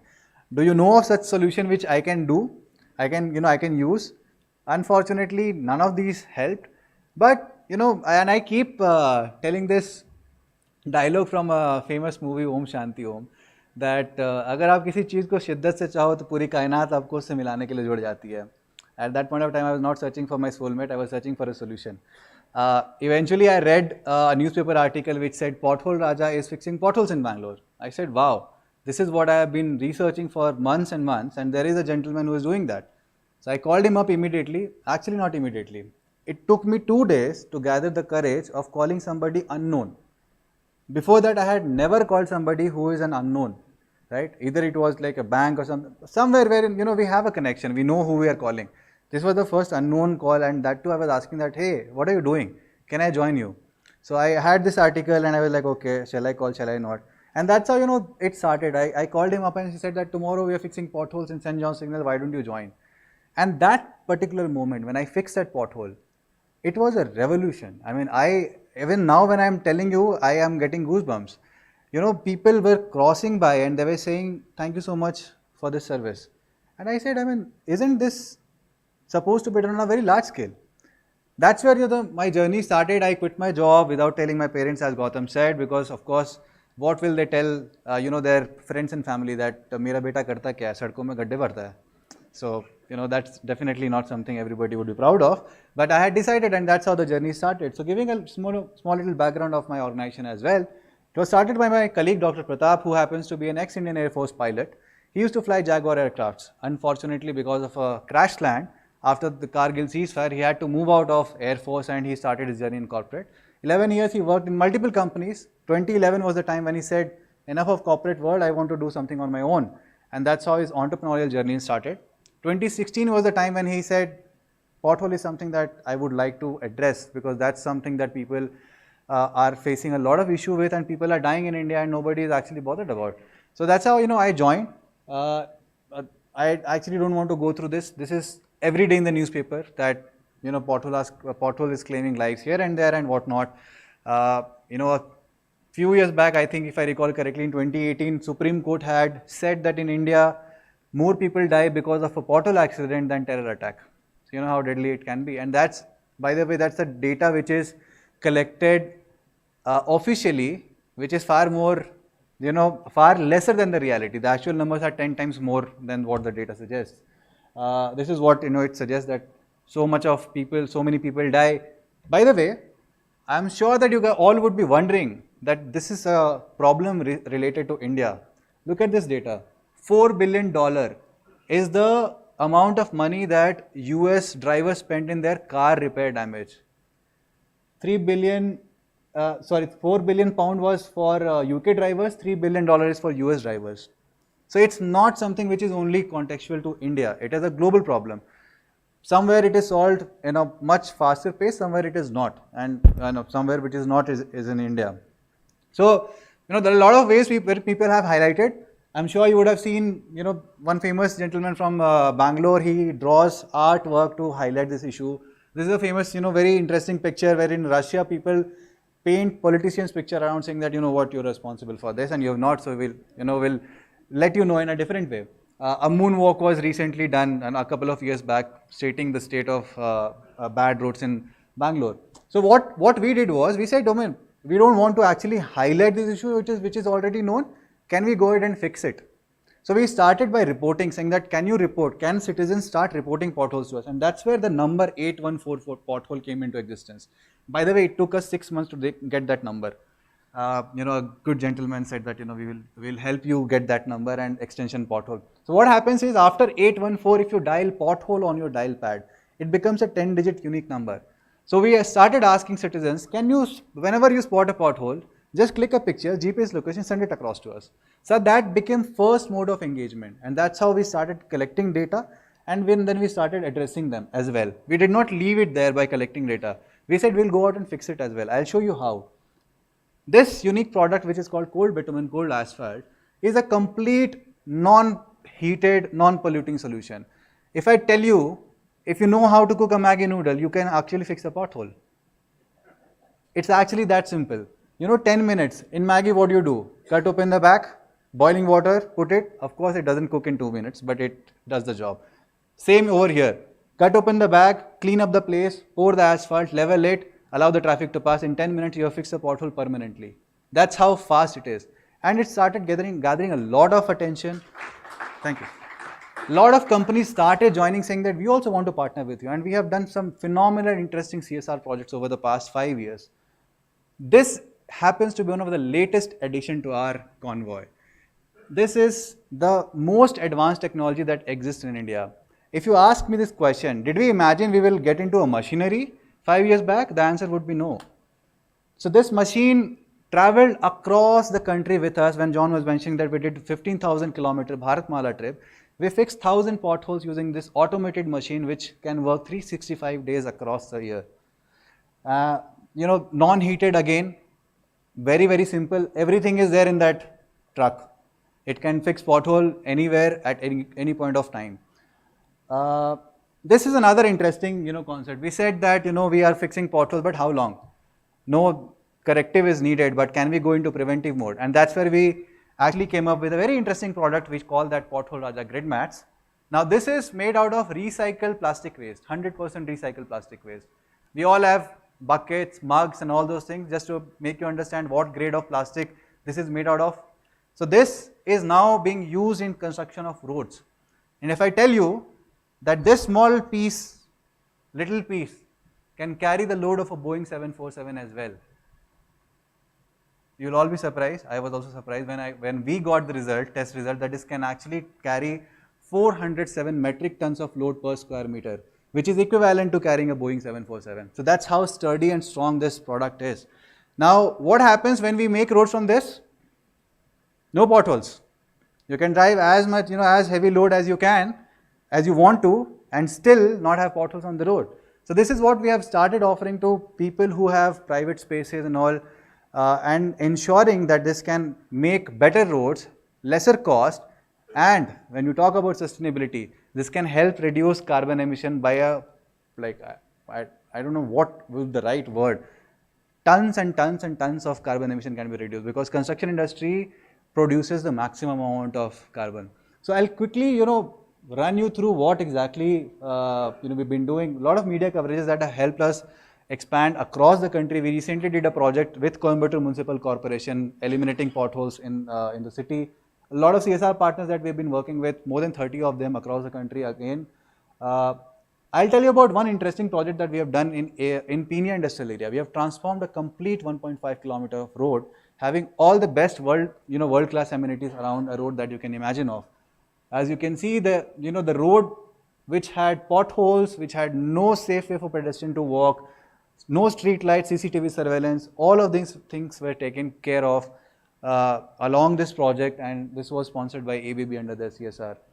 With Goodyear, we did it in Aurangabad. This is the project that I was talking about, and if you can see this number, this was the data of 2 days. I received more than 1,000 complaints by the citizens of Coimbatore, which is currently running at 5,000 complaints.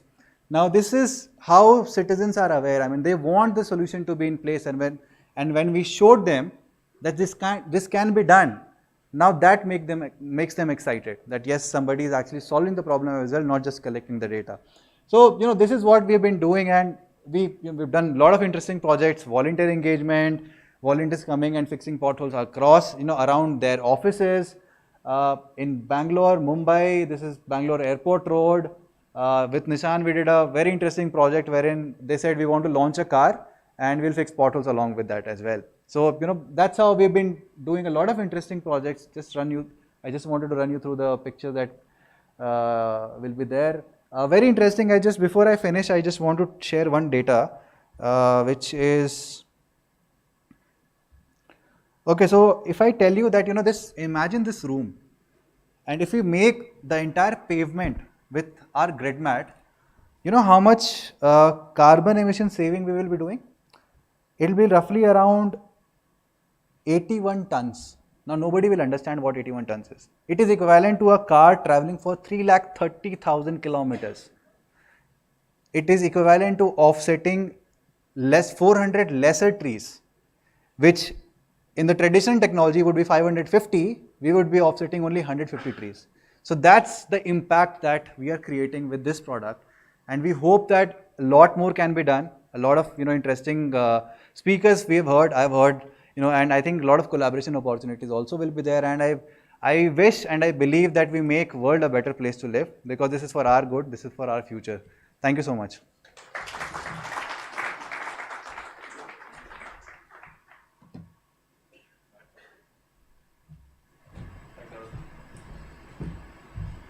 Thank you so much, Saurabh.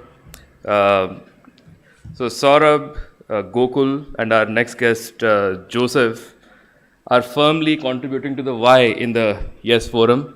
Saurabh, maybe youth, I don't know. Joseph is here.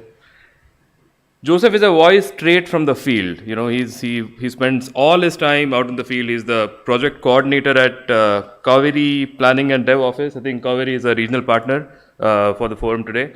And he works on multiple projects that directly impact environmental protection. So let's hear it from you.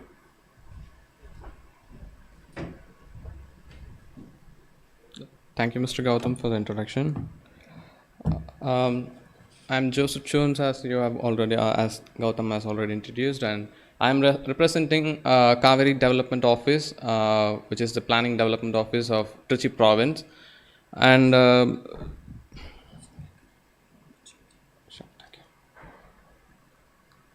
upside down.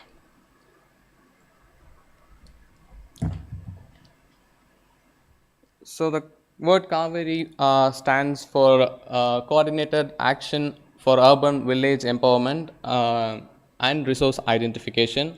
We have been doing developmental works in the southern districts of Tamil Nadu for more than 2 decades, and we have been identifying resources and filling in the gap between needs and resources, and we also empowering communities to sustain development in all these areas. Education, environment protection, women and children empowerment, and youth skill development, also career guidance and job placements for the youth, and HIV/AIDS care and support for them, then agricultural and all the allied fields. This is what we have been doing so far. And we here present you 3 different models for climate action. The first one is Eco Club. Eco Club is an idea to create a community-based structure that could sustain development in terms of environmental protection. And An eco club consisted of 20 members, at least 20 members equally of male and female.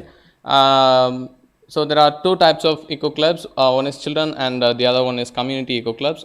So far we have created 274 children eco clubs and 79 community eco clubs with a total number of 7,055 members. These members are acting as the protagonists and agents of change in their communities in terms of environment protection. We have created 3 volumes of environmental education curriculum for the children of these eco club, for all those eco clubs. In this curriculum, we want to educate the children the importance of protecting the environment, what is ecology, how much important it is to preserve it. They can have a better understanding of what it is. And we have organized 114 district level Meha awareness campaigns and rallies. Through these campaigns, we have reached out to maximum number of community peoples. In these campaigns, we have distributed pamphlets and we made them realize the importance of renewable energy and many aspects of environmental protections we have put in towards the community people. And we have also organized 171 cleanup drives and waste collection campaigns to make the people realize how much important it is to engage in recycling of wastages. And we have also done tree plantation in southern parts of Tamil Nadu, planted more than 22,500 tree saplings in over a decade. And we made the children especially realize the importance of trees in environmental protection and mitigation of air pollution. Through this model, these are the impacts we have created. We have made the attitude and behavioral change among the children and community members from those eco clubs and the villages of these stakeholders. And also we made them participate actively in promoting the green environment in their vicinity. We also have contributed to reduce the CO2 level and also contributed for the increased rainfall in the southern districts of Tamil Nadu. And here we present you before and after condition of tree plantation in Varadarajanpete village in Livelihood district. There is the picture when it was taken at the time of plantation, and here the before condition after a few months of time, the trees have grown pretty well. The second model we present you is alternate energy promotion. Through this model, we are training youth of technical institution on installation of solar panel and maintenance. So far we have trained 290 youth on this, and we will be training 560 more youth on this solar installation and maintenance. And we have also installed 245 kV solar units in 25 Don Bosco institutions in our province, and we will also be installing 140 kV more panels in 13 more institutions. The impact we have created through this one is we have made lifestyle change for the youth through give them additional skill development and also increased income for them. We came to know that one of the youth we have trained has gained at least a 2,000 increased income, and we have also reduced carbon emission by 318.5 ton per year through this much of solar units installed in our provinces. And I want you to give you an example. In our provincial house, we have been paying 35,000 around 35,000 electricity bill for a time. Now it has reduced to 5,000 after selling the electricity we produce through this solar and now we are paying just 5. Almost 85% of the electricity bill has been reduced. This is just a single house. There are 31 houses in our province. It will be more. And we have also provided light to 70 houses, poor households in 3 districts of Tamil Nadu. These are the households, they have never had lights in their houses. Through this mini solar power systems in their households, the children from all those houses, they can study now, they can read now. During the nights, they can have lights now. We will also be installing 125 more mini solar systems for 125 more households. The third model is water conservation. Through this water conservation model, we have sensitized 1,221 people on water conservation and recycling of waste. And we have also built structures to provide protected water supply to 9 villages in 3 districts of southern Tamil Nadu. This is the structure we have in one of the villages with 1,000 liter water tanks along with 1.5 HP water pump with 1.5 kV solar power supply. This is just one model from a village. And we have also built rainwater harvesting structures in 9 villages for 270 rural households. From all those 270 rural households comes around 26 square feet of rainwater catchment area have been established, and we have also established these structures in 9 schools, in 9 Don Bosco schools. Then we have established water user clubs in all those 9 Don Bosco schools to make the students realize how much important it is to make this rainwater harvesting, and they are utilizing the protected water supply we have stored out of it.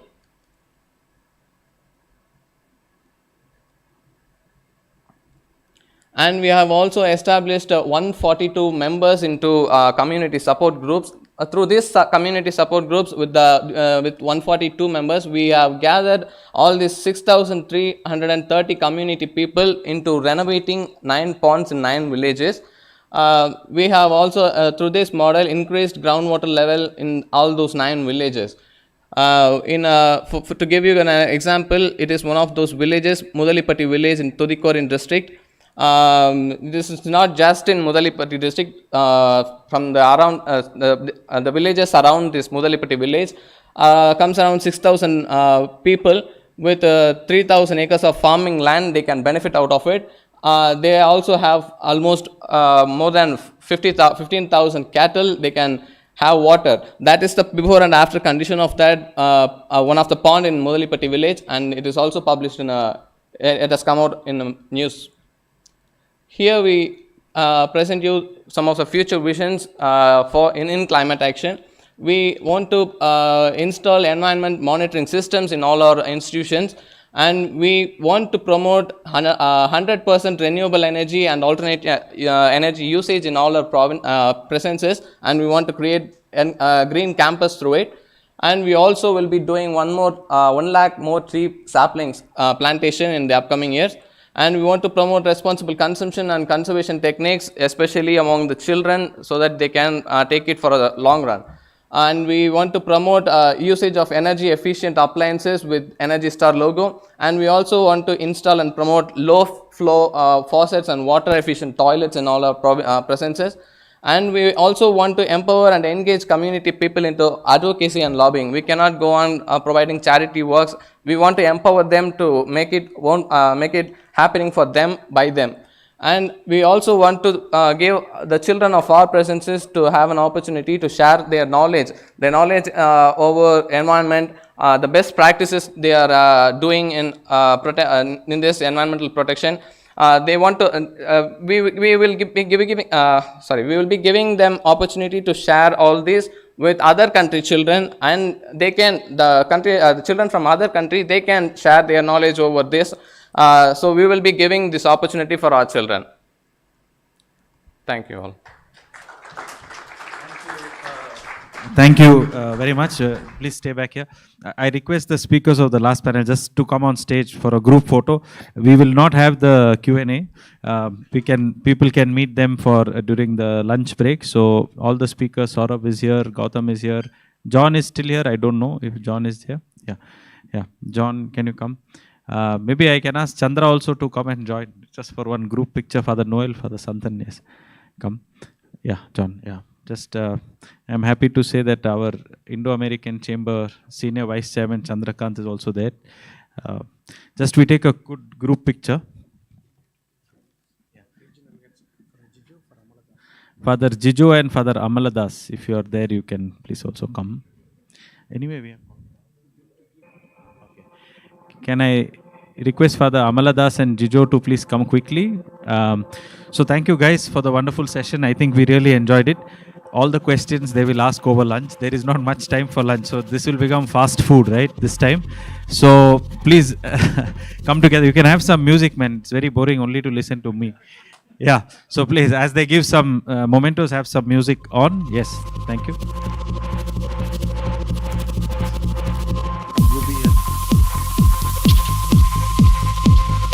Yeah, give it fast. What is Come on. Because there are, just pass one by one. Yeah, or, yeah. Come to the middle, no, Father. Please, give it fast. Time will be same for all of us, rich or poor. Come. Distribute that. Bring it here. Come, madam. Come. Yes. Give it. Please distribute, Father. You distribute from that side, Father, please.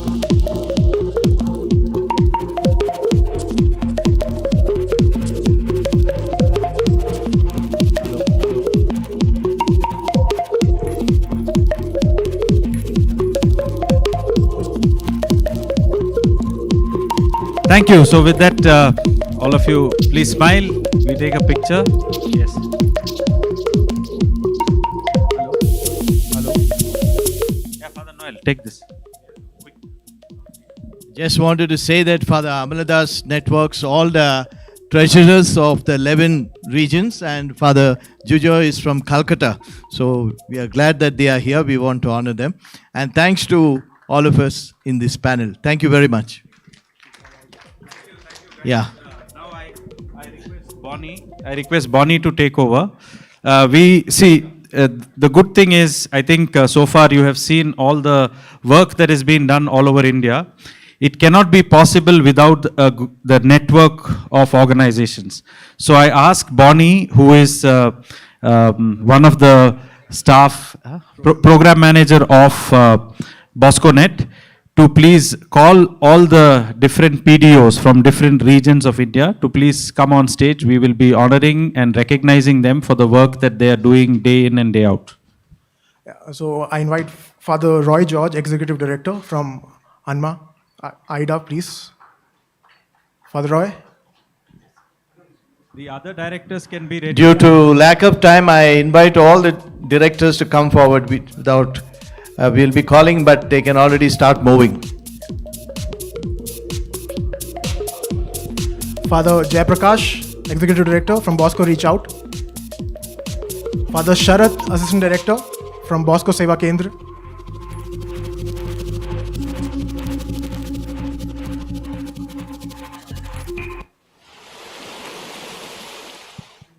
Father Lawrence, Executive Director from Konkan Development Society.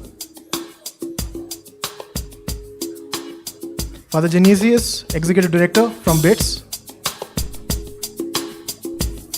Father Amladas, Director, Kaveri.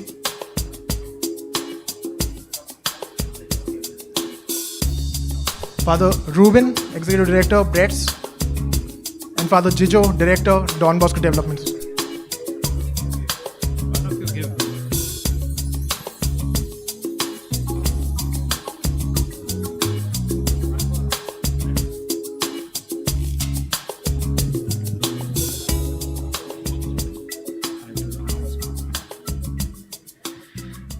Thank you. Mr. Vijay, are you here from Home Mission? Okay. Vijay, are you here? Okay, we'll be. Okay, so guys, with that we finished the morning session. We are running a little bit late. We couldn't, manage it. But we'll be back at 2:20. So you have half an hour for lunch, and then hopefully we'll catch up time there. So 2:20 we'll be back. Thank you all for joining us, and please use your social media handles to tweet, to share in LinkedIn, to share about this event, and any other announcement I hand over to Bonnie. The speakers from the third panel, that is Scaling for Sustainable Livelihood, if you have not submitted your PPTs, you can please come to the station here and I will be handling those. Yeah, the speakers for the next panel, please give your presentations to the sound console. Thank you.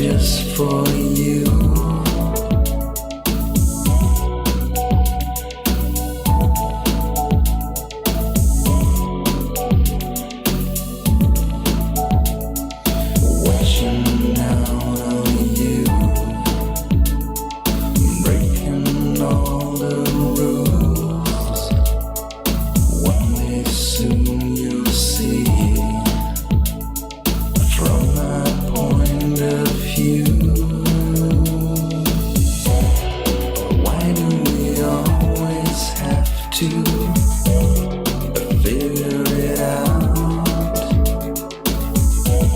The past, the present, and the future all at once. And I don't know the reason why we fight. And I don't know the reason why we lie. And I don't know the reason why we hide our faces. I don't know your rules. You don't know my rules.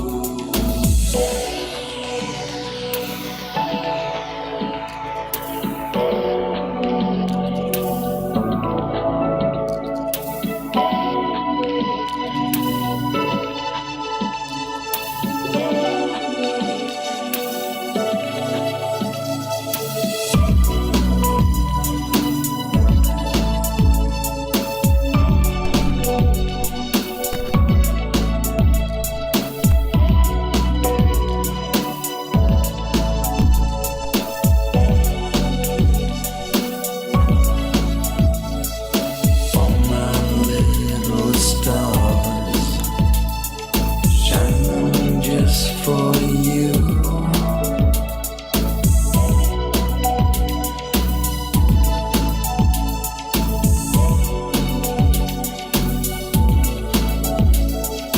For my little stars, shining just for you.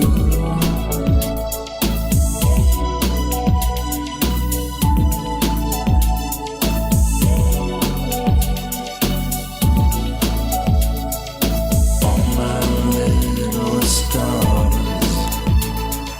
shining just for you. For my little stars, shining just for you. For my little stars, shining just for you. For my little stars, shining just for you.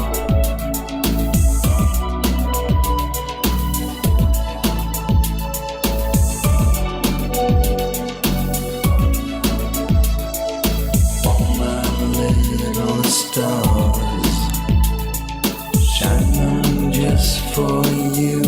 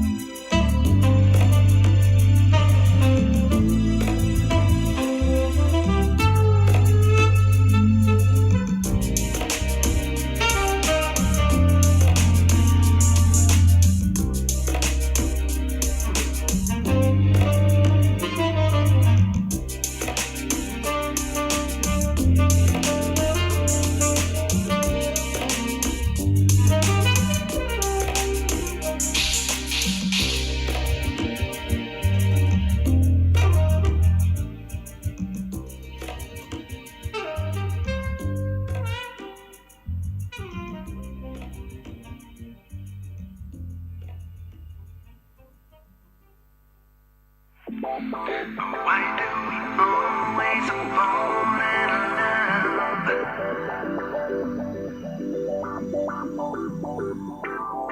Why do we always fall in love?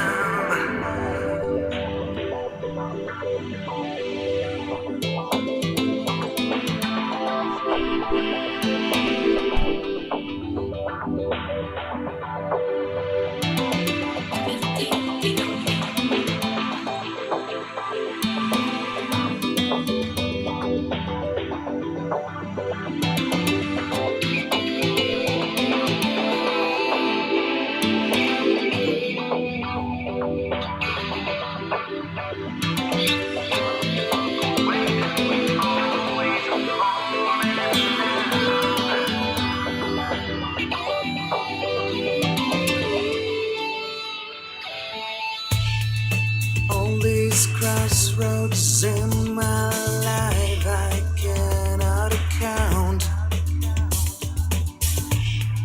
leading me into new directions. So much love and so much pain I had to face as I had to make my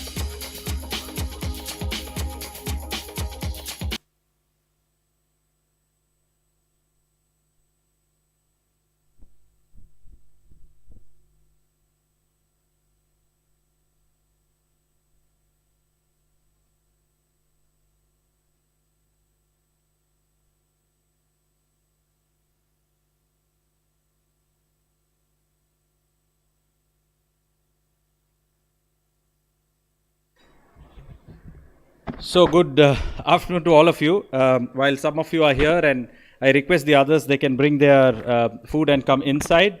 We have now a speaker from Germany who manages GIZ's skilling project. He is currently in Delhi. Unfortunately, he couldn't be here in person.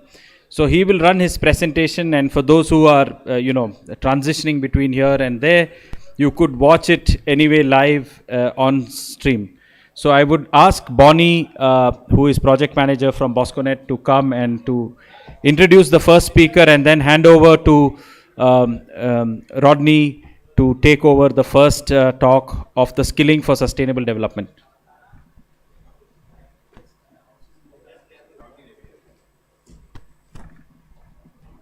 Hi, good afternoon all. I'm the program manager here at Bosconet. So inviting the first speaker for the panel on skills for sustainable livelihood.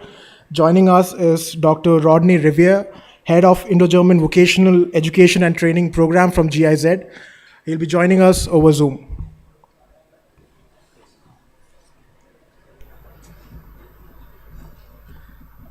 Dr. Rodney, as they just get the connectivity right, I'll let you know when you're on, when your presentation is on the screen, and then you could start. Just give us a couple of minutes, and they get the digital stuff live.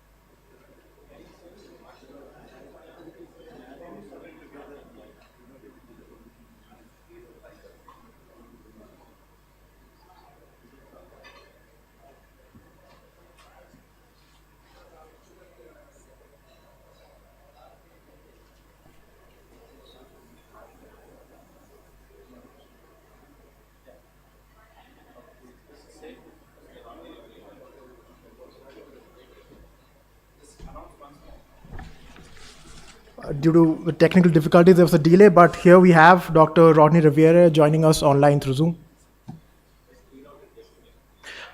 Dr. Rodney is the head of Indo-German Vocational Education and Training Program at GIZ.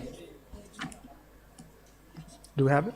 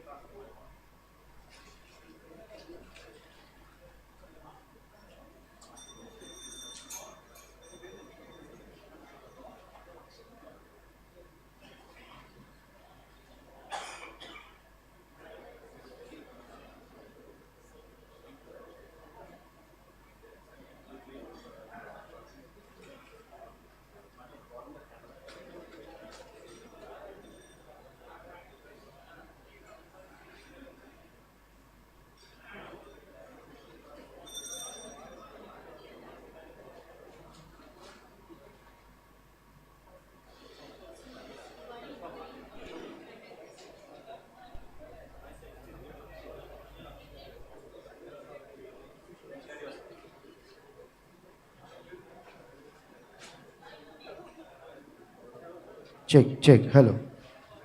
Hello, check. Mr. Martin, can you hear me? Rodney, Mr. Rodney? Mr. Rodney? Yes, I can. Yes, sir. Thank you. Yeah.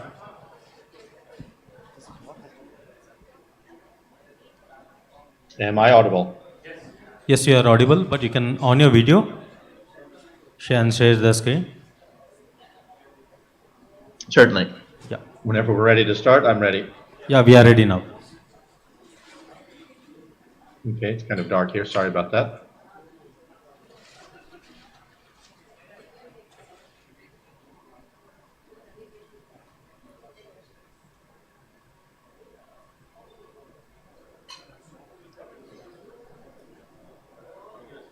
So can you switch on your video? Yeah.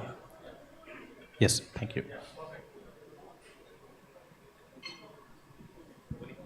Yes, sir, we can see you. Can you just put it on the slideshow mode, sir?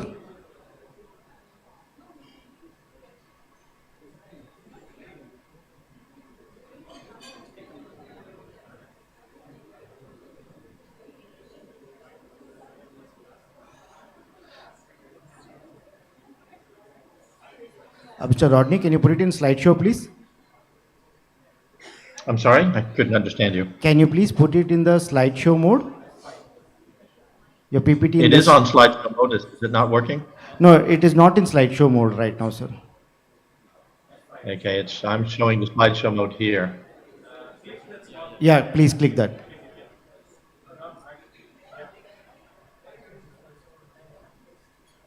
Now? Okay, sir.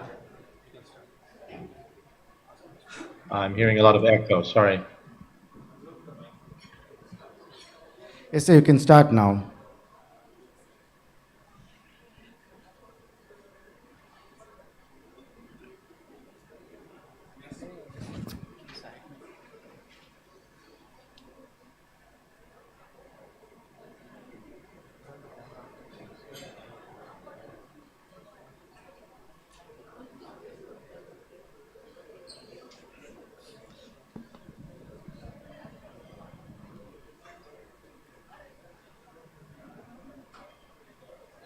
So we are ready, you can start. And should I introduce myself then? Yes, please, you can go ahead. Okay. Then good afternoon, everyone. I'm currently in Calcutta on a trip, so I was unable to attend in person. I hope that I'm audible and that my video is legible. My name is Dr. Rodney Riviere. I'm with the GIZ in India. I'm the head of the GIZ skilling portfolio, including the project IGVET, the Indo-German Program for Vocational Education and Training, which I will describe to you a little bit here, as well as I'm responsible for 2 projects which are done in partnership with the private sector. One of them is called Ignite, where we are working in the skilling ecosphere with Siemens India, and the other project is called Ascend, where we are working with Tech Mahindra India. And both of those projects are targeting more conditional approaches to training, to produce a skilled workforce. The IGVET program is a little bit different in that we are really starting with the private sector in mind as we do this, because any sort of job, any sort of sustainable job is going to have to be required by industry. The employers are going to be searching for people, obviously, and they're also going to have the requisite skills for those particular jobs. And that's what we're trying to do in IGVET. I'm not sure how many of you are aware of it, but very quickly to go over some of the challenges that India faces. One of the biggest challenges, of course, is numbers. When you have about 15 million new job seekers entering the labor force every single year, that provides, or that basically composes a huge challenge for the economy to be able to absorb them, as well as for the training institutes and the training structures to be able to provide them with adequate skills so they can meet the labor market needs. And this is also reflected by the current lack of skilled workers which the employers are reporting.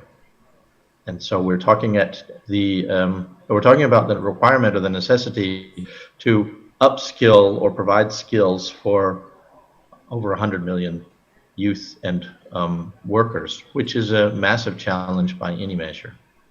One of the core problems is that the skill development system is not able yet to deliver the workforce or work-ready persons in adequate quantity and quality. And one of the reasons is that it is not working as closely with industry as it should, in our view.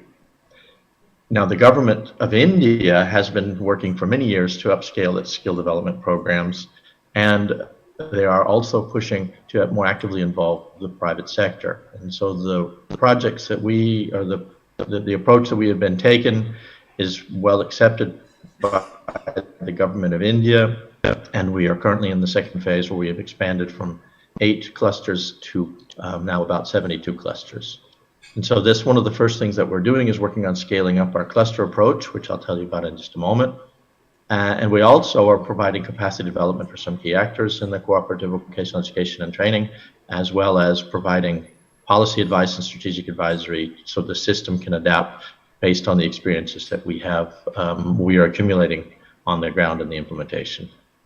And the overall goal we have is to increase the number of adolescents and young adults who benefit from a higher quality cooperative vocational education and training.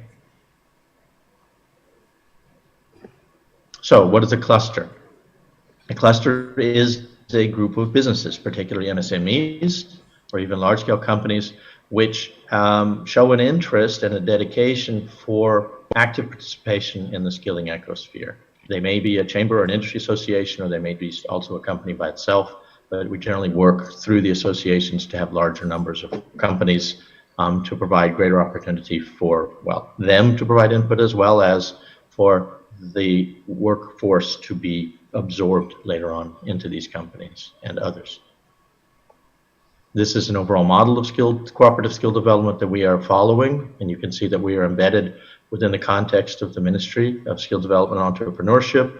We work both with the National Skill Development Corporation for short-term training, as well as the Directorate General of Training for long-term training.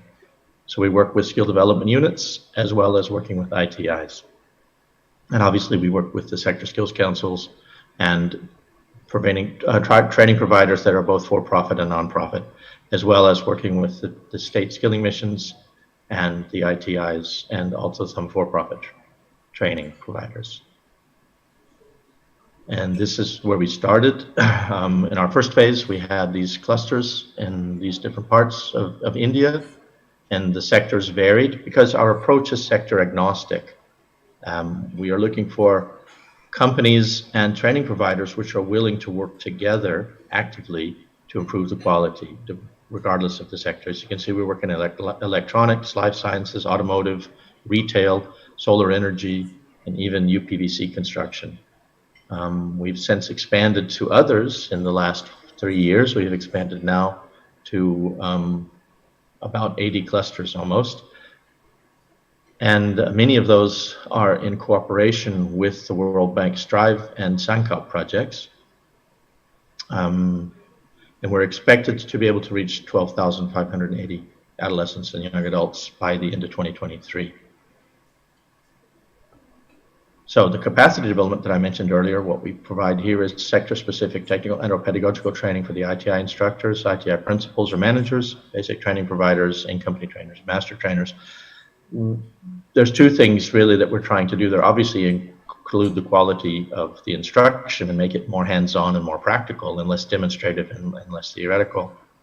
But also based on the German dual system of training, we are working on getting the in-company training to be, and the apprenticeships to be more effective and to have specific learning outcomes through better coaching, better master trainers, and better in-company trainers. They are more pedagogically aware, and they're more able to transmit their skills and knowledge to the apprentices. And at the same time, consistent with the overall approach of linking industry and the academia, we are working with some ITI principals and training them on how to do community outreach, how to do partnership with the community and with the companies to improve the quality of the training that they can provide. and the expected impact here is over 200,000 adolescents will benefit indirectly from this training. And then based on the experiences that we gain in the field, working with the companies, with the ITIs, with the skill development units, with the state skilling missions, we work with MSDE and discuss and have policy discussions, policy recommendations, strategy discussions, and recommendations as well to try to smooth out some of the wrinkles in the current system through concrete reform proposals as well as more informal discussions. And these are the clusters that we're supporting now. You can see we've expanded and added a bit of iron and steel, healthcare, some agriculture, textiles, tourism, and more solar clusters, etc. One of the reasons for that is we are consistent with the German government's priorities. We're shifting more towards the green and sustainability sectors, renewable energy sources, as well as ways of reducing pollution and having less of a negative environmental impact. So we're working with these companies to bring in new technologies that then the labor force obviously has to adapt to. So this is one of the areas that we are really promoting is the green sector. And that's all that I have to say here. I'm of course happy to answer any questions you may have. I do have to say that if you're not aware of what the GIZ is, the formal name is the Deutsche Gesellschaft Internationale Zusammenarbeit. We are a German entity which provides technical support worldwide in a variety of different sectors.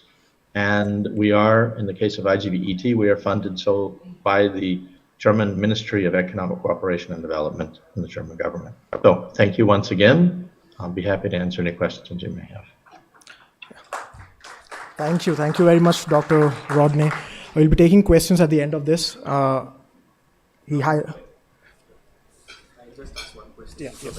Rodney, because we have some connectivity issues, I'll just ask you one question. You were mentioning about skilling in the green sector. Can you give us which sector? The green sector, the environment? The green sector, yes. Yeah. Can you give us one or two examples of some specific projects that you're doing in that? Yeah, of course. Yeah, the green sector it's funny because it's not really very well defined worldwide. But basically, obviously, renewable energies, anything having to do with jobs in renewable energies area would be considered a green job. So the solar panel installation and maintenance technicians, we have trained master trainers. We've had 2 batches that have gone to Germany for higher level of training. And we, of course, have the cluster in Pune, where we have then directly trained workers in a workforce. And we are also opening other clusters that will be working with training solar panel installers and maintenance. We're also here in Calcutta. We have just finalized with the Indian Institute of Technology, Bombay, a e-transportation or e-mobility curricula for polytechnical institutes. Okay. That is going to be adopted by the polytechnics that are providing training in automobile sector here throughout West Bengal. And it's also going to be inaugurated next week in Aurangabad for Polytechnic, the Polytechnic Institute there. And in addition, the PVC windows and doors that I mentioned earlier, that would also be considered green construction because these are insulated doors and windows, which would then help cut down on energy loss due to heating in the winter and air conditioning in the summer. So they would also fall under the category of green jobs. Excellent. And those would be more specifically in the green sector, what we would consider that nowadays as far as green jobs. But looking at the broader definitions of green, the work that we're doing, for example, in the iron foundries is to reduce the pollution. So it's not only trying to introduce new technologies which are low polluting, it's also to reduce pollution in those areas which are heavily polluting. Okay. So, excellent. But anyway, the solar panel one and the PVC one and the e-mobility would be the most obvious ones. Thank you. So maybe somebody from the Don Bosco network will reach out later to explore some possibility of collaboration. So thank you, Rodney. I know you were traveling and you somehow squeezed time to be here and to share with us. Maybe also, if possible, send us the PPT so I can share it with the network and people can understand better and see if there is possibility of collaboration. Yes, I can send that through my email. Thank you. So we will say bye-bye because there is some connectivity problem that we see. And yes, let's be in touch, and thank you very much. Let's give a big round of applause to Rodney for coming online. And over to Rodney. Then good luck with the rest of your seminar. Thank you, Dr. Rodney. I invite the next speaker of the panel, Mr. Sandesh Naidu. He is the head of vocational business at L&T EduTech.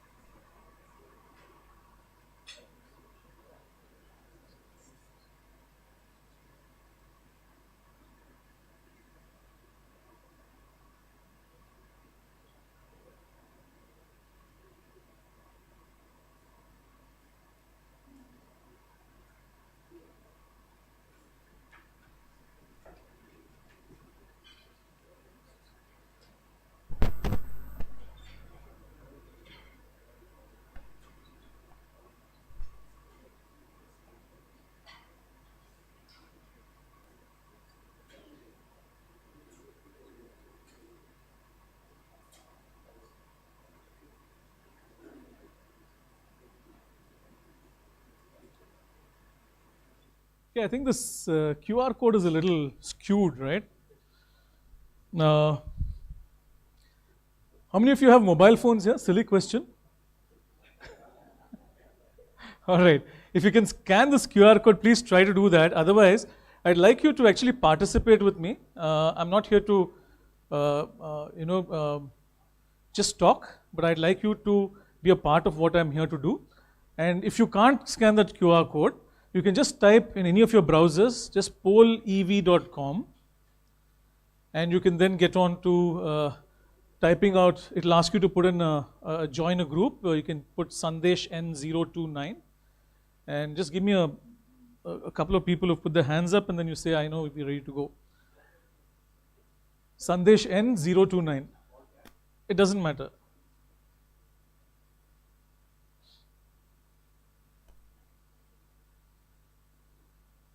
So the QR code is supposed to be square, but technology now brings us to actually slim down. I hope somebody can do that for me as well. I've been looking forward to that for some time. Right.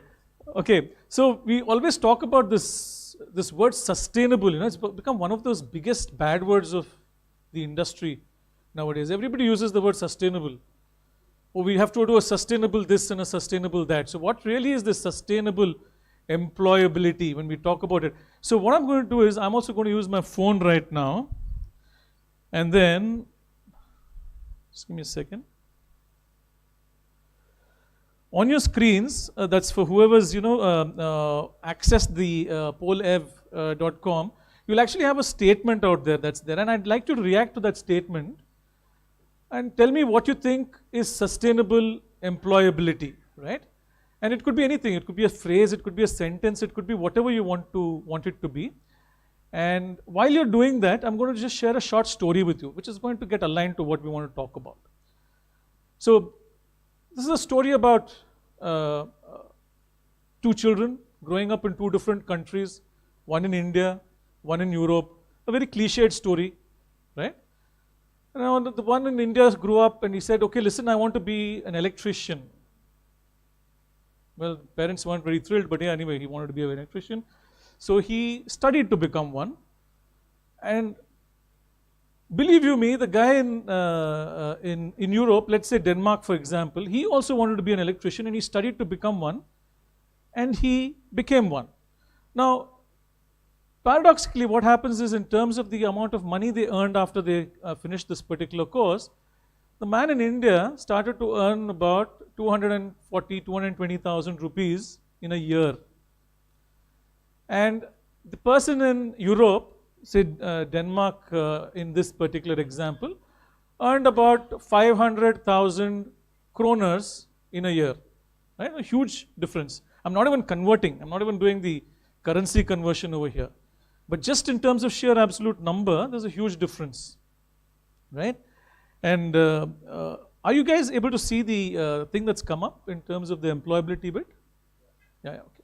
So I'm anyway just going to go a little ahead. I think most of your statements are anyway coming out here. Now, keep adding to that, but why am I talking about this story? The reason I'm saying this is because when we talk about skilling and when we talk about employability, employability is always the crux of it. At Larsen & Toubro, we believe that employability is the crux of why we are skilling people. So what is employability? It's to be able to get a job or to generate jobs for people, right? It's to be able to create value, economic value, which is employability. Now, if it has to be sustainable, it has to fit into that entire ecosystem, and you have to have an ecosystem that supports it. And the story that I told you of 2 different countries is actually about a difference in the ecosystem. It's not about that, Denmark would like to pay more or India would like to pay less or any of that, but it's just that a society or an ecosystem that supports certification, respects certification, and gives certification its value and demands certification will automatically see a higher employability quotient. Because people have taken a job or taken a course because they know that that course that they've taken has a value for them.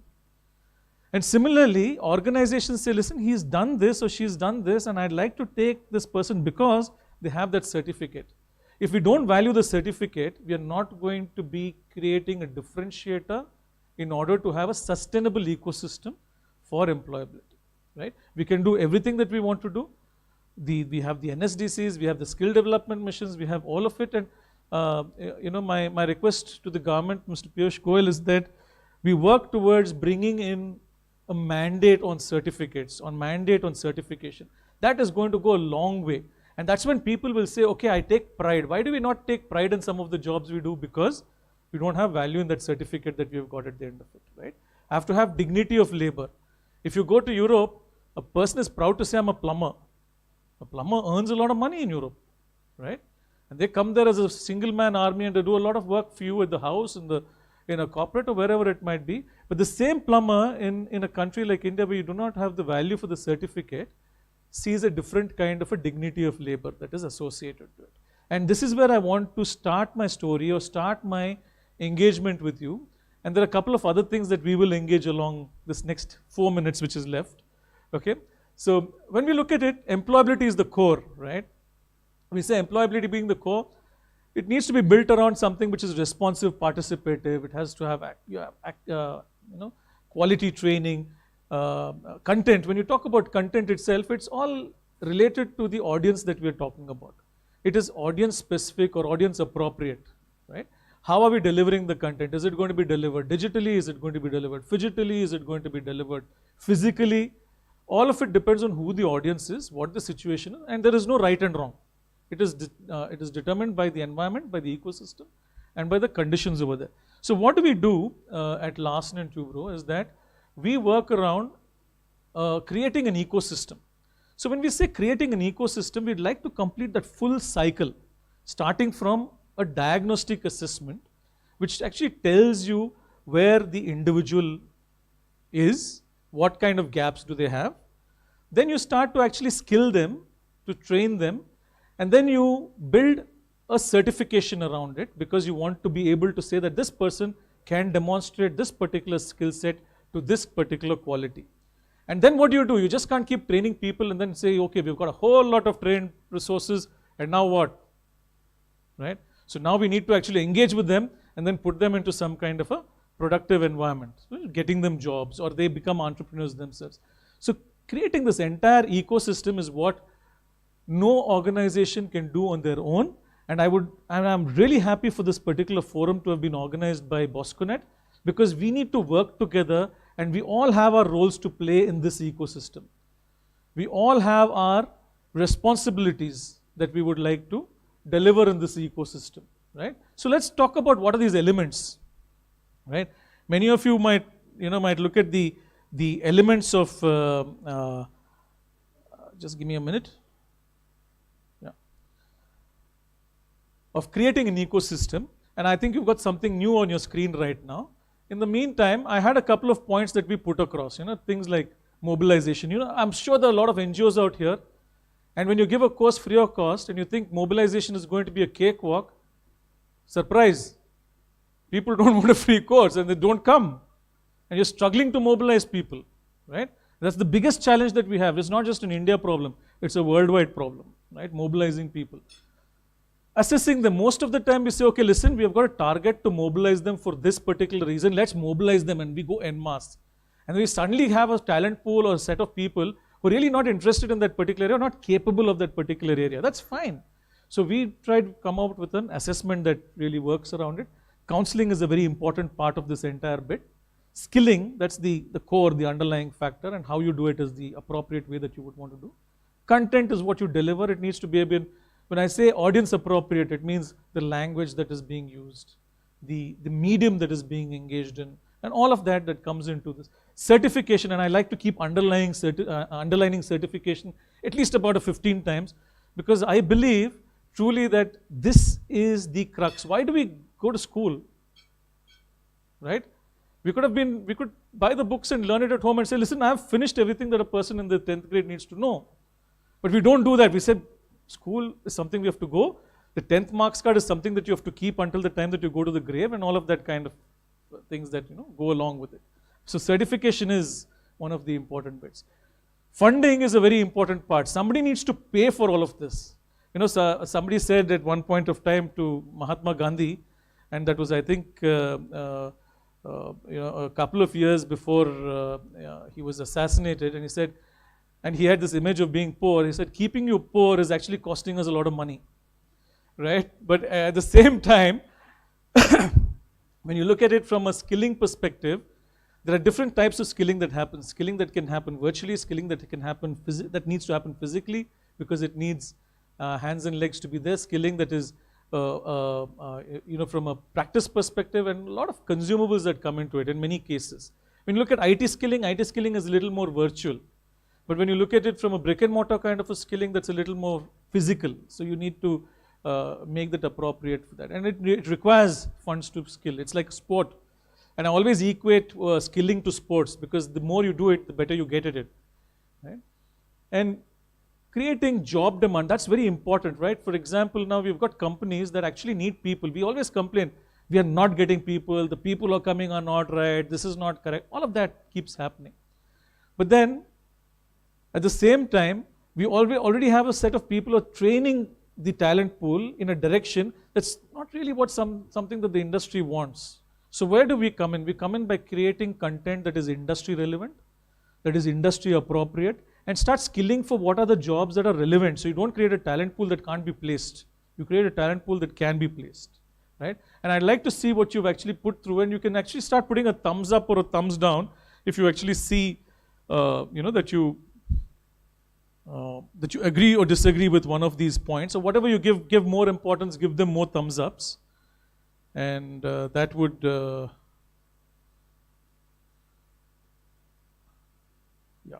Is this right? It's going up. It's moving up now. Good. People can actually give more of them, into this particular space. The only reason I'm doing this is because there might be something that you don't agree with entirely, and you might say, listen, I have something else to say. So there's also a place where you can actually enter. You can write in and say, this is what I think is an element that is important for a sustainable livelihood, for an ecosystem that's going to foster a sustainable livelihood, right? So please feel free to add to this. It'll add to our knowledge. It'll add to the forum that we are a part of, right? So what is a sustainable ecosystem that we're talking about?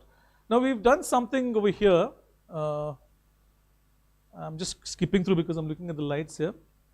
So when we started out this ecosystem, we said, okay, we've got the state skill development missions, that's right, sitting right on there. We've got the NGOs, we've got various kinds of societies that are actually reaching out to the masses. They're the ones who are there on the ground. And the mobilization can actually start from there. And which are the training institutions that happen, whom we support? We support colleges, we support institutions. There could be engineering colleges, there could be diploma colleges, there could be arts and science colleges, there could be wherever, there could be ITIs. So we work across the spectrum with all of these colleges. Then we say, let's do a bit of screening, the different types of screening that happens. So When you do a screening, we talk about it from a perspective of a diagnostic assessment, how people are. And once we do that, we then come down and when we say, look, we've got different kinds of courses. We've got preparatory bits, but you also have something, you want to be a supervisor, you're an ITI student, you've completed your 10th with at least 50%, wonderful. We will help you become a supervisor. So we're looking at clear-cut areas and say, this is where the job lies, this is what you can skill for. We give you an opportunity to come and attend an interview. So you're completing that entire circle. You're not leaving the student hanging or the learner hanging from whichever part of society that they come from. I represent the vocational skilling division of Larsen & Toubro.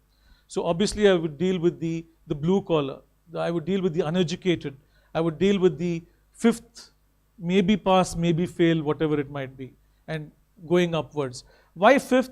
Because at least some amount of literacy is necessary for me if I have to put them into industry, if I have to work with them, and so on.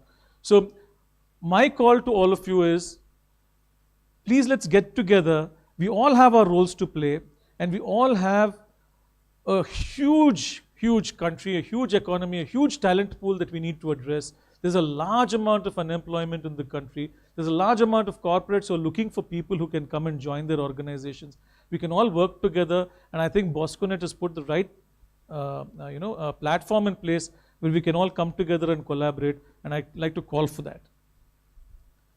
I'm done. Thank you.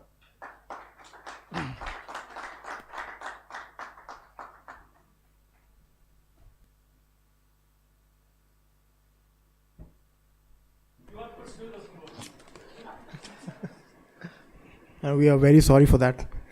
Thank you, Mr. Sandesh. Next we call on the third speaker of the panel, Mr. Vijay S.J. He is the director at Homation India Private Limited.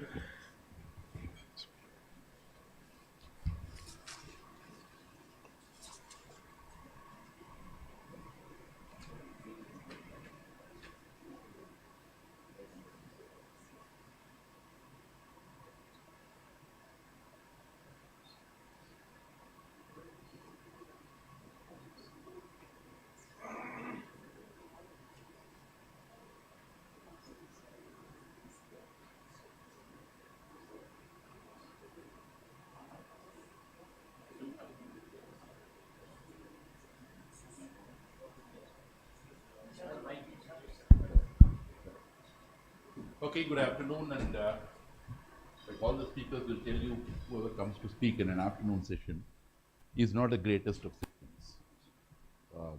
There will be a little bit of drowsiness that one has to deal with.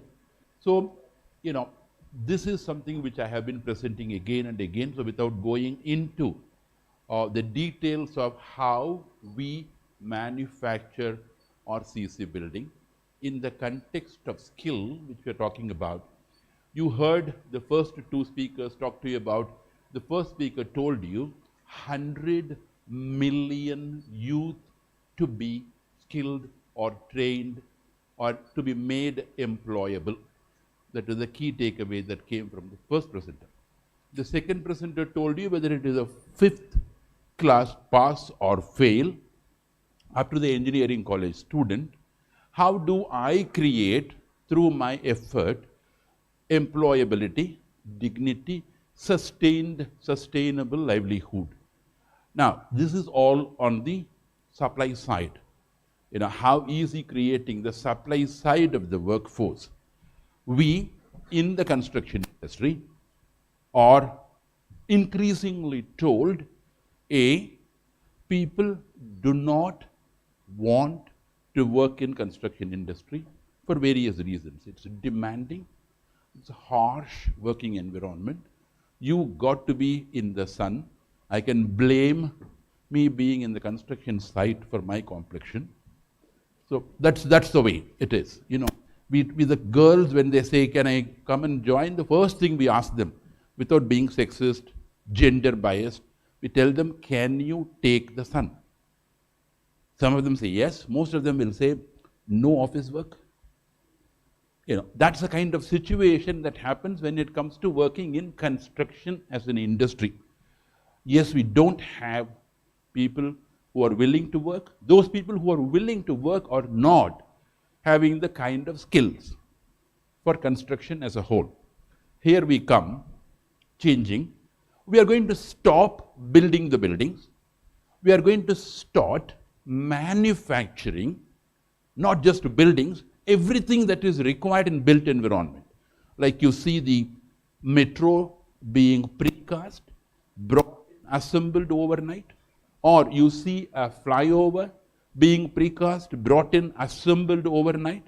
The same way, we are saying let us switch away from the manual mode of creating the built environment into manufacturing.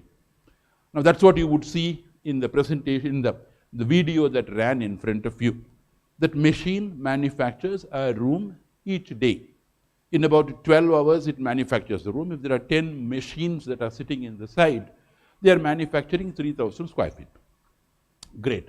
Everybody claps and says, wow. The problem we face is the following.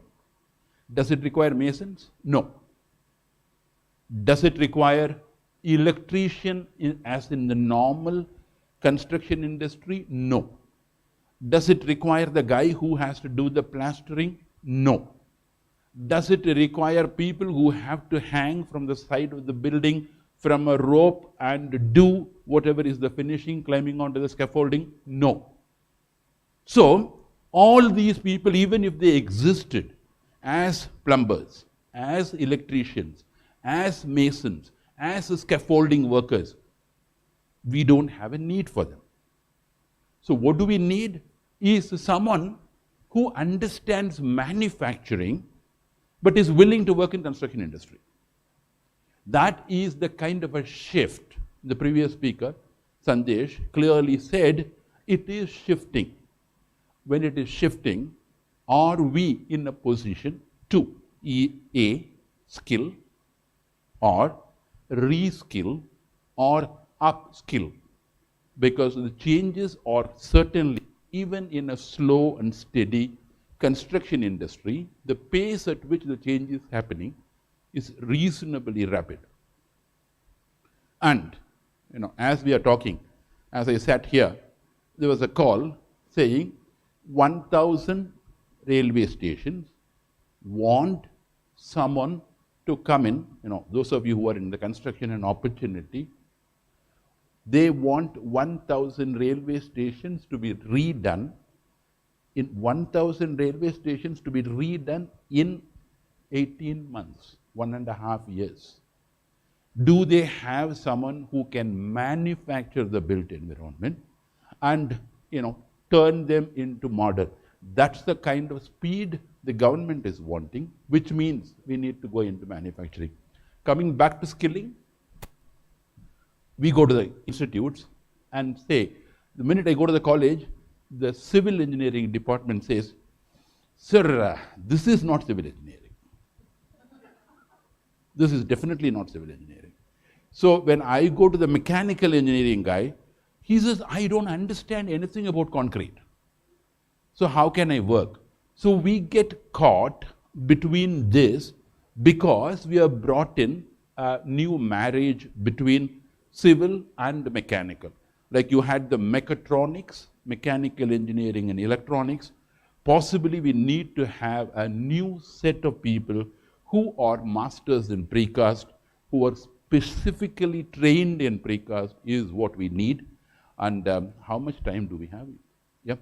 So I will just run through what we do so that it will throw up the opportunities for what kind of a skilling it required. Sir, we will run through this presentation if we have the time.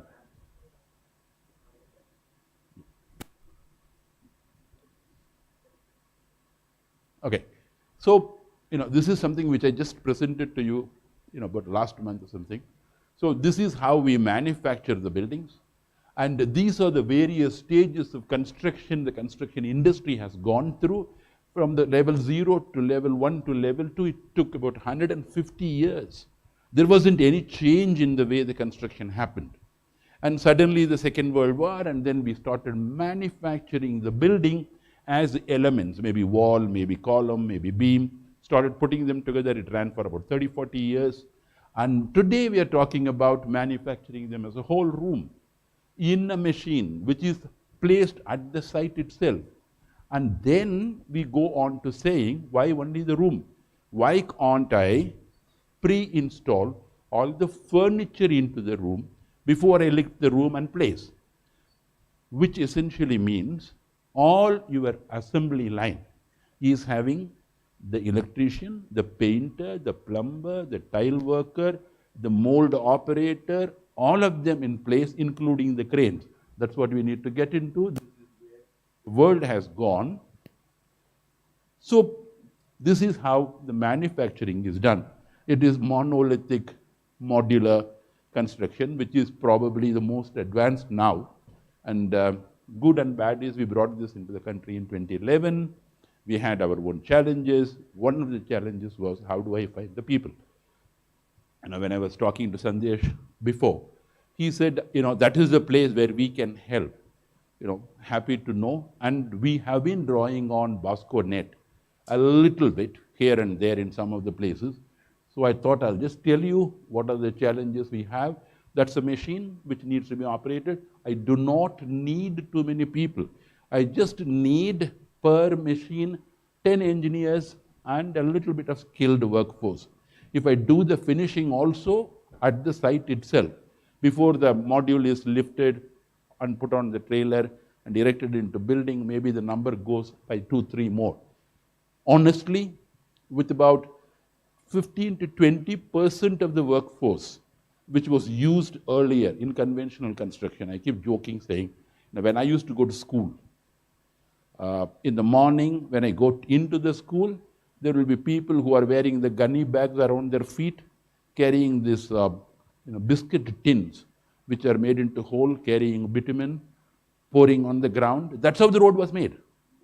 And by the time I come back, they would have done about 10 feet or 15 feet of the road. Today, I go to Bombay, I come back, he has covered a kilometer. That's the kind of pace things are happening. And hence, we probably need lesser and lesser number of people earning more and more because their productivity can go up, and that will demand higher and higher level of skills. That is finally the answer to all the questions you saw. Sustainable livelihood, because you are giving them the skill and they're working with highly productive stuff, can increase. And I think that is the route we probably have to take. And this is the video. I don't know whether you had a chance to see. Can you run the video, please? Yeah, that's a machine which this requires about 10, 11 people. If you're doing finishing also, it requires another set of 5-6 people. So 17 people can deliver a 300 square foot house ready to live in each day from each machine. That's the level of productivity.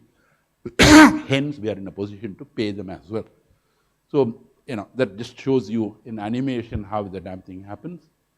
And that's what you get in the morning. Every day morning, every machine gives out a room.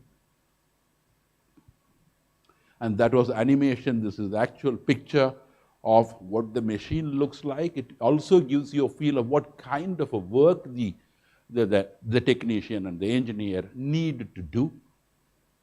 Unlike the conventional construction, you run all this in the machine which is sitting at the site on ground, got to be precise. That's where the higher level of skill requirement creeps in.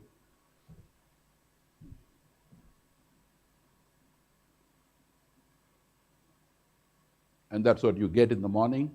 You take out the room. You can make each room with all 4 walls, or you can make them one wall open, so you can combine them together. So truly, construction today in India at least has begun being manufactured built environment.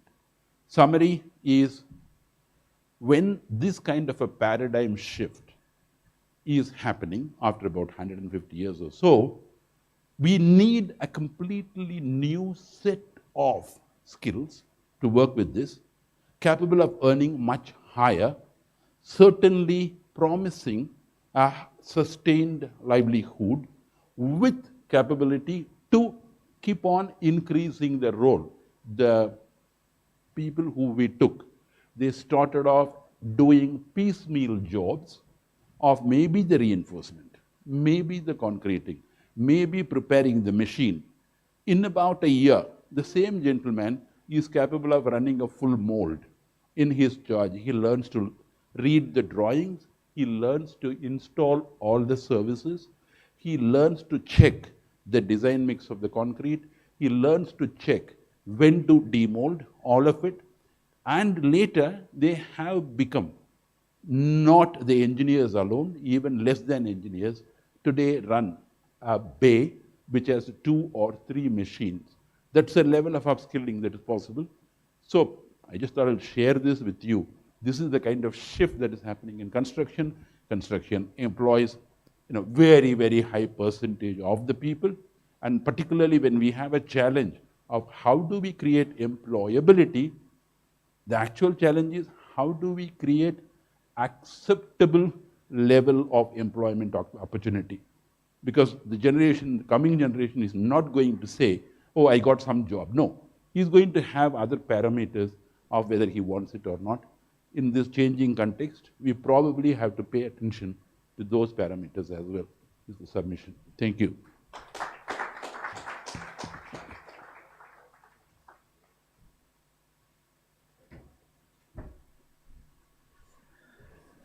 Thank you, Mr. Vijay. So I call the next panelist, Ms. Shraddhanjali Kumari from Siemens Healthineers. She is from the CSR department there.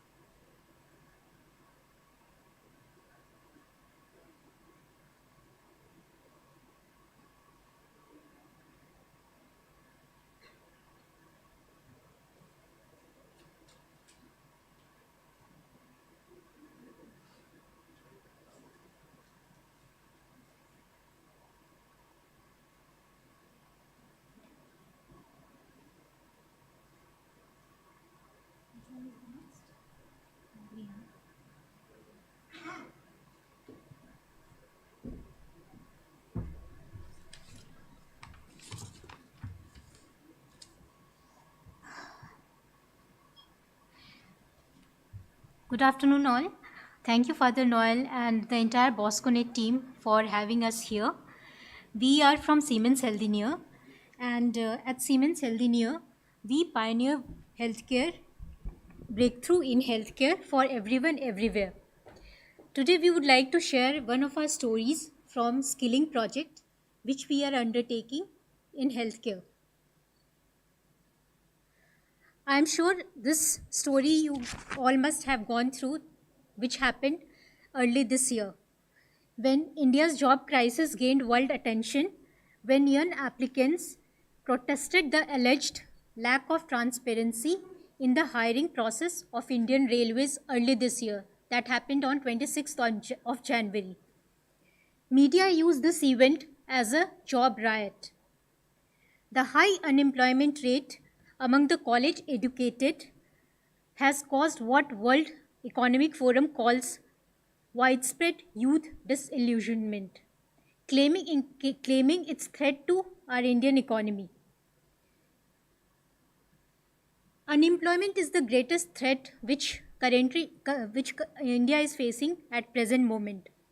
It adversely affects the disposable income of the families, erodes purchasing power, and also reduces the economy's output.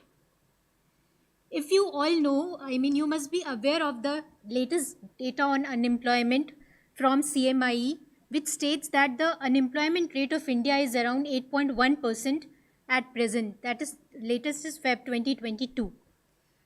However, there is a small improvement since second wave of COVID 2019, which was at 12%. Also, in addition to that, the data also suggests that men in the age group of 20 to 30 years, which are most productive, are around unemployed. And if we talk about women, India is the country where women are least, engaged into workforce. And whatever the employment rates are there, mostly are into the informal sector. We are dealing with dual problem. Being in healthcare industry, another challenge is having the allied healthcare force. Health, we all know that health and well-being contribute to economic and social development. If we talk about the situation of allied healthcare workforce, India as a country is really struggling.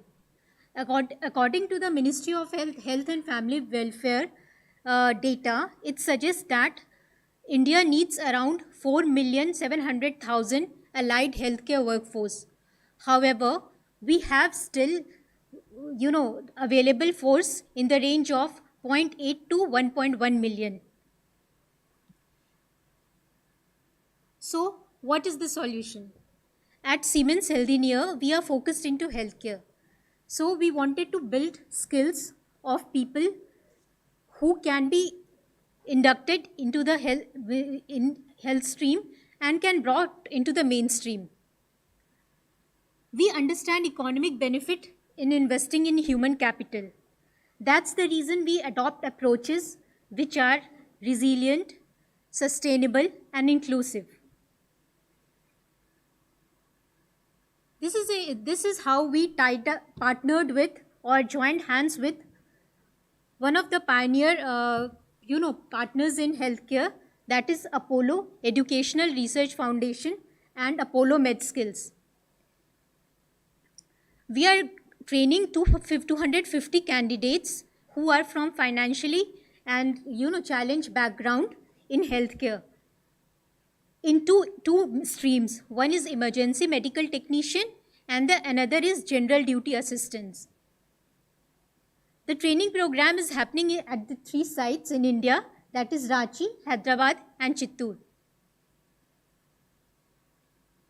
We are using the standard curriculum which has been developed by the Health Sector Skill Council and NSDC. And the quality of the training is, being a healthcare industry, because we have to deal with lives of people, the quality of training has been ensured. As Mr. Sandesh talked about the, life cycle of the any skill building program, it starts with mobilization, which is definitely a not easy piece of cake. It's required a lot of effort. Again, then, screening, counseling, and then the classroom and the practical training starts, followed by on-job training at the, healthcare centers or hospitals, final assessment, bold and underline, I would say, certification, and finally placements. So these are the 2 courses which I spoke. The general duty assistant program is for 6 months and the emergency medical technician program is for 3 months. And for the emergency medical technician program, the minimum eligibility criteria is 10+2, and for the general duty assistance program, it's 10 standard. So these are some pictures from our mobilization effort. And this is the classroom training. For classroom training, since it is a service industry, we need to give more emphasis on the soft skills as well. So if you see empathy, communication skills, time management, financial management, and all other components are also taken care of. At the end, after certification, the candidates are placed in the hospitals or healthcare centers or the diagnostic centers, or nowadays home health care clinics are also functioning really well. So after clearing the examination, final assessment and certification, our implementation partner Apollo MedSkills have more than 100 placement centers. So candidates are well placed at these centers. This is a story from one of our participants who really wanted to share. So I would request to play the video.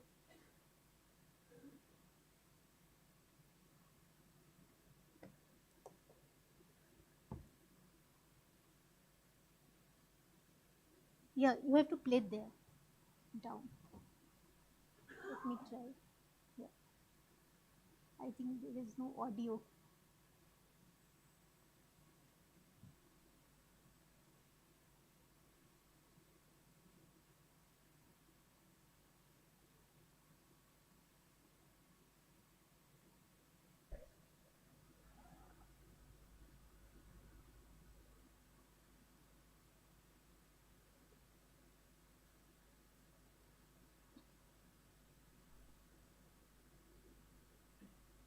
it's okay if it's not working. It's okay. So I would like to end the presentation by saying that it's right time to encash demographic dividend.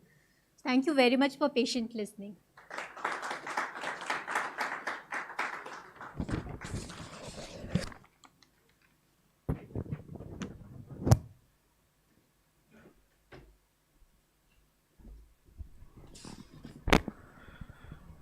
Thank you, Ms. Shraddhanjali.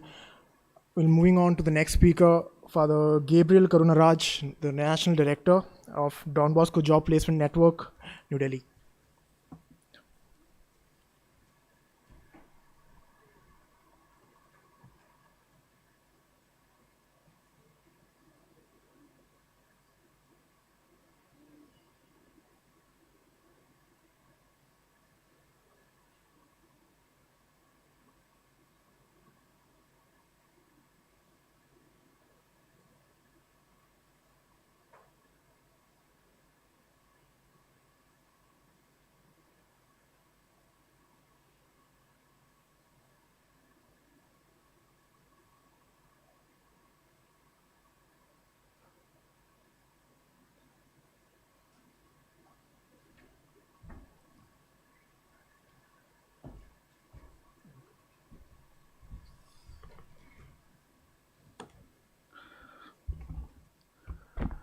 So good afternoon.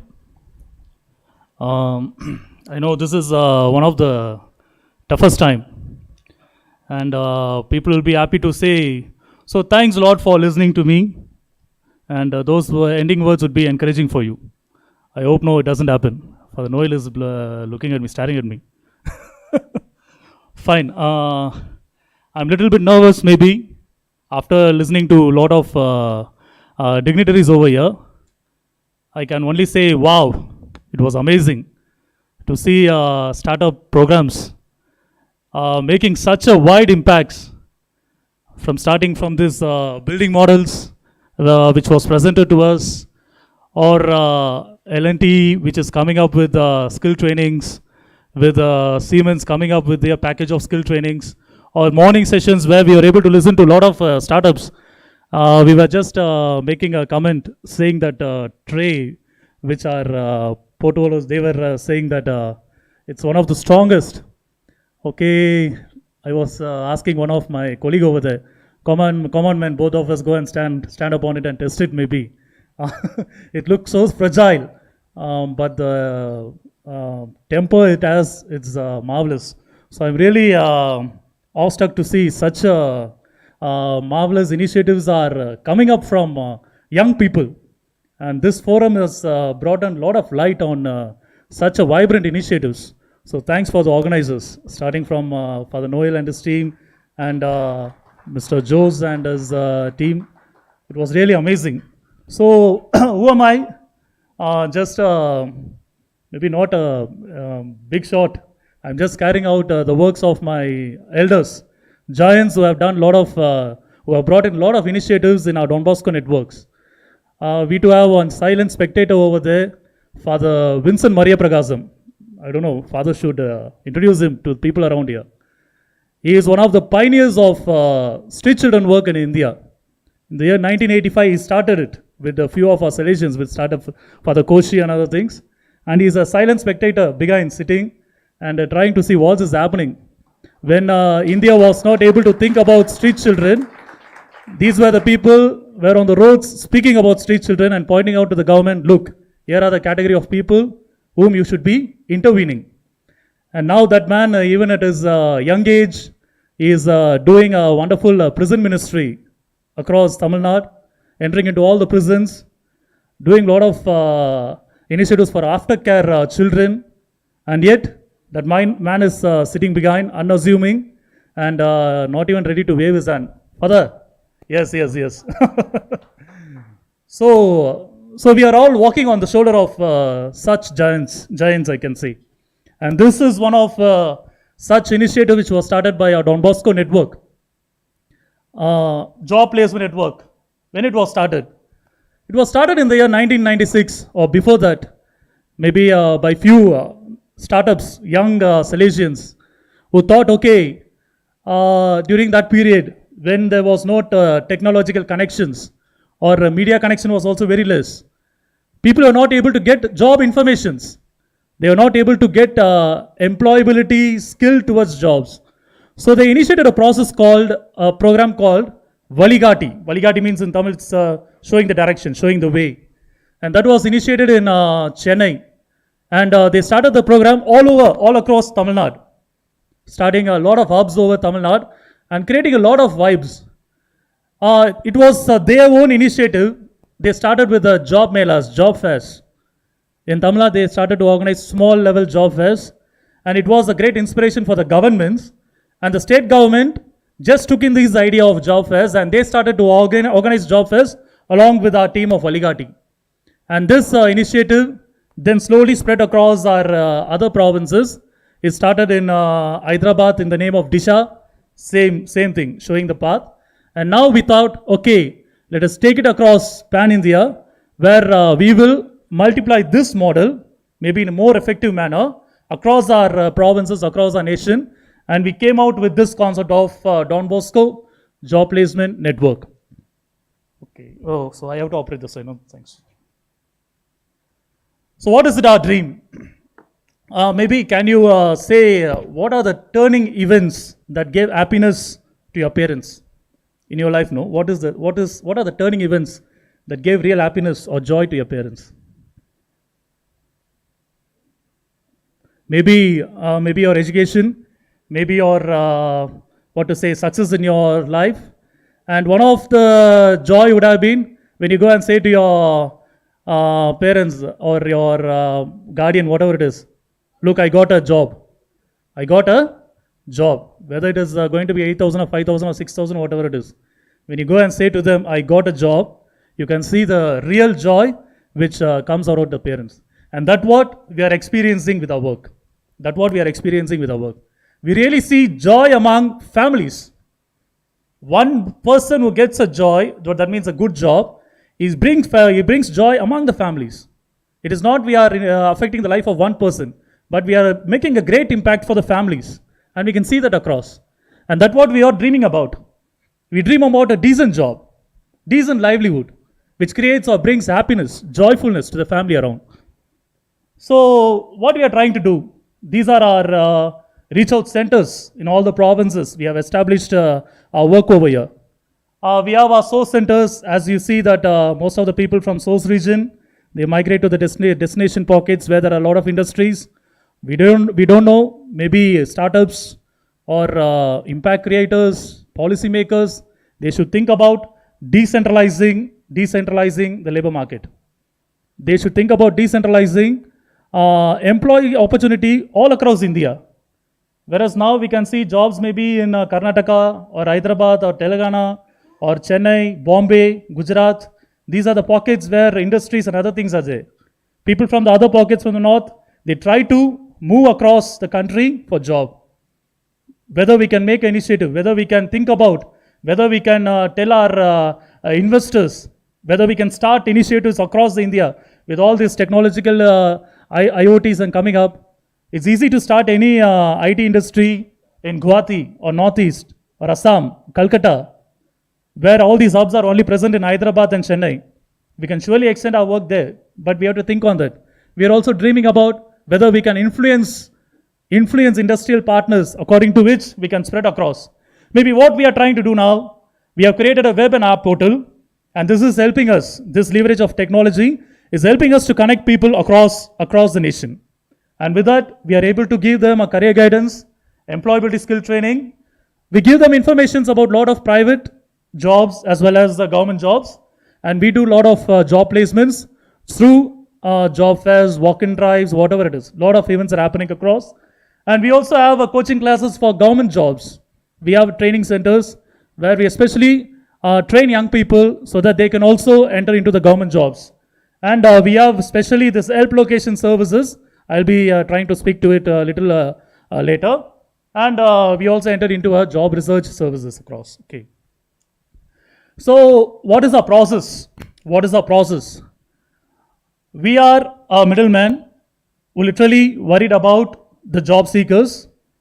And according to the job seekers' capacities and capabilities, we try to negotiate with the recruiters, and we help them to find a job which is decent, and we also help them to locate to a safer zone. If okay, some people is moving from north to south for a job, we try to connect them with the help locations. That's what I call as help locations. We have a Don Bosco network across India, 362 networks across India, which serves as a help location. If we try to tell to them, Father, look, some boys are coming to this particular place, why don't you help them and take care of them? They are ready to assist them, because there is a cultural shock. And we know that this situation of COVID, you would have seen migrants walking across. And I was in Tirupur, and I was literally helping, like our community were helping like more than 30,000 migrants to be sent to different part of their own countries or own states. And one such incident happened that in Guwahati, I think 300 to 400 young people in one particular train. We helped them to get into the train and told them to go to Guwahati, because from Guwahati they have to disperse to the other northern state.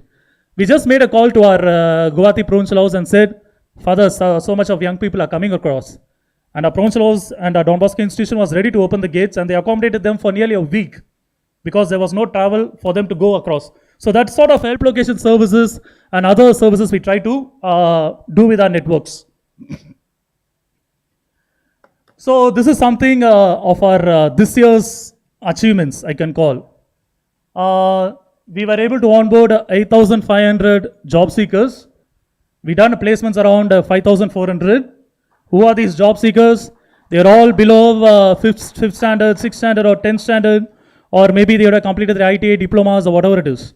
So we are able to place nearly 5,400 candidates. Even a partial COVID time was there. You know the situation, partial COVID time was there, but we were able to do it because technology helped us out. And how we were able to do it? After onboarding them, we gave them a skill training. Skill training not in the sense of giving them a training with the technology or not. No, it is like an employability skill training. It's like creaming the layer, no? Like we teach them how to write a resume, or maybe how to face the interview, what is the job expectation, how should be groomed for that. So those type of things, a little bit of training we gave. Then through referral placements, maybe directly we contacted, we have a tie-up of 450 companies with us. Through them, we were able to place some 2,000 odd candidates through direct reference. Then we had 150 walk-in interviews, which was organized in different parts of centers.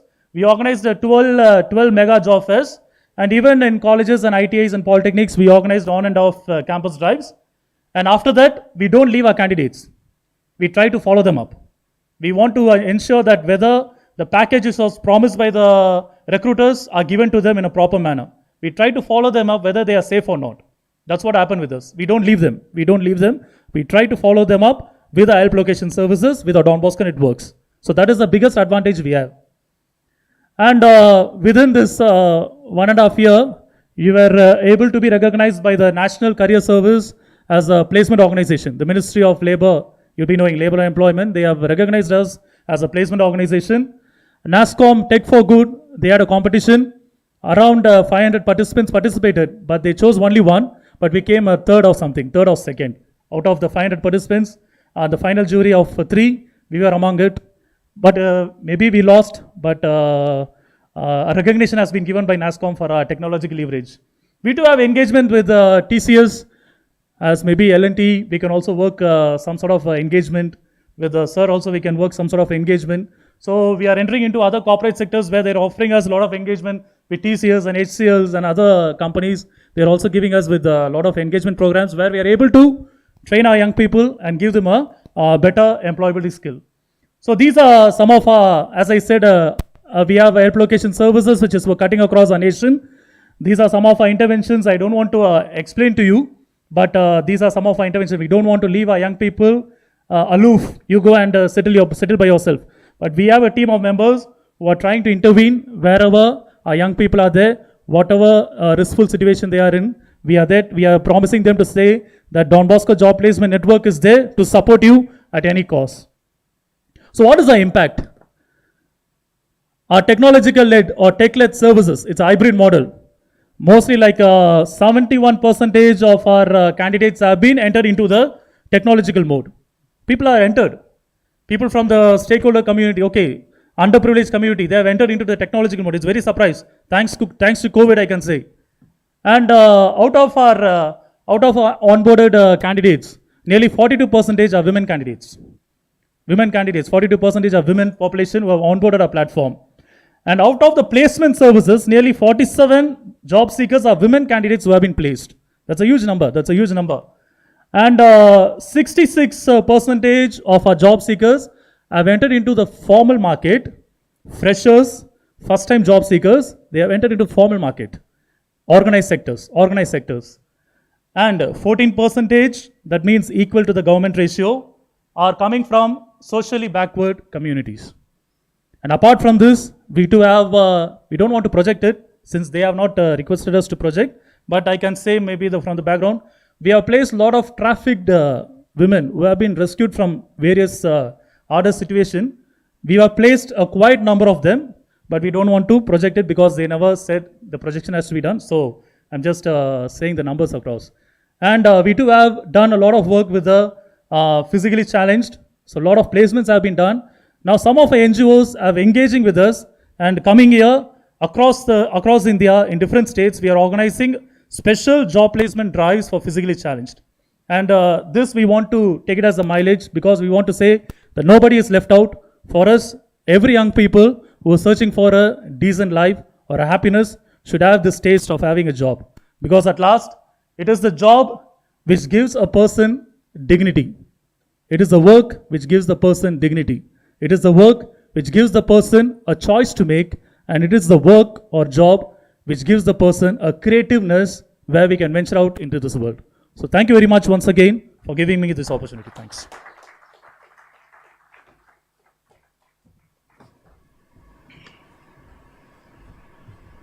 Thank you so much, Father Gabriel. Invite the next speaker, Mr. Prashant Varadaraj. He's the head of tech, services and smart cities at India Innovation Center of Denmark. And this won't be a simple presentation. It will more be like a fireside chat with Mr. Jose. So I invite him to the stage. Yeah.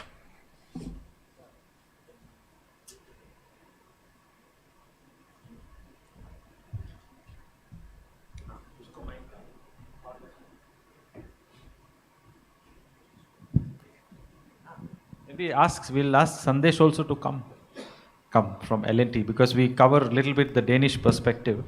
Let me. So I wanted to make a special mention of our Danish Consul General S.K. Bo. He could not be here. Come to the center. Come. He could not be here, but he had to be in Delhi. He wanted very much to be here. Please take a seat. So Prashant is heading the innovation network from Denmark in Bangalore and taking care of smart cities and all the other areas of technology that Bangalore and Denmark try to connect and network with. And of course, we have heard our speaker from L&T as well. Now, why are we having this kind of fireside discussion and not a PPT? Because it was the idea of Prashant. He said, look, it's in the afternoon. I don't want to show slides and put people, already maybe they are tired. Let's have an engaging conversation. So thank you, Prashant, for that idea. So I'm going to tease their brains a little bit to check multiple things. And this is about the future of skilling. So first I'd like to start with you, Prashant. We have seen recently a lot of news about Denmark managing to achieve a huge energy security with their offshore wind and wind farms. And given the current situation with the Ukraine war and everybody is talking about gas prices and how it's important to have renewable sources of energy. First, how strong is Denmark in this area? Second question, what is Denmark and India trying to do in this area? And third, what type of skill requirements do you think will be coming out of this? So 3 questions. Thanks, Jose, and thank you. And thank you for the questions. you mentioned about energy security, and probably this is probably the exact right time in which you'll be talking on that. We know how some of the countries in Europe are suffering at this point of time because of their over dependence on the renewable or non-renewables, right? Denmark has been lucky to some extent in the sense that we opted into renewable energy a long time back. Now, for most folks in the room, probably renewable energy means probably hydel, probably solar, because that's what you can touch, feel, and see, right? But Denmark is good in one more area, probably, which is called as wind energy, right? And wind energy is something we have been doing for quite some time, almost 20, 25, or more, probably 30 years, more than 30 years. But one thing which is quite recent is what is called as offshore wind. And offshore wind is also the reason why you find that there's a lot more energy security coming in, because you can set up huge wind farms out in the ocean, which is probably 3/4 of the planet in terms of size, right? Just to give you an example, I think in Denmark, we have got the policy of setting up 2 energy islands, which are going to be set up and hopefully getting completed by around 2030-35. When completed, they should be giving you almost like 20-25% of the energy from those two wind energy islands. And this is for the whole country. Whole country. And just to give you a small anecdote, last year when the Danish Prime Minister was here, she shared this idea with Mr. Modi, and the first thing jumped up is that we need a wind energy island in India, right? I hope that it was so simple, but yeah, the idea is that we should get those kind of renewable energy places going as fast as possible. The second question which you asked was in terms of the kind of skills and the kind of investments which are required and how Denmark is helping. I mentioned the next big thing in wind is offshore wind, right? Anyone who is in the industry will tell you that offshore wind is the next big thing. There's a lot of capacity building which is happening inside India with an agency in Denmark called as the Danish Energy Agency, DEA.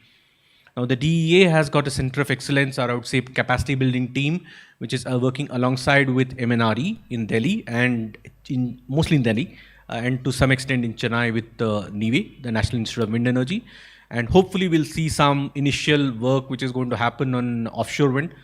If you're lucky, it may happen near us. Probably I think one of the first identified places for that is Dhanushkodi near Chennai. So we hope to see some interesting work which is happening in offshore wind. Now, let's come back to the question of skilling, which is probably the reason why all of us are here at the table here, right? A lot of these areas are relatively new and going to expand as the time goes by. More and more, right? So what is going to happen is that there's going to be a huge need for skills which are probably in short demand right now. You go to any industry right now in any part of the world, and I think Sandesh will add more on that, everyone is suffering from a shortage of labor, right? And this in a part where these are established, mature industries. So you can imagine what can be the fate of a growing industry. So one thing which is needed is that we need to be proactive in that, to figure out ways in which you can skill, reskill, and upskill people to be job ready for new age industries, right? Because one thing is for sure, if you're going to be, almost everyone is sure that you're going to be going completely green or carbon neutral as it is being called. You can quibble about the date. Someone may say 2030, someone may say 2050, right? But given that 20, 30 years down the line, one thing is for sure that almost the hydrocarbon industry is going to come down and the green energy is going to go up. So the need for skilling is only going to increase in the sector. And I think everyone needs to put their heads together to figure out what are the best ways to skill people for the new age sectors, especially wind energy. Because again, Denmark is a small country, so obviously we can't claim to solve the problems for the entire world. But we do try to punch above our weight in the areas which we choose to specialize in or where we have a strength. And energy, smart grid technologies, water, and other similar, agriculture, right? These are some areas where I do believe that we have a lot to contribute to India. Yeah, thank you. Thank you, Prashant. One of the things is the Danish Prime Minister, when she was here, she used to talk of this Danish speed and Indian skill, They have the speed, we have the skill, and the market where the demand is there, and for the foreseeable future, it will continue to be there. The reason why we are doing this discussion, also it will be a very short one, but we want to put these this future industry as seeds into the minds of all those who are here and watching us online, because everybody, like from morning we have seen most of them have a presentation on solar and what they're doing in solar across the different, Don Bosco network, and also it's a familiar thing. So here I come to you from the L&T side and from the L&T perspective, because Mr. Naidu emphasized certification, underlined 15 times.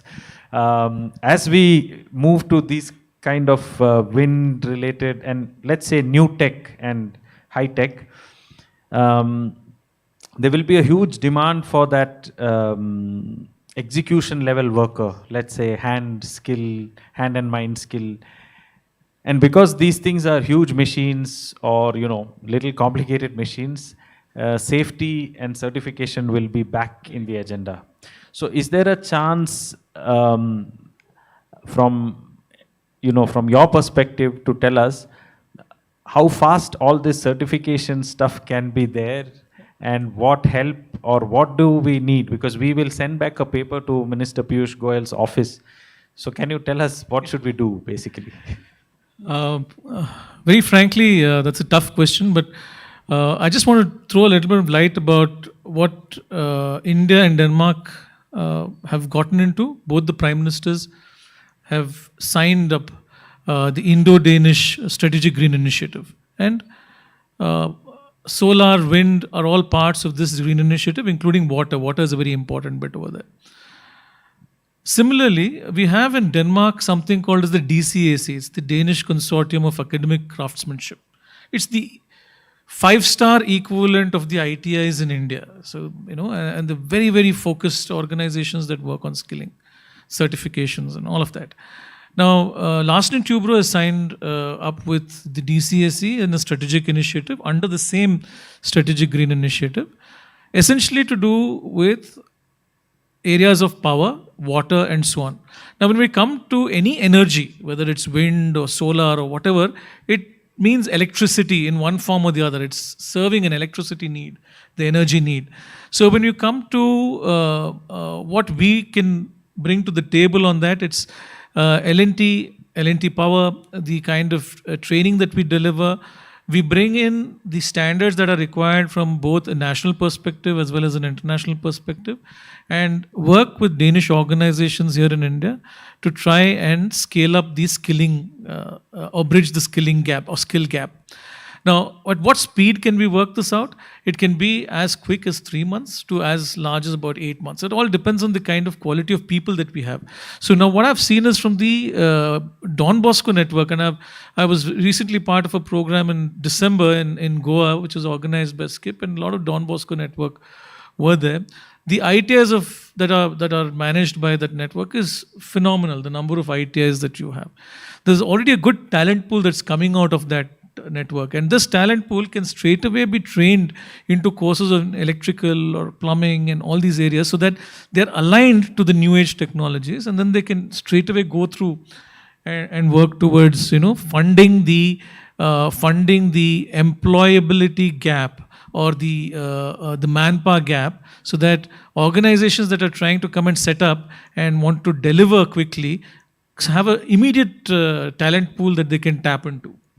Okay, great. So I think Father will be happy from the placement network because next time when he shows the presentation, the number of digits will be more, I don't know how much more, but at least.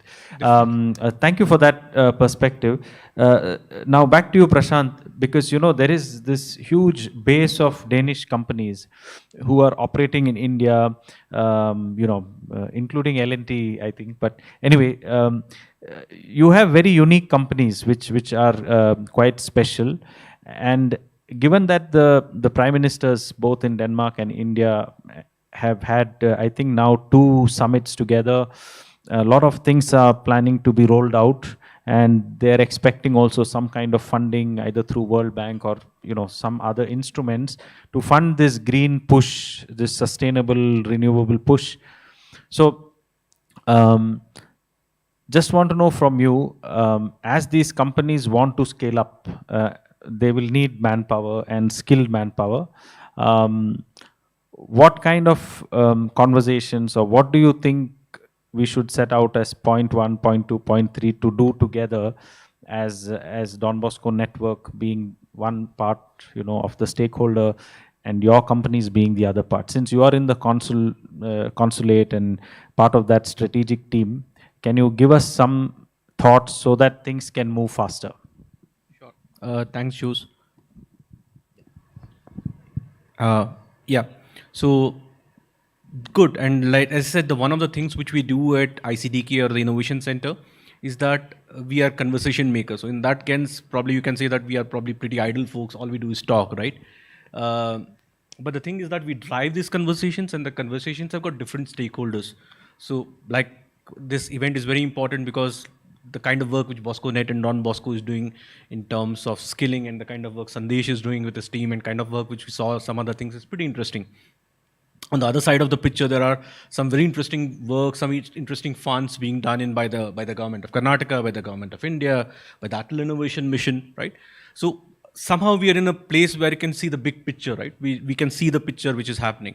And on the side, we have these Danish companies which are coming in, both the older ones which have been in existence for let's say 20 years, companies like YESS, in wind, and probably Grundfos and Denfos in other areas, and new ones which are just coming up every day. For example, I think last week a company called Batter was set up, Batra, I think. So they had, I think, close to 500 odd people setting up a plant. So these things are happening all the time. And as I said, wind is growing with offshore wind coming in. It should be growing even faster. And there is also a lot of work which is happening in the water side. So one of the things what we can see, which we are trying to see, is that if we can figure out a mechanism, and we are in the thought process of that. So it's also an ideating forum. If any one of you has interesting ideas, feel free to hit us or hit Joe's, and probably we will figure something out, or we'll try to figure it at least. Is that how can we bridge the gap? On one hand, you've got the demand for talent, unsatiable in some cases, and on the other hand, you've got people who are not skilled enough to get those jobs, right? At some point, the twain has to meet, and you have to figure out how to make that happen. How we do that, whether you do that as a certificate program specifically for wind, do we do that on a small scale and then scale it out, how many organizations need to be involved, so on and so forth, is all up in the air. So I don't want to claim credit for something saying that we have done it. No, we have not. Have we figured it out? No, we have not. So there's a lot of what we have nots, but the idea is there, and this is probably one of the forums where we want to ideate that through. Thanks. Great. Yeah. Thank you. I see a tremendous sense of openness to connect the dots, and I think that itself, I'm sure, will highlight to all the people here in the room, because you are from all over India, and many of the Don Bosco. The good thing is they also run many of the schools and so on. So it's also possible that as they do their eco clubs in the school, inspire the young people to think about, renewable energy and, the new green sectors of employment. And then if a child dreams, that's what, that's where he's going. Things are much faster, and, I'm sure that together everything will be. One thing you just meant about child, this is a subject which is close to my heart. And I know it's killing, but I just wanted to put this question about education also. Every one of us, I have a kid, and every one of us forces them to get the better marks and stuff. But there's a thing about rote learning and a thing about experience-based learning, right? Now, one thing which Denmark is, I have found personally, this personal experience, I'm not sure it's an experience of everyone around, is what I like about that is the experience-based learning and the creative learning, right? For example, when you go to everyone has probably used some kind of a Lego set at some point of the time in their life, but that's all we have done. But if you go to a Lego store, for example, at the Billund factory house, it's like a huge area, and people sometimes spend days figuring out what to build, right? What it does is that it builds creativity. But I also understand that there's a gap there. You can't have a Lego-like system in a country where population where 250 million people are there in schools. So you need to figure out tech mechanisms which can scale those creative learning in a hybrid environment. During last year's BTS, we had Alan, he's the principal of a school in Bangalore called as the Chaman Bhartiya School. And he was used to be the principal of the Ostad Gymnasium in Denmark. He calls it the hybrid model, which is probably going to gain ground, is that you use technology to scale education-based learning without a creative-based learning, without compromising on the human touch, right? And this is where I think also there are some very interesting Danish companies doing some work, some very interesting Indian companies doing some work in that. And I guess this is where we should go in terms of creating the next future workforce also, so to speak. Thank you. Great. So I think, guys, all of us will understand that they are interested to talk, and we should catch them as soon as as soon as we can, and continue the conversation. I think Father Noel and Bonnie and you're taking notes that we have to reconnect and get into the loop again, and to see what we can do probably with SK. Thank you so much, Mr. Naidu. Thank you, Prashant. Maybe can I call the rest of the speakers? We just have a group picture together, and then we move to the next panel. Just for information, coffee counters are open. Please bring your coffee and come back. I think we'll have a grand networking at the end where everybody can talk. You can have some music as well, and we can take a couple of pictures. The team can come to give the stuff. The memento thing, is it there? Okay. There are some mementos. Yeah. We would like to specially thank Vijay. Please come. And Father Noel will speak a few words. I will get those mementos. Please sit down, please.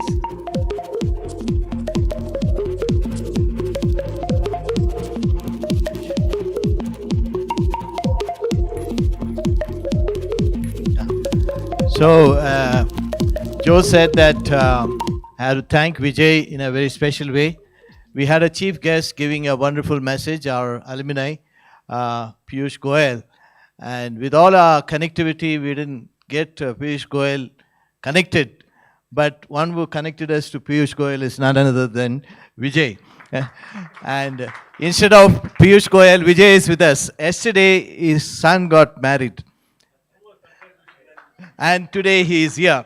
I think this is what commitment to a cause is. I met him in the last summit here, in the Future IST summit. We were casually talking, and then he said, we made a small presentation about Don Bosco, and then he said, yes, I know the good work you're doing. Then we got into the conversation, and that's how we got Piyush Goyal. And today, very glad how Vijay came up, and his talk was also really picked up, and how we can do skilling in our Don Bosco institutions, and it was really inspiring. Thanks, Vijay, for that. We'd like to give you a simple memento. Don Bosco doesn't have silver and gold. We are very poor. So, I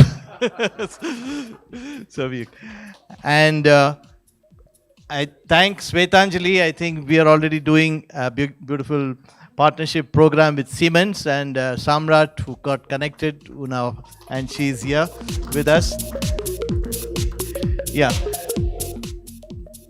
And dear Prashant and Sandesh, I met SK in the Indo-American Chamber, and then we talked, and he wanted very much to come, and he was talking about green hydrogen and how we can collaborate, how to skilling, etc. I'm very grateful to him. Please convey our thanks, and both of you made an impact. Can I ask you one question? Yeah. See, in Denmark, how the industry is involved in education? Simple question about domain-specific skills they are giving. Are they getting involved there, and the students who are coming out, are they getting educated? And the industry is really involved in training the future skilling. Industry has always been involved. Yeah. And it's a little more so in Denmark because of the way the DCAC itself is structured. Yeah. It's the Danish Consortium of Academic Craftsmanship, and they're all entirely industry-oriented content and programs that are there. So when they start skilling people, it is entirely meant for actual consumption by the industry, and they're done in partnership. Yeah. So I just one more question, and you can complete it.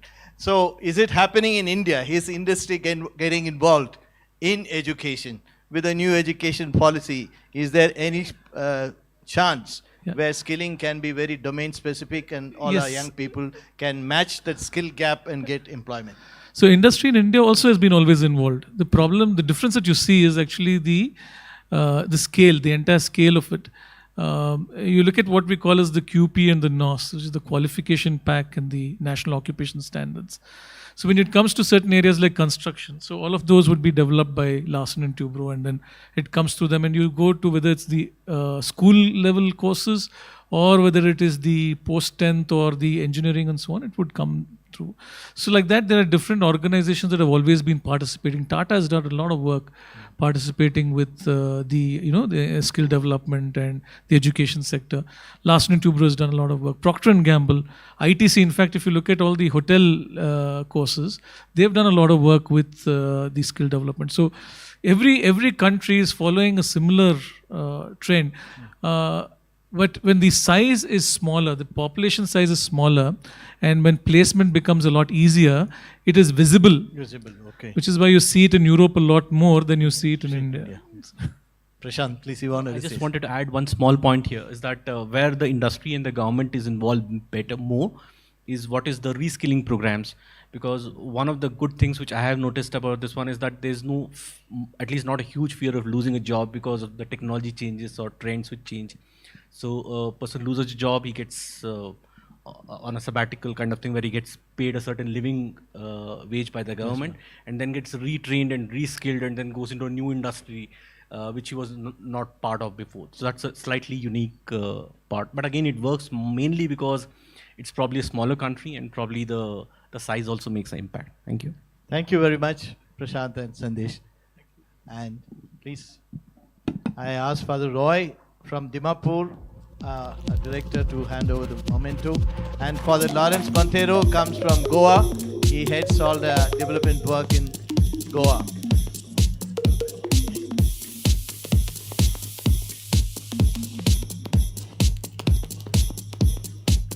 And we have our young, dynamic job placement director, Gabriel. After he took over, it has got a real push, and a lot of young people are benefiting. Thanks, Gabriel. Thanks to everyone. Let's take a photo together and we can go.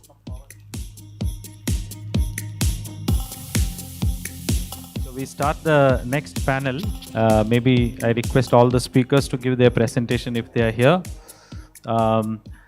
May I ask Cheryl Bartholomew to come forward and then take over. So once again, the social media handle is on the YESS Forum website, so you can go there and write about some of the great ideas that we heard. Thank you so much to the panel.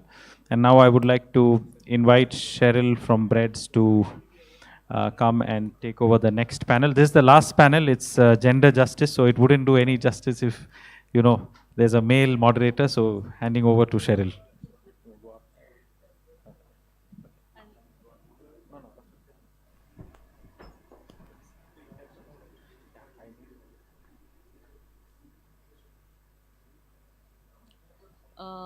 Good evening, everybody.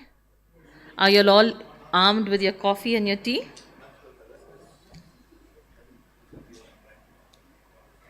We're in the last segment, which is gender justice. And I'm following Jose's style, where we will let each of the presenters tell us about themselves and their work. And then at the end of it, we will have a discussion. Okay, I'd like to invite Dr. Preeti Shah Curtis. She is the Manager of Occupational Health and the CSR Lead of ASCO Nobel India Limited. Welcome, ma'am. ASCO. AXO. Okay. Would you like to? I'll introduce and then sit. No, would you like to also my? No need. Hi everyone, good evening, and thanks to YESS Forum and Don Bosco. I know it was a great pleasure once. Your presentation. Yeah, thank you. Is it right? Yeah. Oh yeah. So as Shirley told that I'll introduce myself and then start with the presentation quickly, so that we don't waste time. I know I heard from morning that we are much ahead of time, I guess, so, as per the schedule. So I come from a background of industrial health, safety and environment. So I just saw the last session which said more about the environmental impact and energy stuffs. So I have 17 years of industrial experience with a multinational Dutch-based company, which is called as AkzoNobel India Private Limited. And this is present in more than 45 plus countries in the world.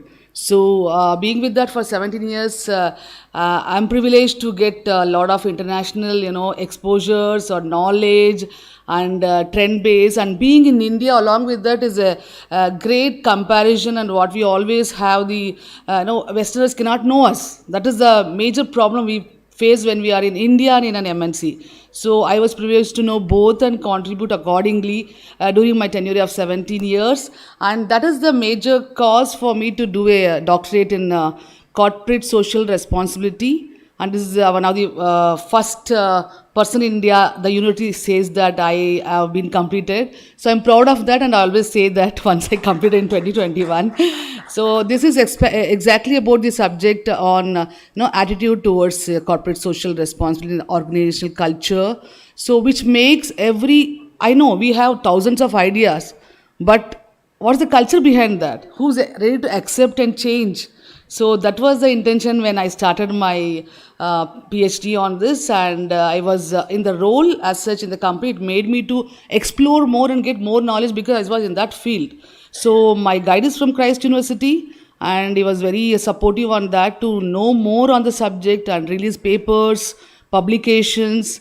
And I think the year which I started, there was no statutory for corporate social responsibility in India. But it was lovely to experience it becoming during my course, and it was becoming more highlighted and could contribute much more to corporate social responsibility factor itself, along with sustainability as a major thing. Anytime, anywhere, now we hear that word sustainability. And apart from that, I have one girl child, and my husband is from Indian Air Force.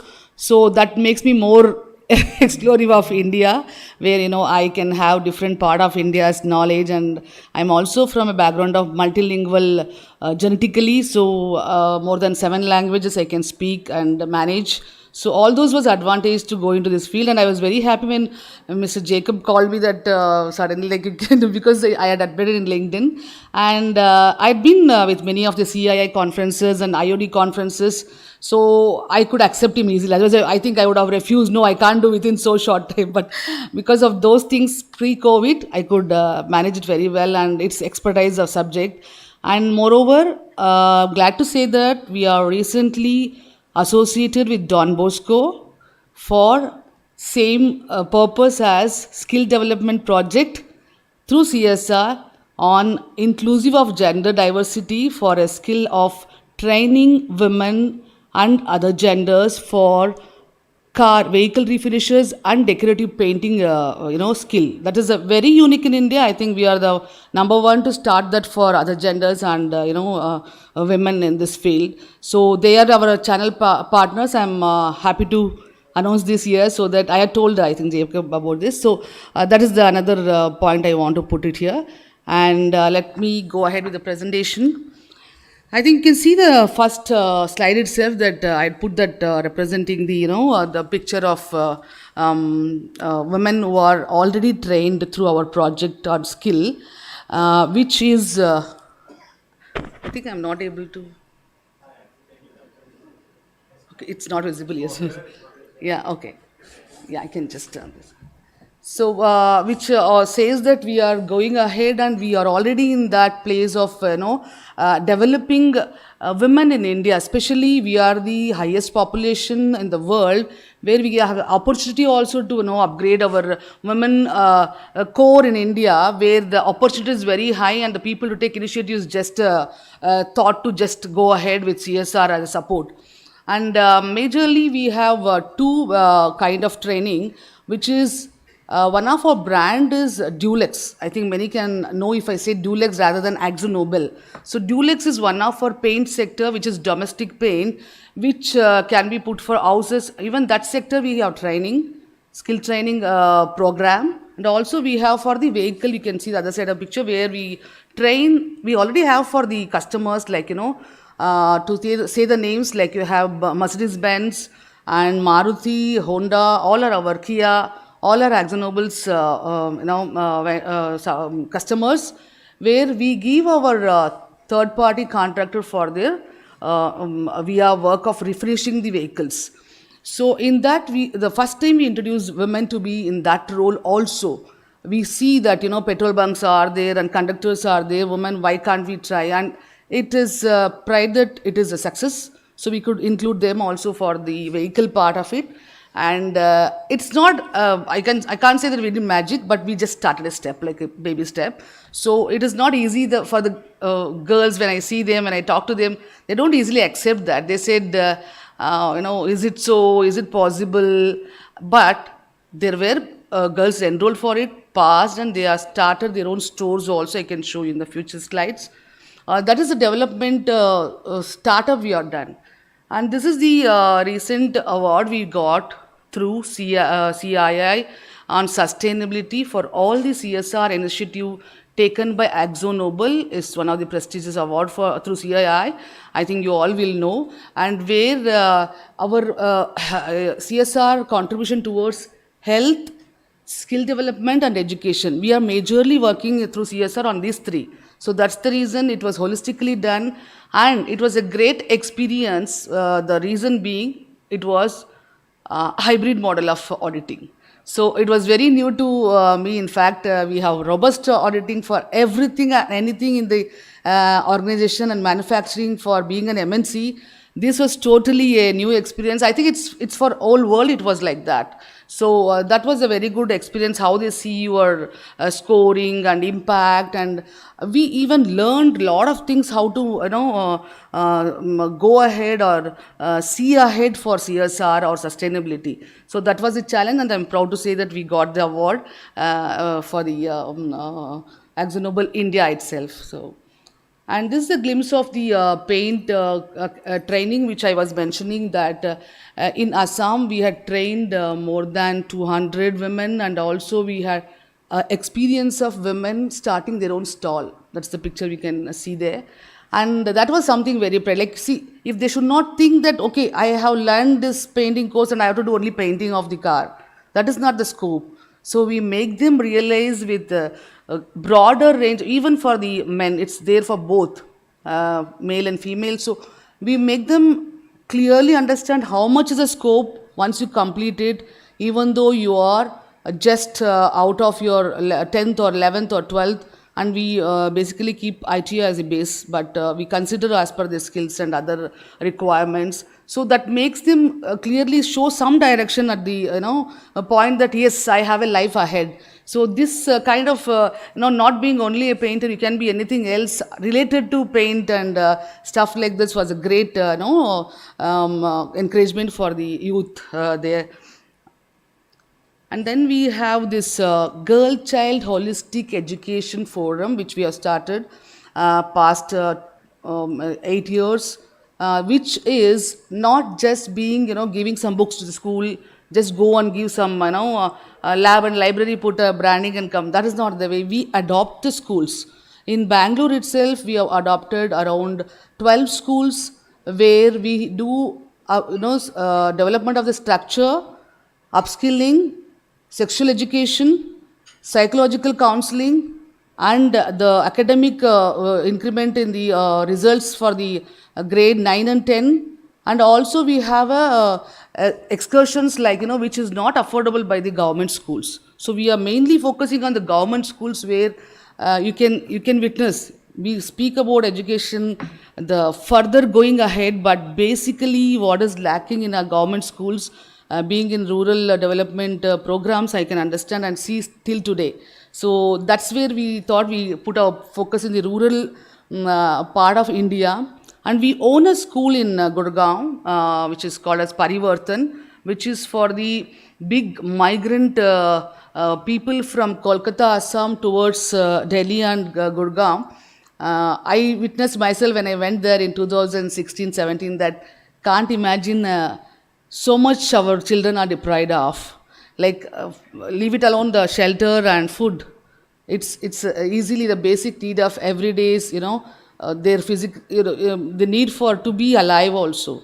So we started a school near to the slum and it's still running there. It's called as Parivartan. So complete school is run by AkzoNobel through a NGO partner. So that is the biggest change we are bringing there. and we upskill them and send it to the normal schools. So because they don't have anything as the migrants, so they will not even have, even though they are 12, 15 basic education, so we upskill them and then we send them to the normal schools. So that is the program we have through education. And this is a few of the glimpse which I want to give on the car refinishing training course. Being the top company to get into the, our brand is Sickens for the vehicle paint which we manufacture. It's called as coatings, not paint, because it gives a coat to the protection to the anything, for example, windmills, cars, ships. We have all range of that, and we are number one in coatings. So we have the specified world-class technology in India, and give that technology through this course to each and every individual who learn here in India also the global standard of this technology. So, and we give them a certificate which is 100% valid wherever they go to any any customers, like be it Maruti, Honda or Hyundai or Kia, what are the latest ones which are in India. We also supply for Formula 1 and BMW and all. That's not more in India, but we have basically from all technological the R&D driven products and their technology type of coaching for the youth. So that is a specialty. Once they come and see the training center itself, it is okay. Time up. Okay, thank you. So that is a thing, and I just want to close it with this video. If you can play that, yeah. This is basically how we include our transgenders also. We have started to include in the program. लोग अभी आते ही होंगे और घर पूरा बिखरा पड़ा है. Thank you. कॉफी. अरे यार, तुमको कॉफी के अलावा और कुछ सूझता नहीं है क्या?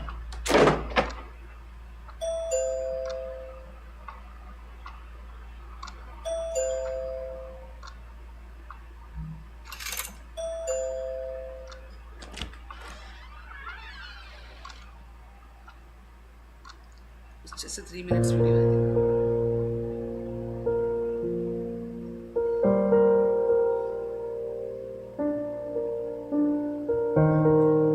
आंटी, आप क्या लोगी?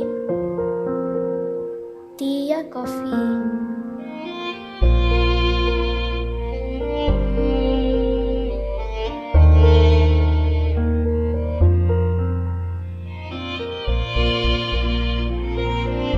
हर चीज में हमें नजरअंदाज कर दिया, समाज में जीना मुश्किल कर दिया।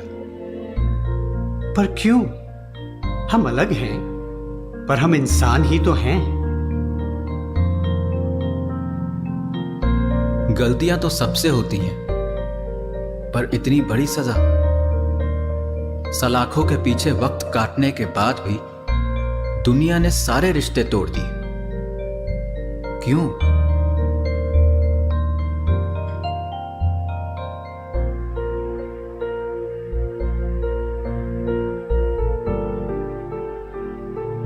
बंद करो पढ़ाई, लड़कियों का काम घर का है। थक गई हूं मैं ये सुनते सुनते। जो उम्र पढ़ाई करने की थी, जिम्मेदारियों में गुजर गई। अब जब नौकरी ढूंढने निकलती हूं, ये सवाल उठते हैं, कहां तक पढ़ी हैं आप? किस चीज में माहिर हैं आप?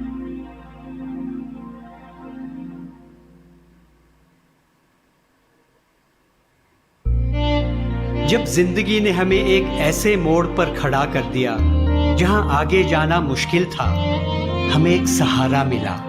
सहानुभूति से नहीं, बल्कि खुद के दम पर, अपने हुनर से कुछ कर दिखाने का, अपनी जिंदगी अपने काबिलियत पर जीने का।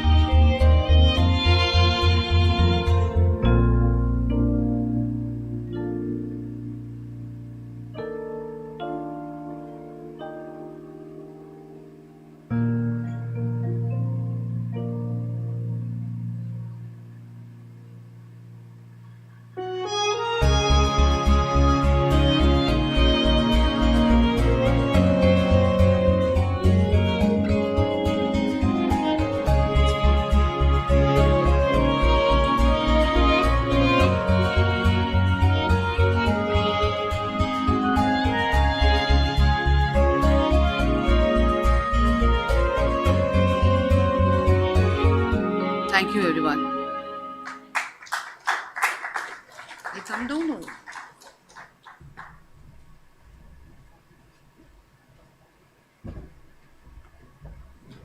Thank you very much, Dr. Pritisha.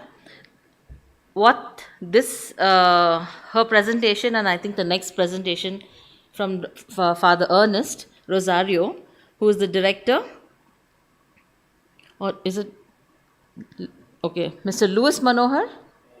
Are you ready here? Can't see, okay. Mr. Louis Manohar from Bosconet, he is the national coordinator. He will be making his presentation now. But what I wanted to say is the presentation that we just saw and what we will also be seeing from Father Ernest is opening us up to different perspectives about gender.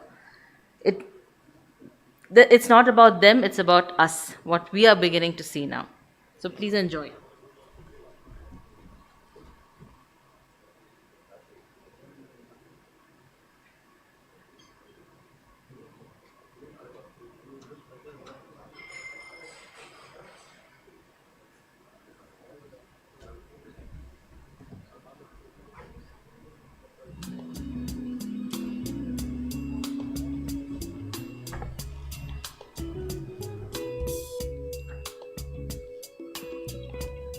See there? Yes, you can see there. Okay. Next. This one. Next is this forward. This is. If I want to go to previous one, this one. This one. Okay. Thank you. Yeah. Okay.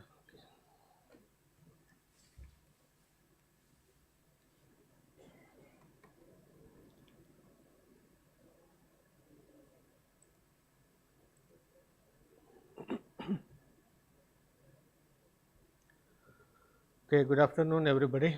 So here what I am going to present may be a project, but I want to present it in a different perspective, because so far we have seen what are the projects and what are the impacts and what we have achieved, all these things.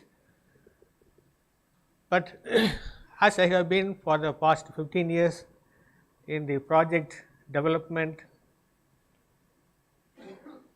and proposal writing and project implementation, monitoring and evaluation and developing the strategy. So I want to look into the project from a different perspective. That means why certain projects are successful, more successful, and why some other projects are less successful. So this one I will present it first the project, then I will explain on what basis the project strategy was developed. And here this is the 4-year project, nearly 3.5 years project. It is the capacity empowering civil society organizations in 7 Indian federal states towards promoting awareness on government welfare schemes among the people. So we all know that Government of India and the state governments have been implementing and executing a number of welfare programs. But it is a question whether the welfare reaches out to the real needy people. That is the first question.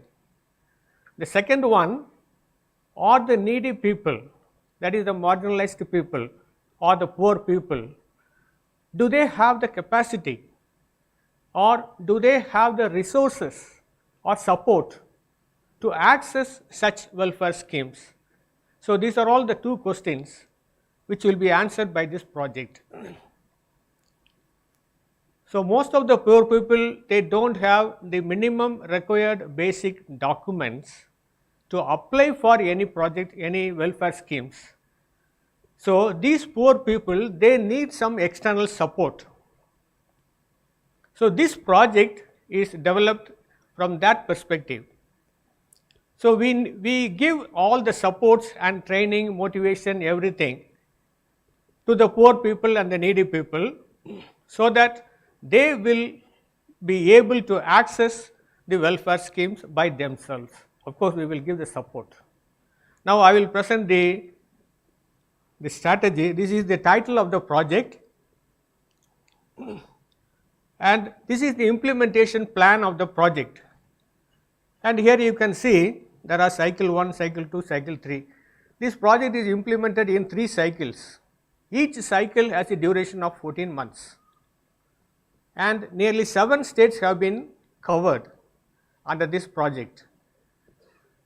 In each cycle, at least 2 or 3 states have been covered. We have finished the first cycle. The second and third cycles are combined together because in the meantime we face the COVID situation. So we have to postpone the program, and it made a lot of delay. So what we did was we combined the second and third cycle into a single cycle, and we have been implementing the second and third cycle together. So this is the implementation plan. Now this is the conceptual framework of the project. So I will simply explain the concept of the project. It is a network, again another network, just like Don Bosco, Bosconet. We created another network in which nearly 720 civil society organizations, maybe including Don Bosco and non-Don Bosco civil society organizations. So we totally selected 720 NGOs to implement this project. So within the 720 NGOs, we selected nearly 180 staffs from the CSOs and gave them some training on 5 different topics. I will explain the topics. So they became the TOTs, that is the trainers of trainers. So these 180 trainers of trainers trained another 1080 staff of the remaining civil society organizations. So totally we have got nearly 1260 resource persons we have got. We have trained that much CSOs. So these CSOs, these trained staffs, they reach out the people, they educate them, they explain them what are the welfare schemes you are eligible, how to access those welfare schemes, so what are the documents you need to produce, and all these things. Of course, we give them the support also, hand-holding support also. So this is the project concept. Now,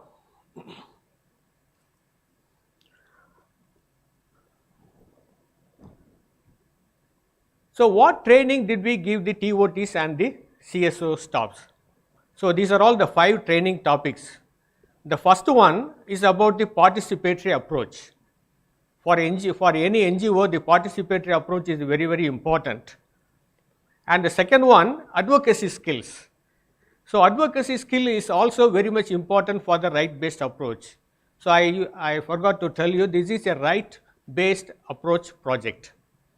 So we are giving them, or we are educating them, we are giving them the awareness about their rights and the moral support and the attitude, knowledge, everything to claim their rights. And the third topic was lobbying skill. And the fourth one, what is that? Negotiation skill. And the fifth one, it is about the welfare, all the welfare schemes, the knowledge.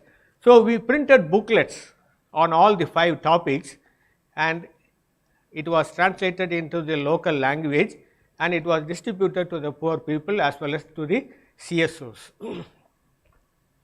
So this is the concept of the project. Now the second part, how the training was conducted. Actually, I told you there are 180 TOTs. First we gave them the training to the 180 TOTs, and those 180 TOTs, they trained another 1080 civil society staffs. So this was the training plan, and all those 260 trained staffs, they reached out nearly 4 lakh people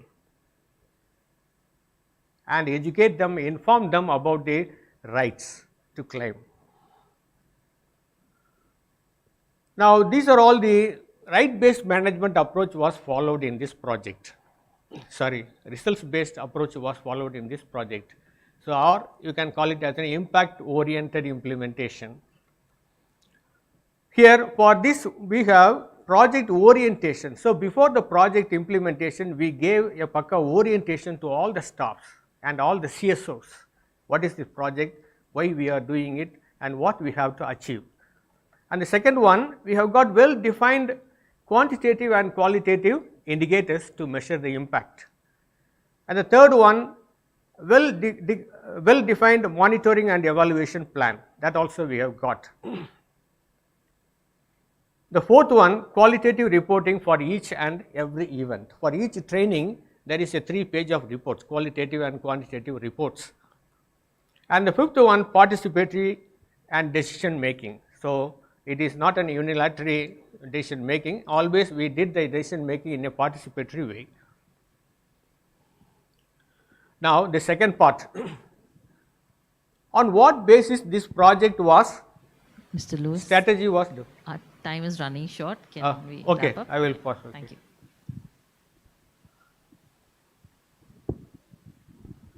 Okay, now this is a different approach I will explain. So, this project has been developed in a what you call that, theoretical basis. Okay, this is called the theory, sorry, TRA and the TPB. There are two kinds of theories are there here. Theory of reasoned approach and the theory of planned behavior. So, in any project, we are NGOs and we are always concentrating on the modification of behavior and attitude, everything. So, if we want to achieve the behavior modification, the 3 elements should be there. That is the attitude. One thing is the attitude. The second one, the subjective norms. And the third one, the perceived and knowledge or the skill they should develop. So, unless otherwise you develop the 3 skills, the project won't be successful. For example, if you want to give them some kind of training, those trainees should have a positive attitude towards the training, otherwise it won't be successful. At the same time, they should have all the support to complete the training and to get the job, everything. Otherwise, the project won't be successful. So, there are many slides, but the time is over, so I will finish it. So, always plan a project and a strategy based on a well laid down theory of change. Thank you so much.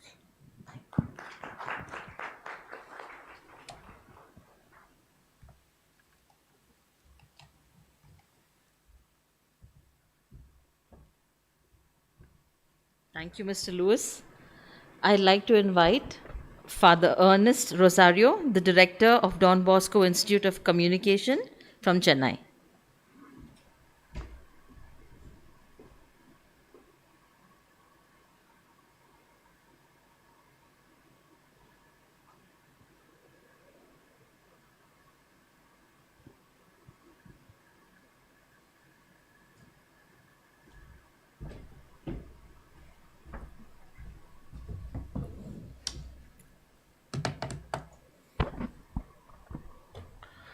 Good evening to all of you.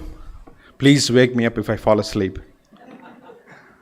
Now that I've woken you up, I can start my brief presentation.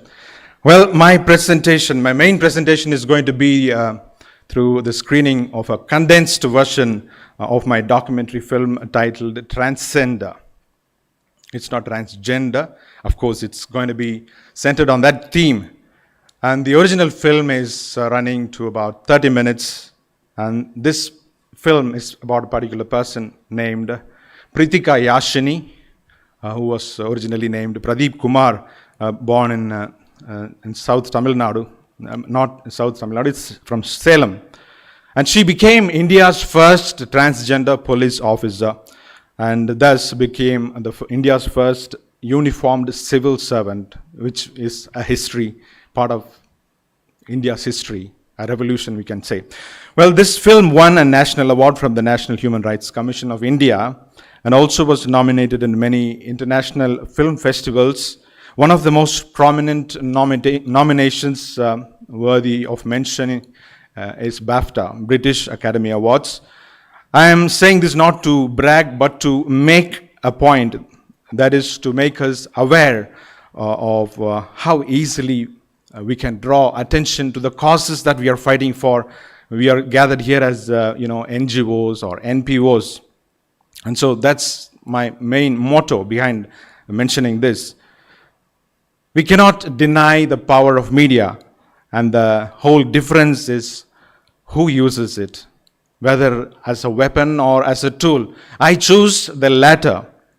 My aim is to use this media as a tool to kind of initiate a dialogue with and for the beneficiaries or the target groups. It's a portal. And in fact, this filmmaking experience was a very life-changing experience for me. And it was very personal because we had to shoot nearly over nearly 2 months it took for us to, cover this. Tens of hours of shooting went on. We met people. We went into their lives, their heart, their soul, and their agonies. Sometimes the crew would tear up. So even now I'm getting goosebumps as I speak, because much of part of the larger society has not, gotten close to this section of the society, the transgenders. And through this film, my dear friends, I'm inviting the society at large to take a stand towards, acknowledging, respecting, accepting, and celebrating the transgender persons as an integral part of the human society. May the noble vision and mission of this forum, which is youth empowerment for sustainability and social impact, promote the idea that transgender persons are human beings too, as it was already mentioned by my previous presenters, that their struggles which start in their late teens be acknowledged, accompanied, that their lives be empowered with a proactive social impact plan. And now that's my presentation. Over to screening. Thank you.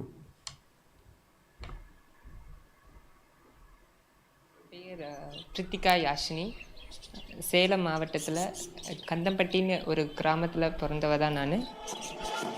எனக்கு சின்ன வயசுலேயே police ஆகணுங்கிற ஒரு aim இருந்துச்சு, dream இருந்துச்சு. நாங்கள் எல்லோரும் உட்காந்து படம் பார்ப்போம். படம் பார்க்கக்குள்ள சொல்லுவாங்க, இந்த மாதிரி நான் போலீஸ் ஆனேன்னா எல்லாத்தையும் சுற்றி தள்ளிடுவேன், தப்பு பண்ணுறவங்களெல்லாம் அப்படின்னு சொல்லுவாப்பிடிங்க. பிறந்தப்ப நாங்கள் பிரவீன் குமார்னு வச்சோம் ஃபஸ்ட்டு. அப்புறம் காலப்போக்கில் பிரதீப் குமார்னு வச்சுக்கலாம்னு சொல்லிட்டு பிரதீப் குமார்னு வச்சோம். ஸ்கூல் டைம்ஸில் பார்த்திங்கன்னா நிறைய விஷயங்கள் ப்ராப்ளம் இருந்தது. ஏன்னா நான் அப்போ அங்கே படிக்கும்போது மேல் ட்ரெஸ்ஸில் தான், பாய் ட்ரெஸ்ஸில் தான் நாங்கள் படிக்கிறேன். என்னோடய dressing code because by birth மேல்னு சொல்லி தான் ஐடென்டிஃபை பண்ணி வச்சுருந்தாங்க இந்த சொசைட்டியில் எங்கள் பேரண்ட்ஸ். பட் நான் அப்படி ஃபீல் பண்ணல. நான் காலேஜ் படிச்சுட்டு இருக்கும்போது தான் என்னுடைய விஷயத்தை பற்றி எனக்கு எனக்குள்ளே இருக்க பெண்தன்மையை பற்றி முதல்ல என்னோடய அம்மா கிட்ட நான் சொல்ல ஆரம்பித்தேன். ஆரம்பத்தில் ஸ்டேஜில் தாங்கிக்கக்கூடிய சக்தி இல்லைங்க. நான் 2 வருஷமாக மனநல சரியில்லாமல் ஆகிட்டேன். இந்த மாதிரி நம்ம குழந்தை இப்படி ஆயிடுச்சே அப்படின்னு சொல்லிட்டேன். அம்மா கிட்ட சொன்னதுமே ரொம்ப வருத்தப்பட்டாங்க, ரொம்ப சங்கடப்பட்டாங்க, தினமும் அழுதுகிட்டே இருந்தாங்க. அம்மாவுடைய நிலைமை என்னை விட அதிகமாக பாதிப்பு சார். மீள முடியல, மீள்றதுக்கு ரொம்ப நாள் ஆயிடுச்சு.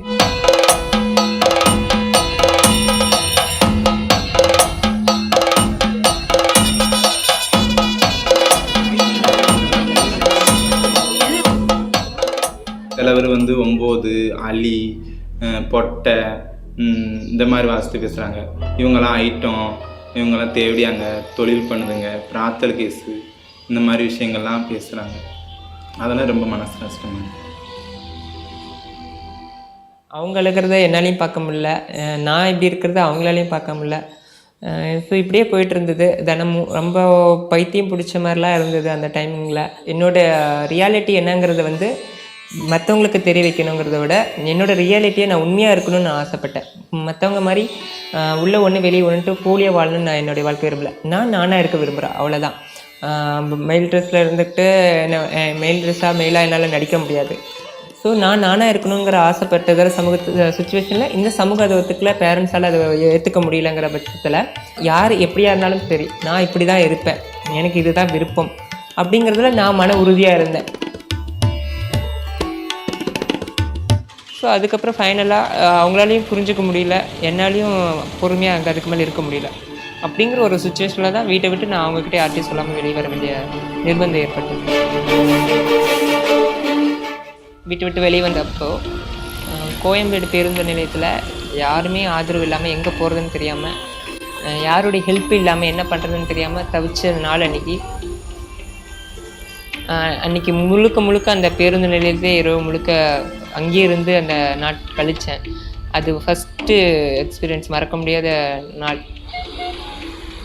அப்பா அம்மா ரிலேஷன்ஸ் யாருமே இல்லாமல் இருந்து அனுபவிக்கிற வழி வேறு, எல்லாருமே இருந்தும் இல்லாத ஒரு சுச்சுவேஷனில் அங்கே ஒரு அனாதையாக யாரும் இல்லாத மாதிரி இருக்கக்கூடிய அனுபவிக்கிற வழி வேறு. ஸோ அந்த வழியை நான் தடவை அங்கே தான் அனுபவித்தேன். அவளை முதல் நாள் பார்க்கும்போது அவள் கண்ணில் ஒரு பெரிய சோகம் தெரிஞ்சிச்சு. நானும் பிரித்திகாவும் சேர்ந்து தனியாக வீடு எடுத்து வந்தோம். ஸோ வீடு எடுக்கிறதுக்கு வந்து ரொம்ப சிரமமாக இருந்துச்சு. நான் எங்கேயுமே வீடு கொடுக்கல.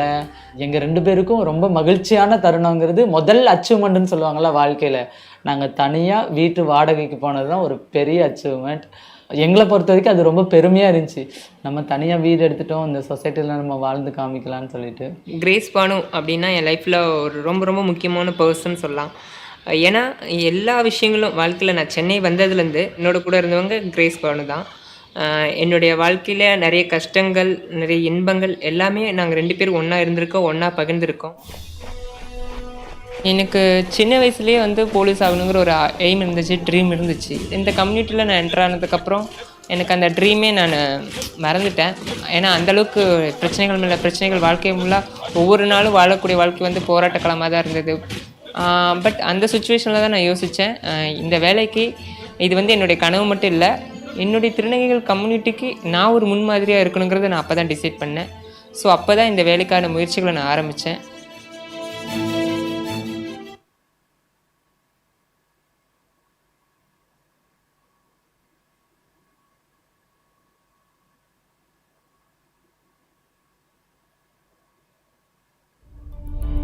லாஸ்ட்டில் ஜட்ஜ்மெண்ட் வருது. ஜட்ஜ்மெண்ட்டில் வந்து என்ன ஆயிடுச்சுன்னா, பிரித்திகா யாஷினியை வந்து டைரக்ஷன், அதாவது இன்டர்வியூ முடிச்சு டைரக்ட் போஸ்டிங் நீங்கள் கண்டிப்பாக கொடுத்தே ஆகணும்னு சொல்லி கொடுத்துட்டாங்க. India is perhaps set to get its first transgender sub-inspector after a very long legal fight which this transgender had to fight at the High Court. Now the High Court has said that she's all fit and that Tamil Nadu should go ahead and make all the provisions to make her the sub-inspector that she is entitled to. India first transgender sub inspector of போலீஸாக இந்த பணிக்கு நான் நியமிக்கப்பட்டிருக்குது. உண்மையிலேயே எனக்கு ரொம்ப பெருமையாக இருக்குது, ரொம்ப சந்தோஷமாக இருக்குது. அது மட்டும் இல்லாமல் இனி வரக்கூடிய காலங்களில் இது மாதிரி எல்லா டிரான்ஸ்ஜெண்டர்ஸும் இது வரணுங்கிறதுக்கு தான், இந்த மாதிரி ஃபீல்டு எல்லா துறையிலும் வரணுங்கிறது தான் என்னுடைய முக்கியமான ஒரு ஆசையை அந்த நேரத்தில் நான் தெரிவிச்சுக்கிறேன்.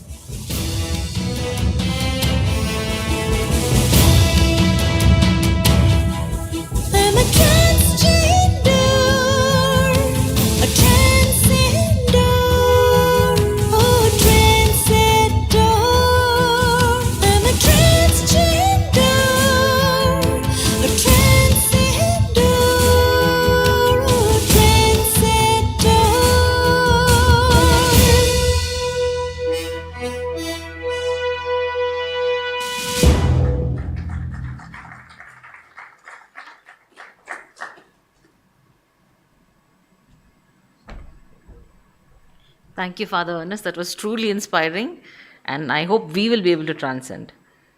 I'd like to invite Ms. Ruchi Adhikari, Project Coordinator from Bosco, New Delhi.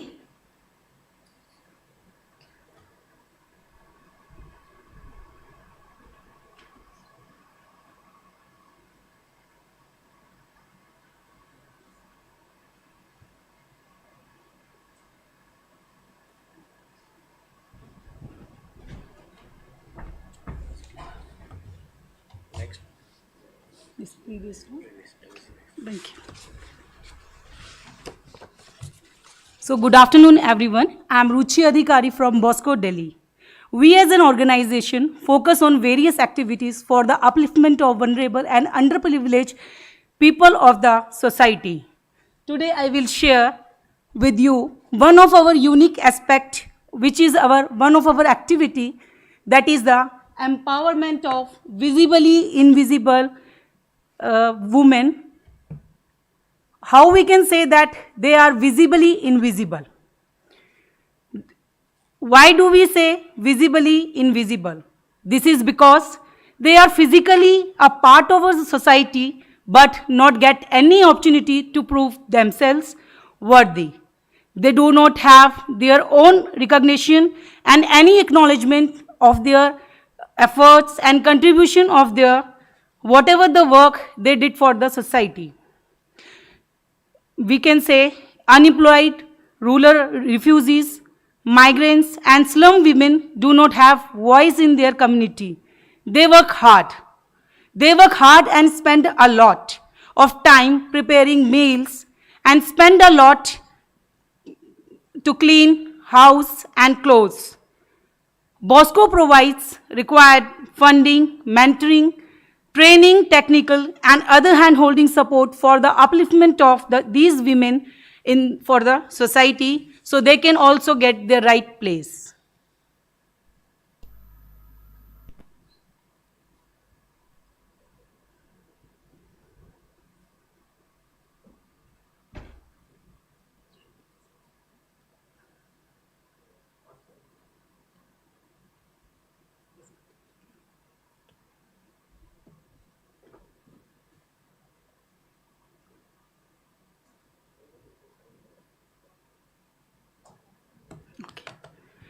So Bosco has currently its presence in 11 states, 2 union territories with over 400 staffs and 156 volunteers in 26 centers.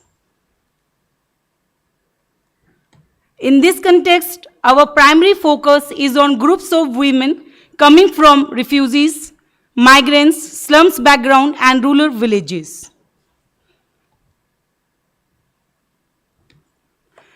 The first step towards solving a problem is to identify the problem and the gaps between the solution and the problem. Research highlighted numerous gaps in the system. There is no role that these women associate with, and hence they do not have any voice. Since most of them are migrants and refugees, the unfamiliar living conditions are another struggle. Large families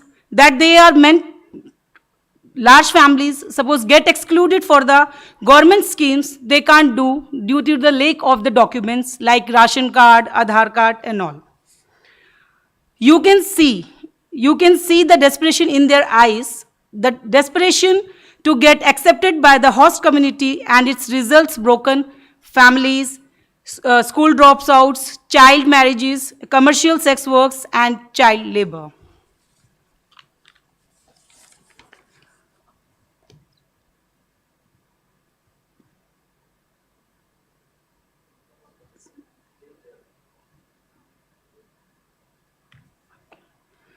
Bosco decided to put an end to their helplessness and empower them by providing financial self-sufficiency by training and placing them in sustainable jobs through entrepreneurship development programs. We aim to support poor women financially to start their own business in their own place.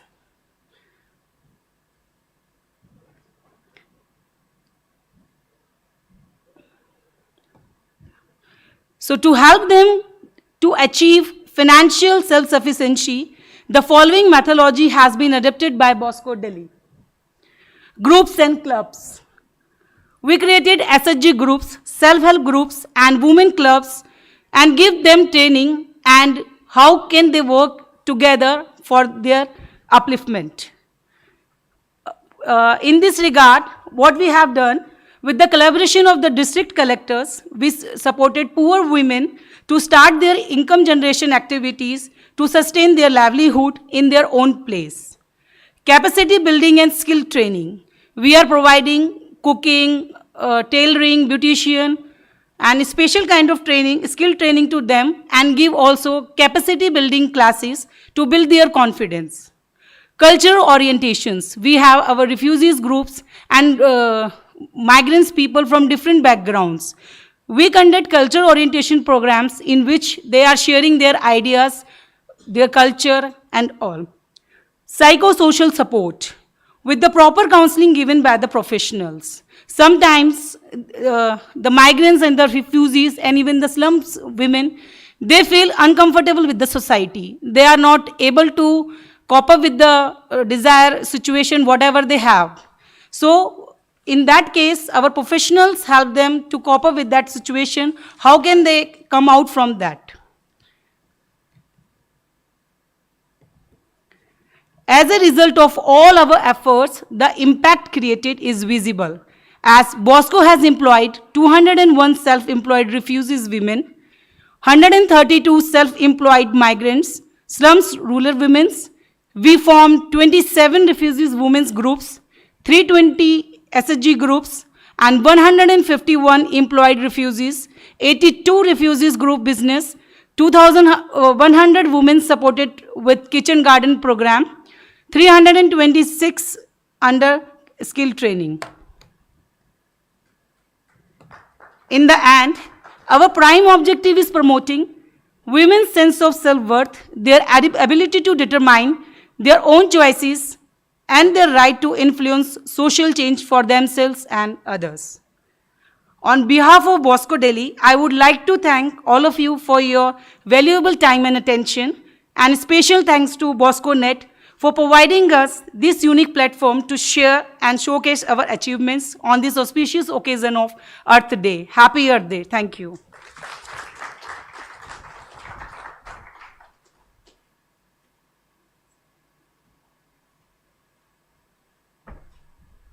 Thank you, Ruchi. You were well on time. I'd like to invite Akarsh Shamanur, the founder of Be Polite Initiative, to please address us.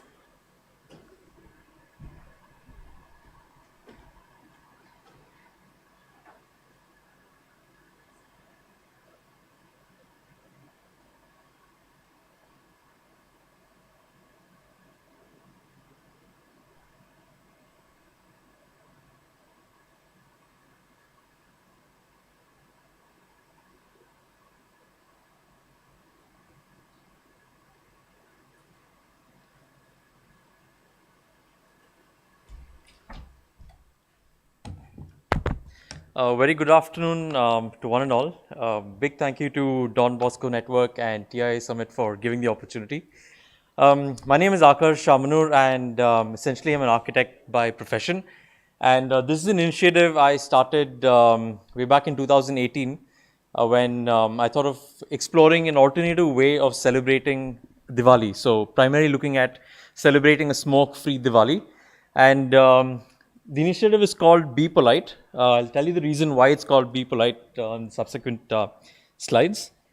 But essentially, a lot of my work revolves around Mahatma Gandhi's talisman, which talks about like looking at how your decision-making process boils down to the person at the bottom of the pyramid.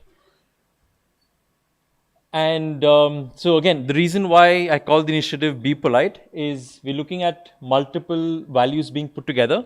That's cultural values in terms of how you celebrate a festival, clean energy, citizen engagement, how do you get people on board to come and participate in a crowdfunding activity, and also engage with the bottom of the pyramid.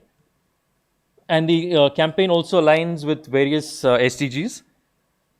So essentially, during Diwali, what I started doing was I started talking to people and said, instead of bursting crackers, let's gift a solar-powered light to a women's street vendor. Why women's street vendor? Because through our research that I did a couple of months before the initiative, I learned that a lot of the decision-making process of the entire business or running the cart is essentially taken by the lady of the family. The husband is more of a logistics support where he goes to the market, picks up the fruits and vegetables early in the morning and then comes back. But the day-to-day business and the handling of the entire operations is predominantly run by the lady of the family. And one of the outcomes that I noticed through this crowdfunding initiative was from the perspective of urban safety. That was more evident compared to your obvious increase in incomes. But this is a location close to Yelahanka, where just the backside of that pushcart is the railway line or the Yelahanka railway station. And a lot of women who would take the train after 7:30 would cross this thoroughfare only if Sabina was there.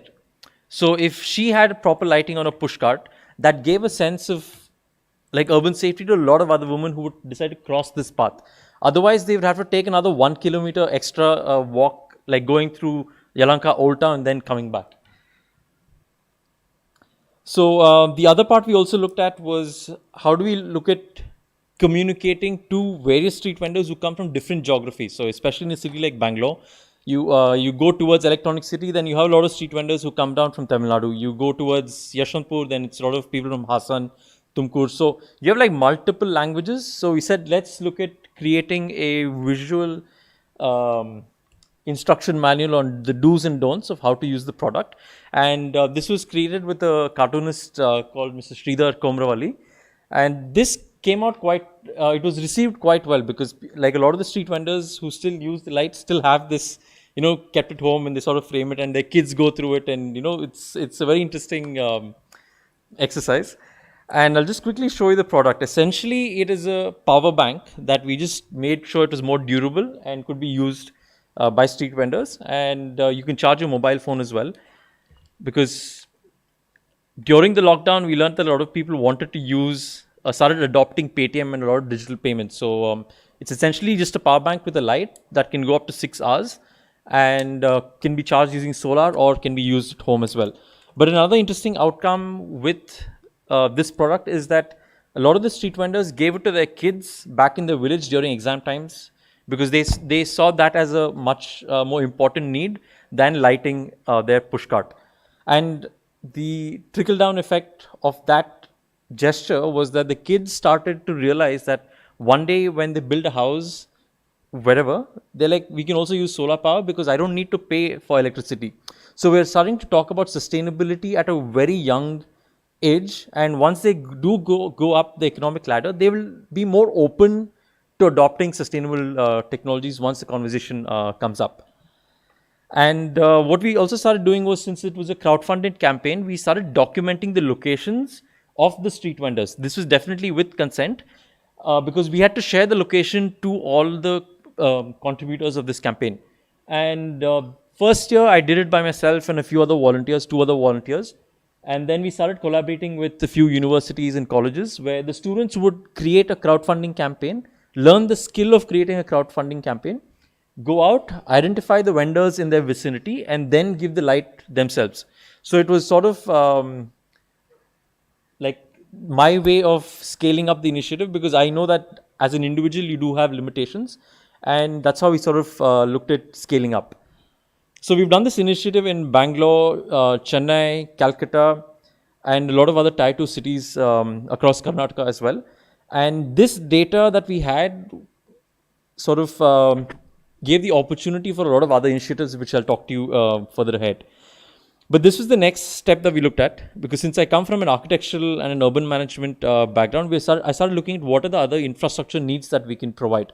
Because almost as per estimates, 1 to 2% of an urban population is the number of street vendors you have. So if you're looking at Bangalore, 1 crore, 2 crore population, then you're looking at 1.5 lakh street vendors who are essentially entrepreneurs. But we don't, they're in the informal sector, so we don't identify them, or it's hard to sort of add a value to that, demographic.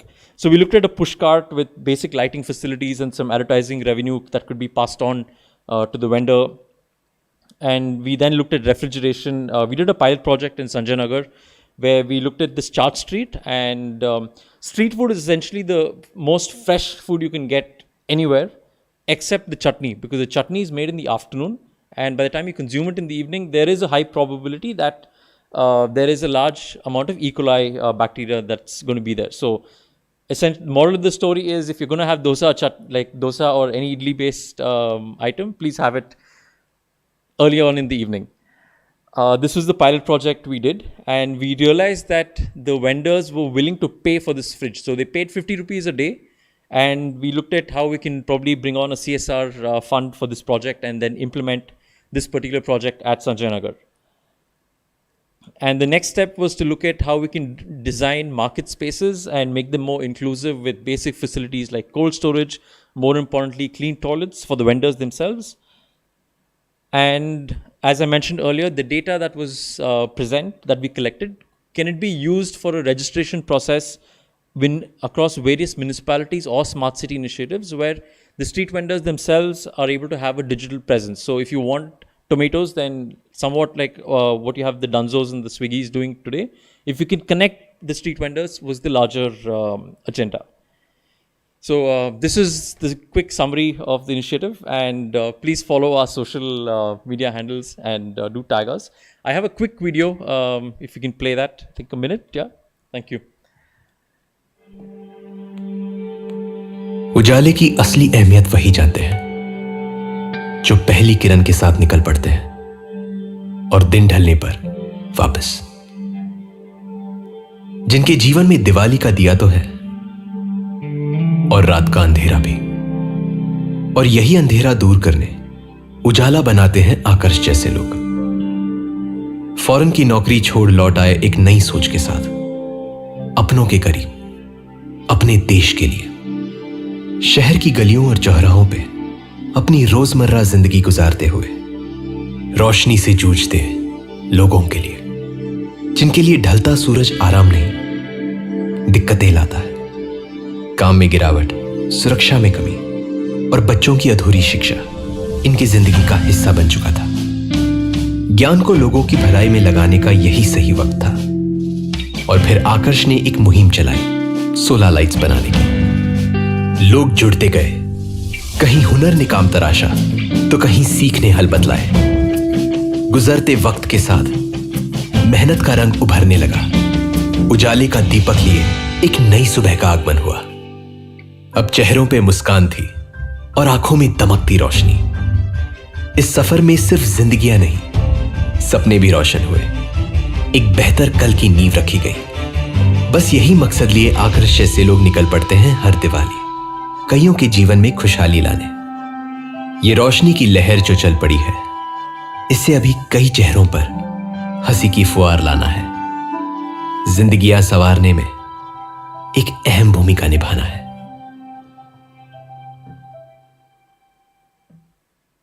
Yeah, thank you so much.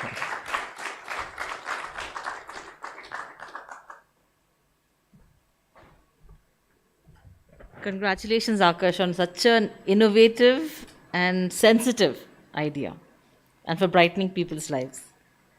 I'd like to invite Father Jayaprakash. He's the Executive Director of Bosco Reach Out from Guwahati.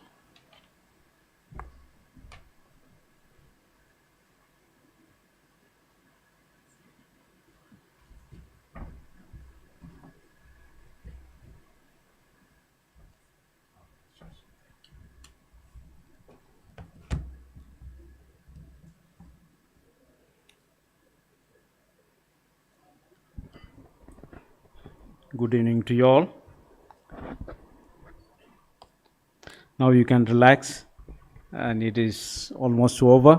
Just second last. After few minutes you will be relieved. So you can relax, no problem. Just few slides only.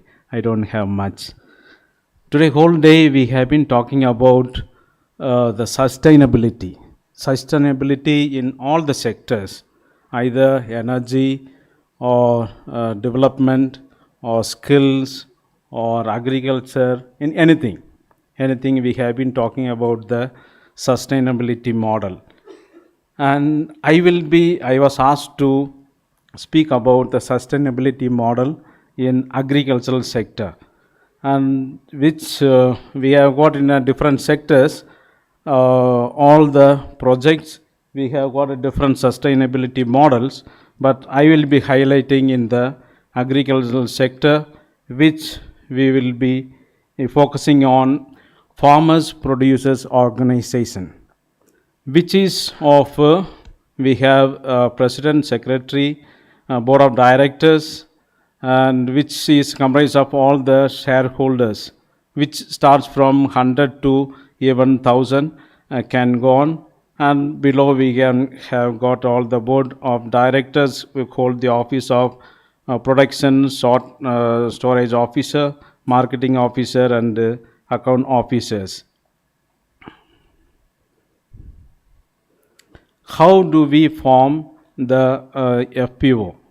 Here we have first we identify the areas, and second we identify the farmers, and from the farmers we discuss about the FPO. Then among the farmers there are different farmers, they have got different cultivations. So like-minded people, we form farmers interest groups, which maybe each village we have got around 12 to 15 groups which we form. Then we have the collection of share capitals, then selecting the members from farmers interest groups for the FPO board, and from the board we select the board members and the presidents. After that we finally do the registration as per in the Assam Cooperative Societies Act 2007. Our role is as Bosco Reach Out for the Farmers Producers Organization is initiator, catalyst, trainer, facilitators, and mentor. We have the timeline for this Farmers Producers Organization. The first 3 months which we take care of the baseline survey, which we identify the farmers in their own practices, and also the crop which whatever they cultivate, and also the improvement method which we need to look into. And the next 6 months we mobilize the farmers, and next 12 months we give the training if they need, and within 18 months we form the producers organization, and also the further training takes place with the statutory body, bylaws, and all the things comes in, and within 30 months marketing initiative takes place and business plan and everything, and within 36 months they are already capacitated, and after that they are able to have the regular AGM board meetings, everything. Then after that we move on, and we move on to the next place. And here we have got in our only one project we have taken among the number of projects, only the agricultural projects which is supported by the NABARD, and that is of 2. Here you can see the FPOs of 2. That is only one project we have taken. Among those we have got the members 424, and which comprise of 22 villages, where we have got 30 board members and the staffs who are supporting for these 2 FPOs of 4 from the Bosco Reach Out side. And these 2 FPOs are here, you can see the 2 of them. First one is 12 village FPOs. That is not a comprised of 12 villages, but it is the name of the FPO is 12 village FPO, and that's what they had given. Second one is Navjoti.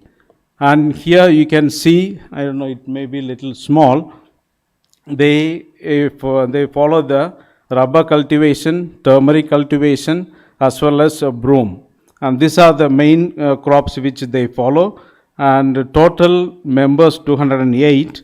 Among those comprises of 9 villages, where 15 of them board members, and who are very well trained, and 2 of our own staffs, they help them. And their annual turnover, especially the last 2022-21, that was 66,25,000. And the Navjoti FPO which we have,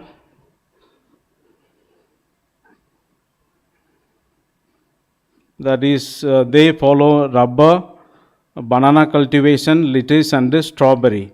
They have got 216 members and comprised of 13 villages and 15 board members, and their annual turnover is 81,86,000. And this is the crops which we have. And here mainly the women women folk, they are the main cultivators, and the main board members, half of them will be women, and the main those who are will be especially in the market linkages are men, and they annual income, after that they share with the beneficiaries, and which is very important when we look into the present scenario of the individual farmers, their struggle, especially when they go to the marketplaces. When they go to the marketplaces, from morning till evening, they are not able to sell their own crops. As a result, very many times, I am sure that most of you will agree with me, and many of them, they are not able to take back, just leave it to the cows to eat. That's a thing which is happening in some of the places. Therefore, this farmers producers organization, which they are able to manage, and they are able to get the good amount, that means good rate they are able to, because bargaining power which they have got, and they are able to get the good income, and they are able to share. And also there is no wastage when they have got the collective work which takes place. Thank you.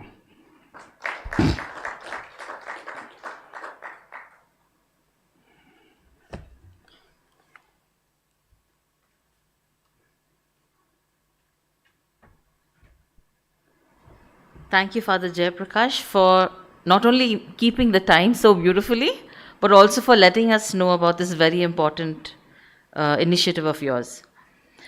Our last speaker for today is Father Lawrence. Oh, not Father Lawrence, I beg your pardon. Our last speaker for the day is Mr. Lawrence Guria. He's from ANMA, Integrated Development Association in Dimapur.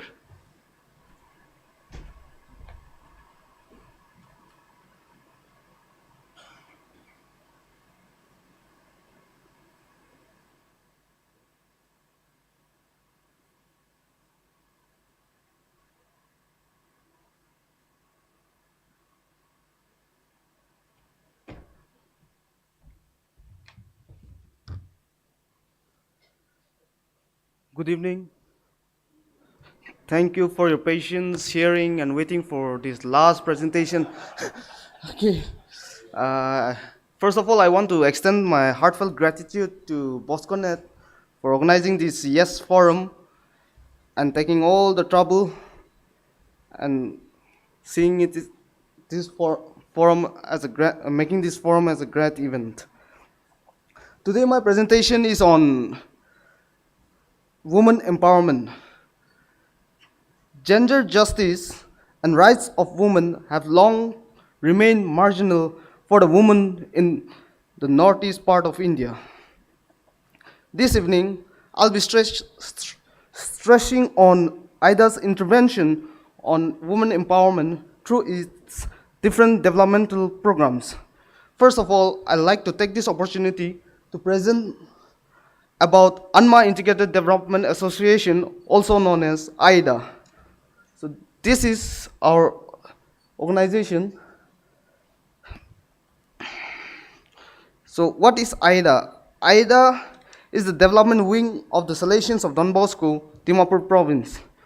IDA is a non-governmental, non-profit voluntary association working for the socio-economic educational development of marginalized in the 4 northeastern states for over 36 years.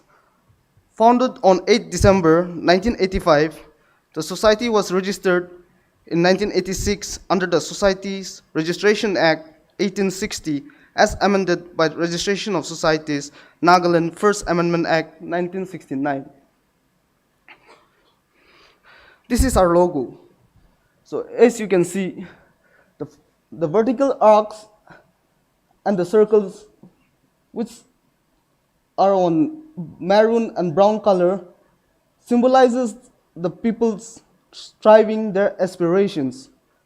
And the 4 arcs, horizontal circles in the shades of different green colors, symbolizes the rich diversity of the land and the people of Arunachal Pradesh, Nagaland, Manipur, and Assam.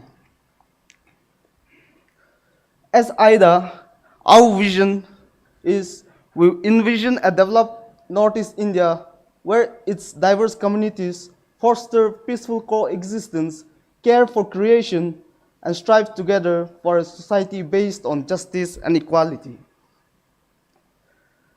Our mission is we are committed to the integral development of the poor and the marginalized, engaging in empowering relationships and processes that enhance capacities, build and express solidarity, change systems and structures that promote injustice and violence. So these are our operational areas. We operate in 4 states: Arunachal Pradesh, Nagaland, Manipur, and Assam. So these are our program areas. The tables you can see are the programs, and the red lines denotes the place where we are working. As AIDA, we have some institutional objectives. Institutional objectives such as livelihood enhancement, food security, and primary health, enhancing social capital, engaging youth and marginalized people in development, advocacy, building partnership and linkages for the rights of the deprived, responding adequately to the Northeast's rapidly evolving cultural and socio-economic scenario. Our thematic areas of interventions are quality education for rural children, livelihood, water, sanitation, health, and hygiene, peace building, women empowerment and child rights, peace building, renewable energy, and environment. So these are the SDGs covered under our thematic areas of intervention. Our beneficiaries. We work with women, children, and youth. Next, I would like to focus on AIDA's integral approach in promoting gender justice in the region through different programs of women empowerment. ANMA Integrated Development Association intervention focuses on enabling women to take responsibility for growth, development, and self-employment. One of these programs we have formed self-help groups. 1,150 self-help groups were formed and linked to the National Rural Livelihood Missions across 226 villages in Arunachal Pradesh, Nagaland, Manipur, and Assam.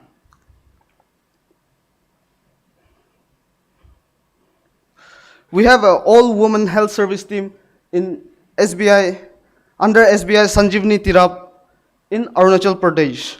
The notion of women empowerment is in true form means women leadership, which is aptly showcased by all our women health team.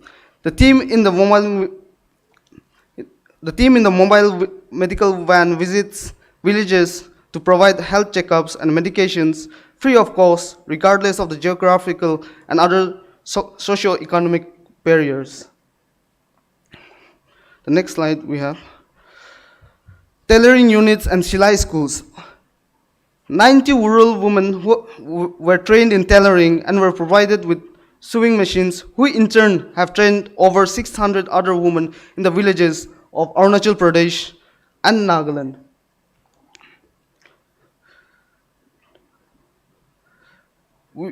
We also have a Prerna Center known as the Inspiration Center. In this center, women are trained on handloom and weaving through Prerna Center every 2 months. 15 women are trained every 2 months to encourage, and they are encouraged self-employment and provided assistance to find market access. Adult women literacy is provided in the rural villages where mothers are given basic education through this program. Awareness on government schemes and assistance to rural women in opening bank account and scheme enrollment. More than 4,000 women are assisted in opening saving bank accounts. More than 2,000 women from 66 villages are sensitized on various government schemes through awareness and programs and seminars. In order to uplift women, we also provide various types of livelihood trainings. One of such training is agriculture training. Women are trained in a scientific way of farming in their own backyards, which results in high yielding. Another skill trainings are provided to women on mushroom cultivation, bamboo product making, and food products development through convergence with various organizations like Rural Self-Employment Training Institute, Mushroom Cultivation Foundation, to help the people skill up in their non-farm activities. Another set of training which is provided is on skill on detergent and jewelry making. Women are encouraged and provided trainings on detergent making and jewelry making for their income generating activities.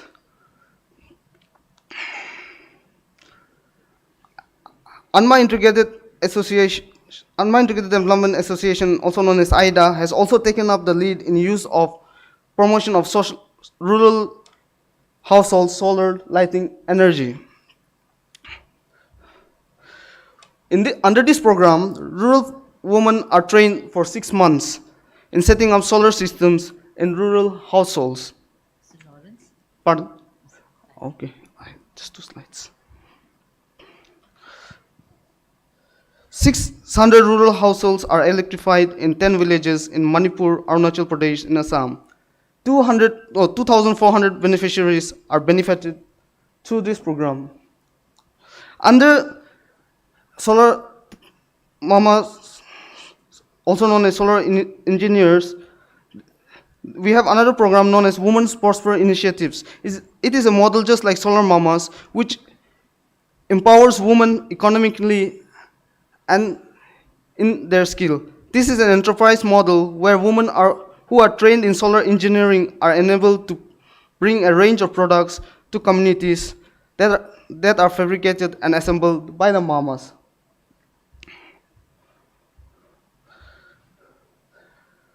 Under these Women Prosper initiatives, rural electric workshops are established in remote villages of Tamenglong and Nonne districts of Manipur, Longding district of Arunachal Pradesh, and Dibrugarh district of Assam. These are some of the solar items which women are trained in assembling and selling, like Bindi, Solar Rakshak Plus, Divya 7800, Divya Solar, VT20, Lakshmi 20, and Lakshmi 40. This enables the mamas to create additional income besides empowering them with a new income generating skill. At last, I would like to leave you with this line by Michelle Obama, where she says, "There is no limit to what we as women can accomplish." With this, I have come to the end of my presentation. I thank Bosconet for giving us this time, and I hope you have a pleasant evening ahead. Thank you.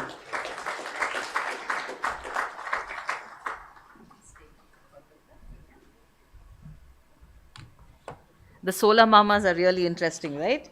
May I invite all the speakers to please come back here to take a photograph together. And while we wait for them to come here, I'd like to thank all the speakers again. Dr. Preeti Shah, Mr. Lewis, Father Ernest, Ms. Ruchi, Mr. Akash, Father Jayaprakash, and Mr. Lawrence. Your sessions have thrown up for us different themes of rights, empowerment, justice, inclusion, and enablement. Thank you very much.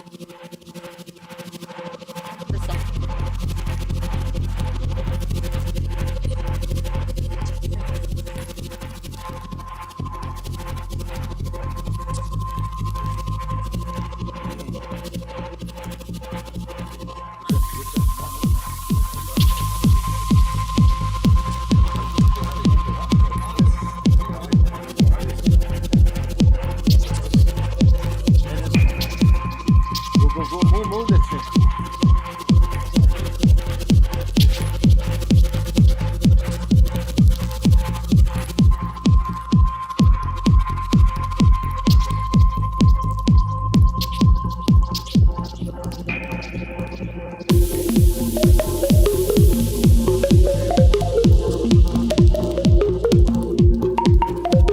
Father Ruben here.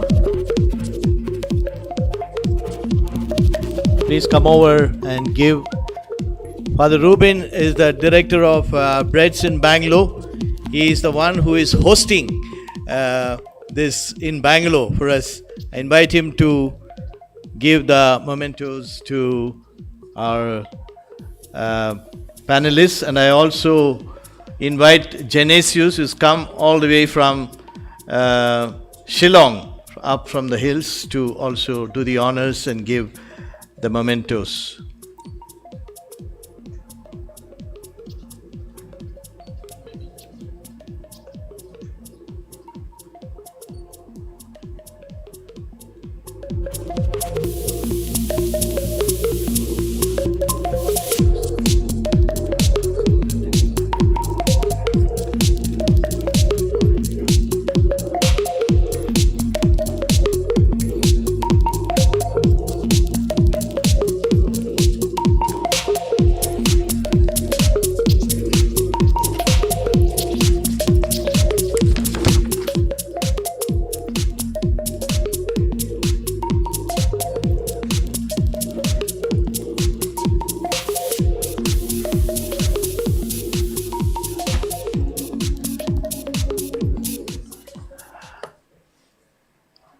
Yes, we are going to close down soon the YESS Forum, and it's my privilege to address a few words of thanks to everyone around here.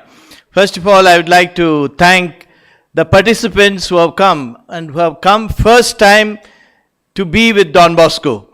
I think there are few people here who have come first time in touch with Don Bosco and Don Bosco Network. Just now I see the Carmel College here and their students. I'd like to thank them. They have been here the whole day supporting us, young people, and we would like to network with them. And we had a number of startups here today: Emeritus, Brigadry, Structure, Minion, Portal Raja, Axon Mobile, and Be Polite. And that was a group of people who are really giving us a lot of hope, where we can really network with them and scale up our activities. And we had people from CSR. Originally we thought a lot of CSR will come down, but we managed to get two of them. Siemens, we have Svetanjali, and from Amazon, Anita was here. Thanks to them. And we had young people, two of them. We had Santosh, who came all the way from us, and he really made an impact. And of course, the second young person who was here was Aditya, who wrote Act or Lose. And then we had from industry, from L&T, through the Denmark Council here. And then we had Vijay from Home Mission, also from industrial sector. Then we had from the embassies, the Canadian consul was here this morning, Benoit, and it was great to have him. And secondly, we had Denmark, who SK, the pro-consul, would have been here, but he sent two solid people who can contribute to this conference. Thanks to Sandesh and Prashant for being with us and giving really an upskilling to this whole YESS Forum with your intervention. And then we had also the German industry coming here, the GIZ, Rodney Riviere was there, thanks to him. And then we have a number of NGOs, all the Don Bosco partners here with us, and we had Don Bosco Network, Don Bosco YAR Forum, Father Leo and Gabriel from Job Placement Network, and from the Boscom Communication Network, we have the delegate, Father Ernest, who presented us the Transgender program. Then from the academia, from the education side, we had Dr. John Alexander from Segdut College, and he gave a beautiful keynote address at the beginning of the day. And of course, I cannot forget my team, Bosconet, and Father Santen, the assistant director. We will come up for a photo. You'll see all of us later on. And thanks to the whole team of Bosconet. And TIA Advantage Summit was run by a one-man army, and that is Jose. And without him, in the last 1.5 months, we managed this YESS Forum. And it is all his effort. And now he has got a big army of the Bosconet and Don Bosco network behind him. We will do better conferences in the future by networking. And he is real networking person, and high in Bosconet and networking in Don Bosco sector. We could combine and do this, and thanks to Jose for burning midnight oil and daylight oil, everything to bring this and make it a big success.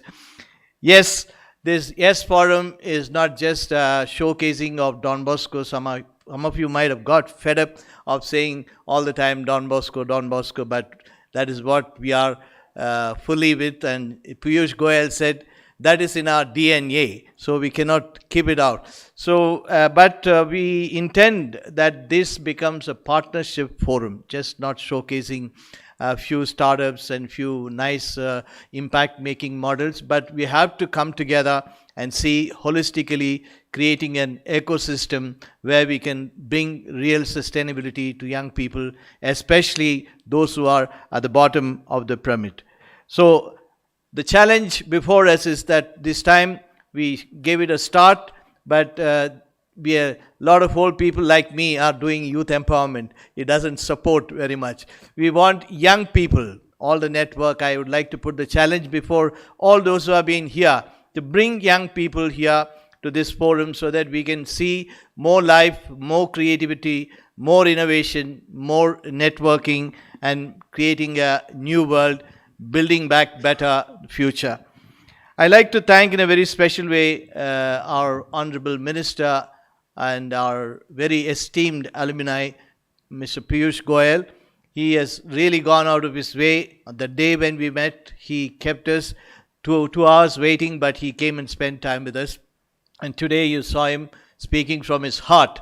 And I think that's what Don Bosco has done to people, creating beautiful human beings and wonderful citizens of the country. And we would like to scale up that in our work, especially people who don't have access to opportunities, and make them as beautiful citizens of this country and make them build the nation. And thanks to Don Bosco people watching this live across the world, across India, we have an army of almost 3,000 Don Bosco fathers and brothers dedicated, and we have also a half a number of 1,500 sisters only in India, but internationally we are also more.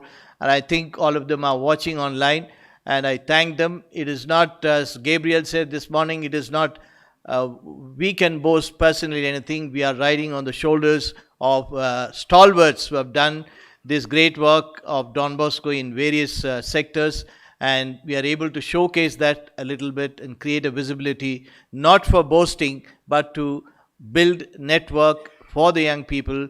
Like Mr. Lewis said, we are trying to build the capacity of other young people to multiply our forces to support young people. Thanks one and all, and as I said, next forum should be run by the young people. YESS Forum. That's our challenge, that's our dream, and throwing this challenge to the whole Don Bosco network and all those who have been here on this stage to collaborate with us. I'd like to thank and invite Father Vincent Maripragasam, one of our stalwarts here, who is here from morning onwards, and he is the pioneer of the streetland work here in India, and there are many others along with him. Father Koshi was, Santosh spoke about, there is Father George Kolasani, who all started here in Bangalore. The initiation of pioneering of the Street Children Network started here. Of course, in Calcutta also it scaled up. Father Vincent, please come over, and I'd like to ask Father Mr. Jose to come and give the memento to him. And we have Father Wilfred Fernandez from Goa, who has been also contributing to a lot of education. Please come over and take the memento from us. And we have also with us Father Arogyam, who is a lawyer, who is doing a lot of right-based work in Trichy, down south in Tamil Nadu. Please come over. And then we have Peter, who is working for HIV/AIDS children and doing a lot of relief work. Please come forward. Thanks to all of them for being part of this YESS Forum in person on live. Finally, I'd like to invite my Assistant Director, Father Santhan Ubagaram, who has done a lot of work these days, staying here in Bangalore, trying to coordinate and get everyone on the move to make this YESS Forum a reality. I would like to give that memento to Father Santhan. Father Santhan, please come forward here.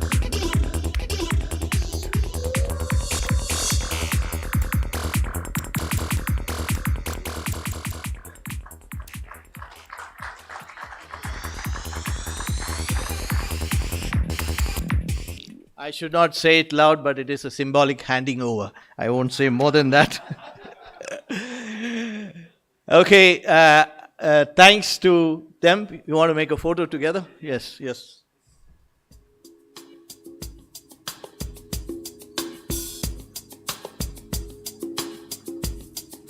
So I'd like to invite the Bosconet team on the stage so that everyone knows who has been behind this YESS Forum. The whole team, please come forward. Let us not waste time.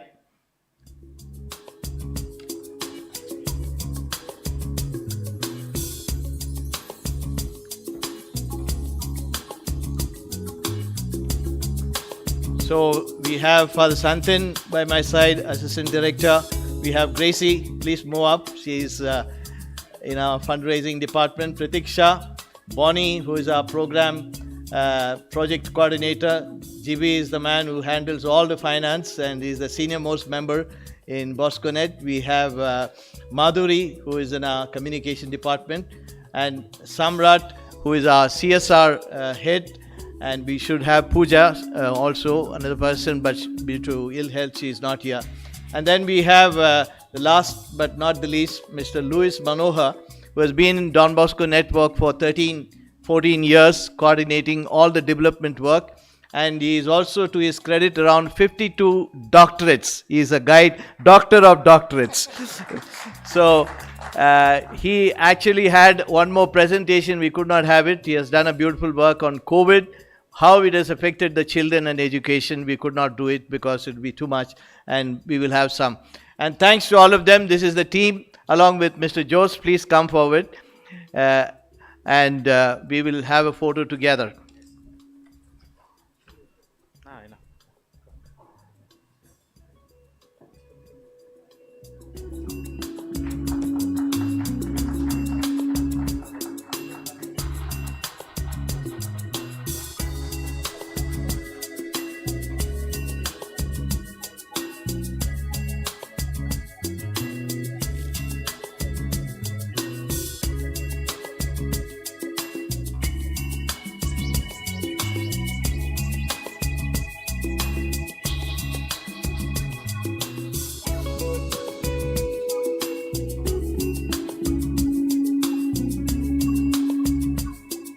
Like to now thank Father Noel. Father, please come. Last but not the least, the best. You know, every initiative, every innovative effort has a starting point and a brain behind, and a vision ahead, and the courage to take forward, and the dynamic leadership that it does. You know, this in 2018. Our Don Bosco Network organized CSR conclave with only corporates. Then due to COVID, we could not materialize anything, but he was envisaging in his mind and he was constantly expressing it to a team. You know, this is a reality after nearly thinking over nearly a year, dialoguing how we can take forward. And especially in the last 6 months, he has given some shape. In the last 3 months, we really went forward. And the brain behind this YESS Forum is Father Noel a dynamic leader who has taken ahead the entire Don Bosco network. And on behalf of all of us and the entire India solution, we are grateful and we appreciate what you are to us. Thank you for the Noel. Now I request all those who stayed back. No, we have very group selfie, so please come. They will play some music. We take one picture. I think coffee will still be there outside, so in the end we can connect. Yeah, all of you, please come forward. Those who are very old, you can sit. Those who are young and energetic, come. So we'll find out how many of you are younger. Please come. We take one big group picture, because at the end our theme is together for a sustainable future. So I hope that we can take a nice group picture. They will put it up in their magazine.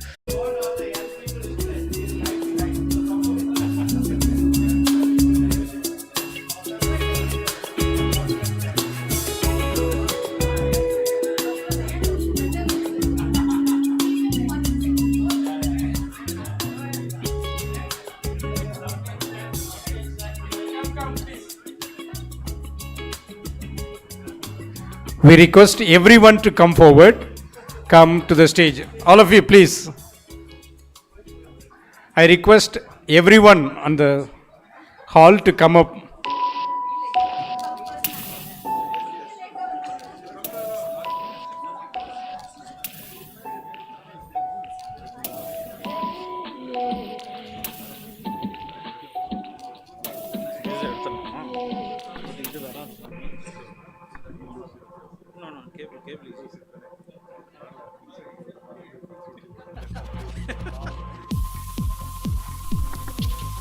Young people and those who are young in heart.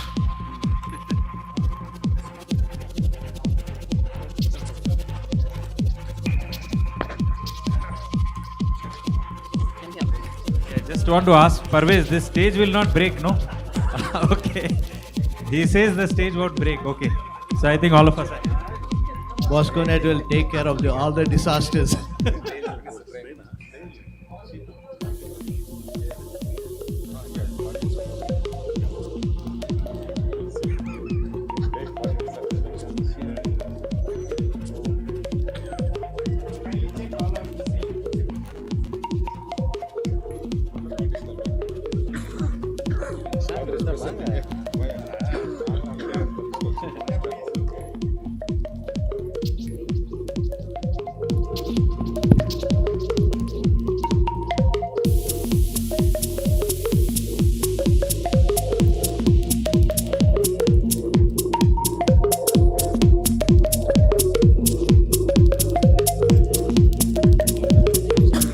Request all the Salesians to remain on the stage. We have one last duty to be completed. All the Salesian fathers, please stay on the stage.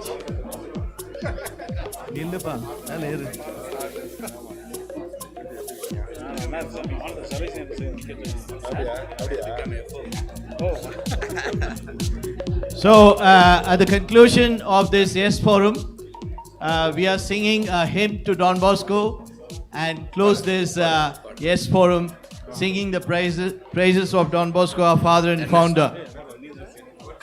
Yes, you start. We thank you, Allah. We thank you, O Lord, for Don Bosco. In him we see the wonders of your love. We fill him with gifts of nature and of grace, to lead the people to their home above. He was a man profoundly human, open to the signs of the times. And yet he was a man of God. We thank you, O Lord, for Don Bosco. In him we see the wonders of your love. You filled him with gifts of nature and of grace, to lead the people to their home above. Long live Don Bosco! Long live! Hooray!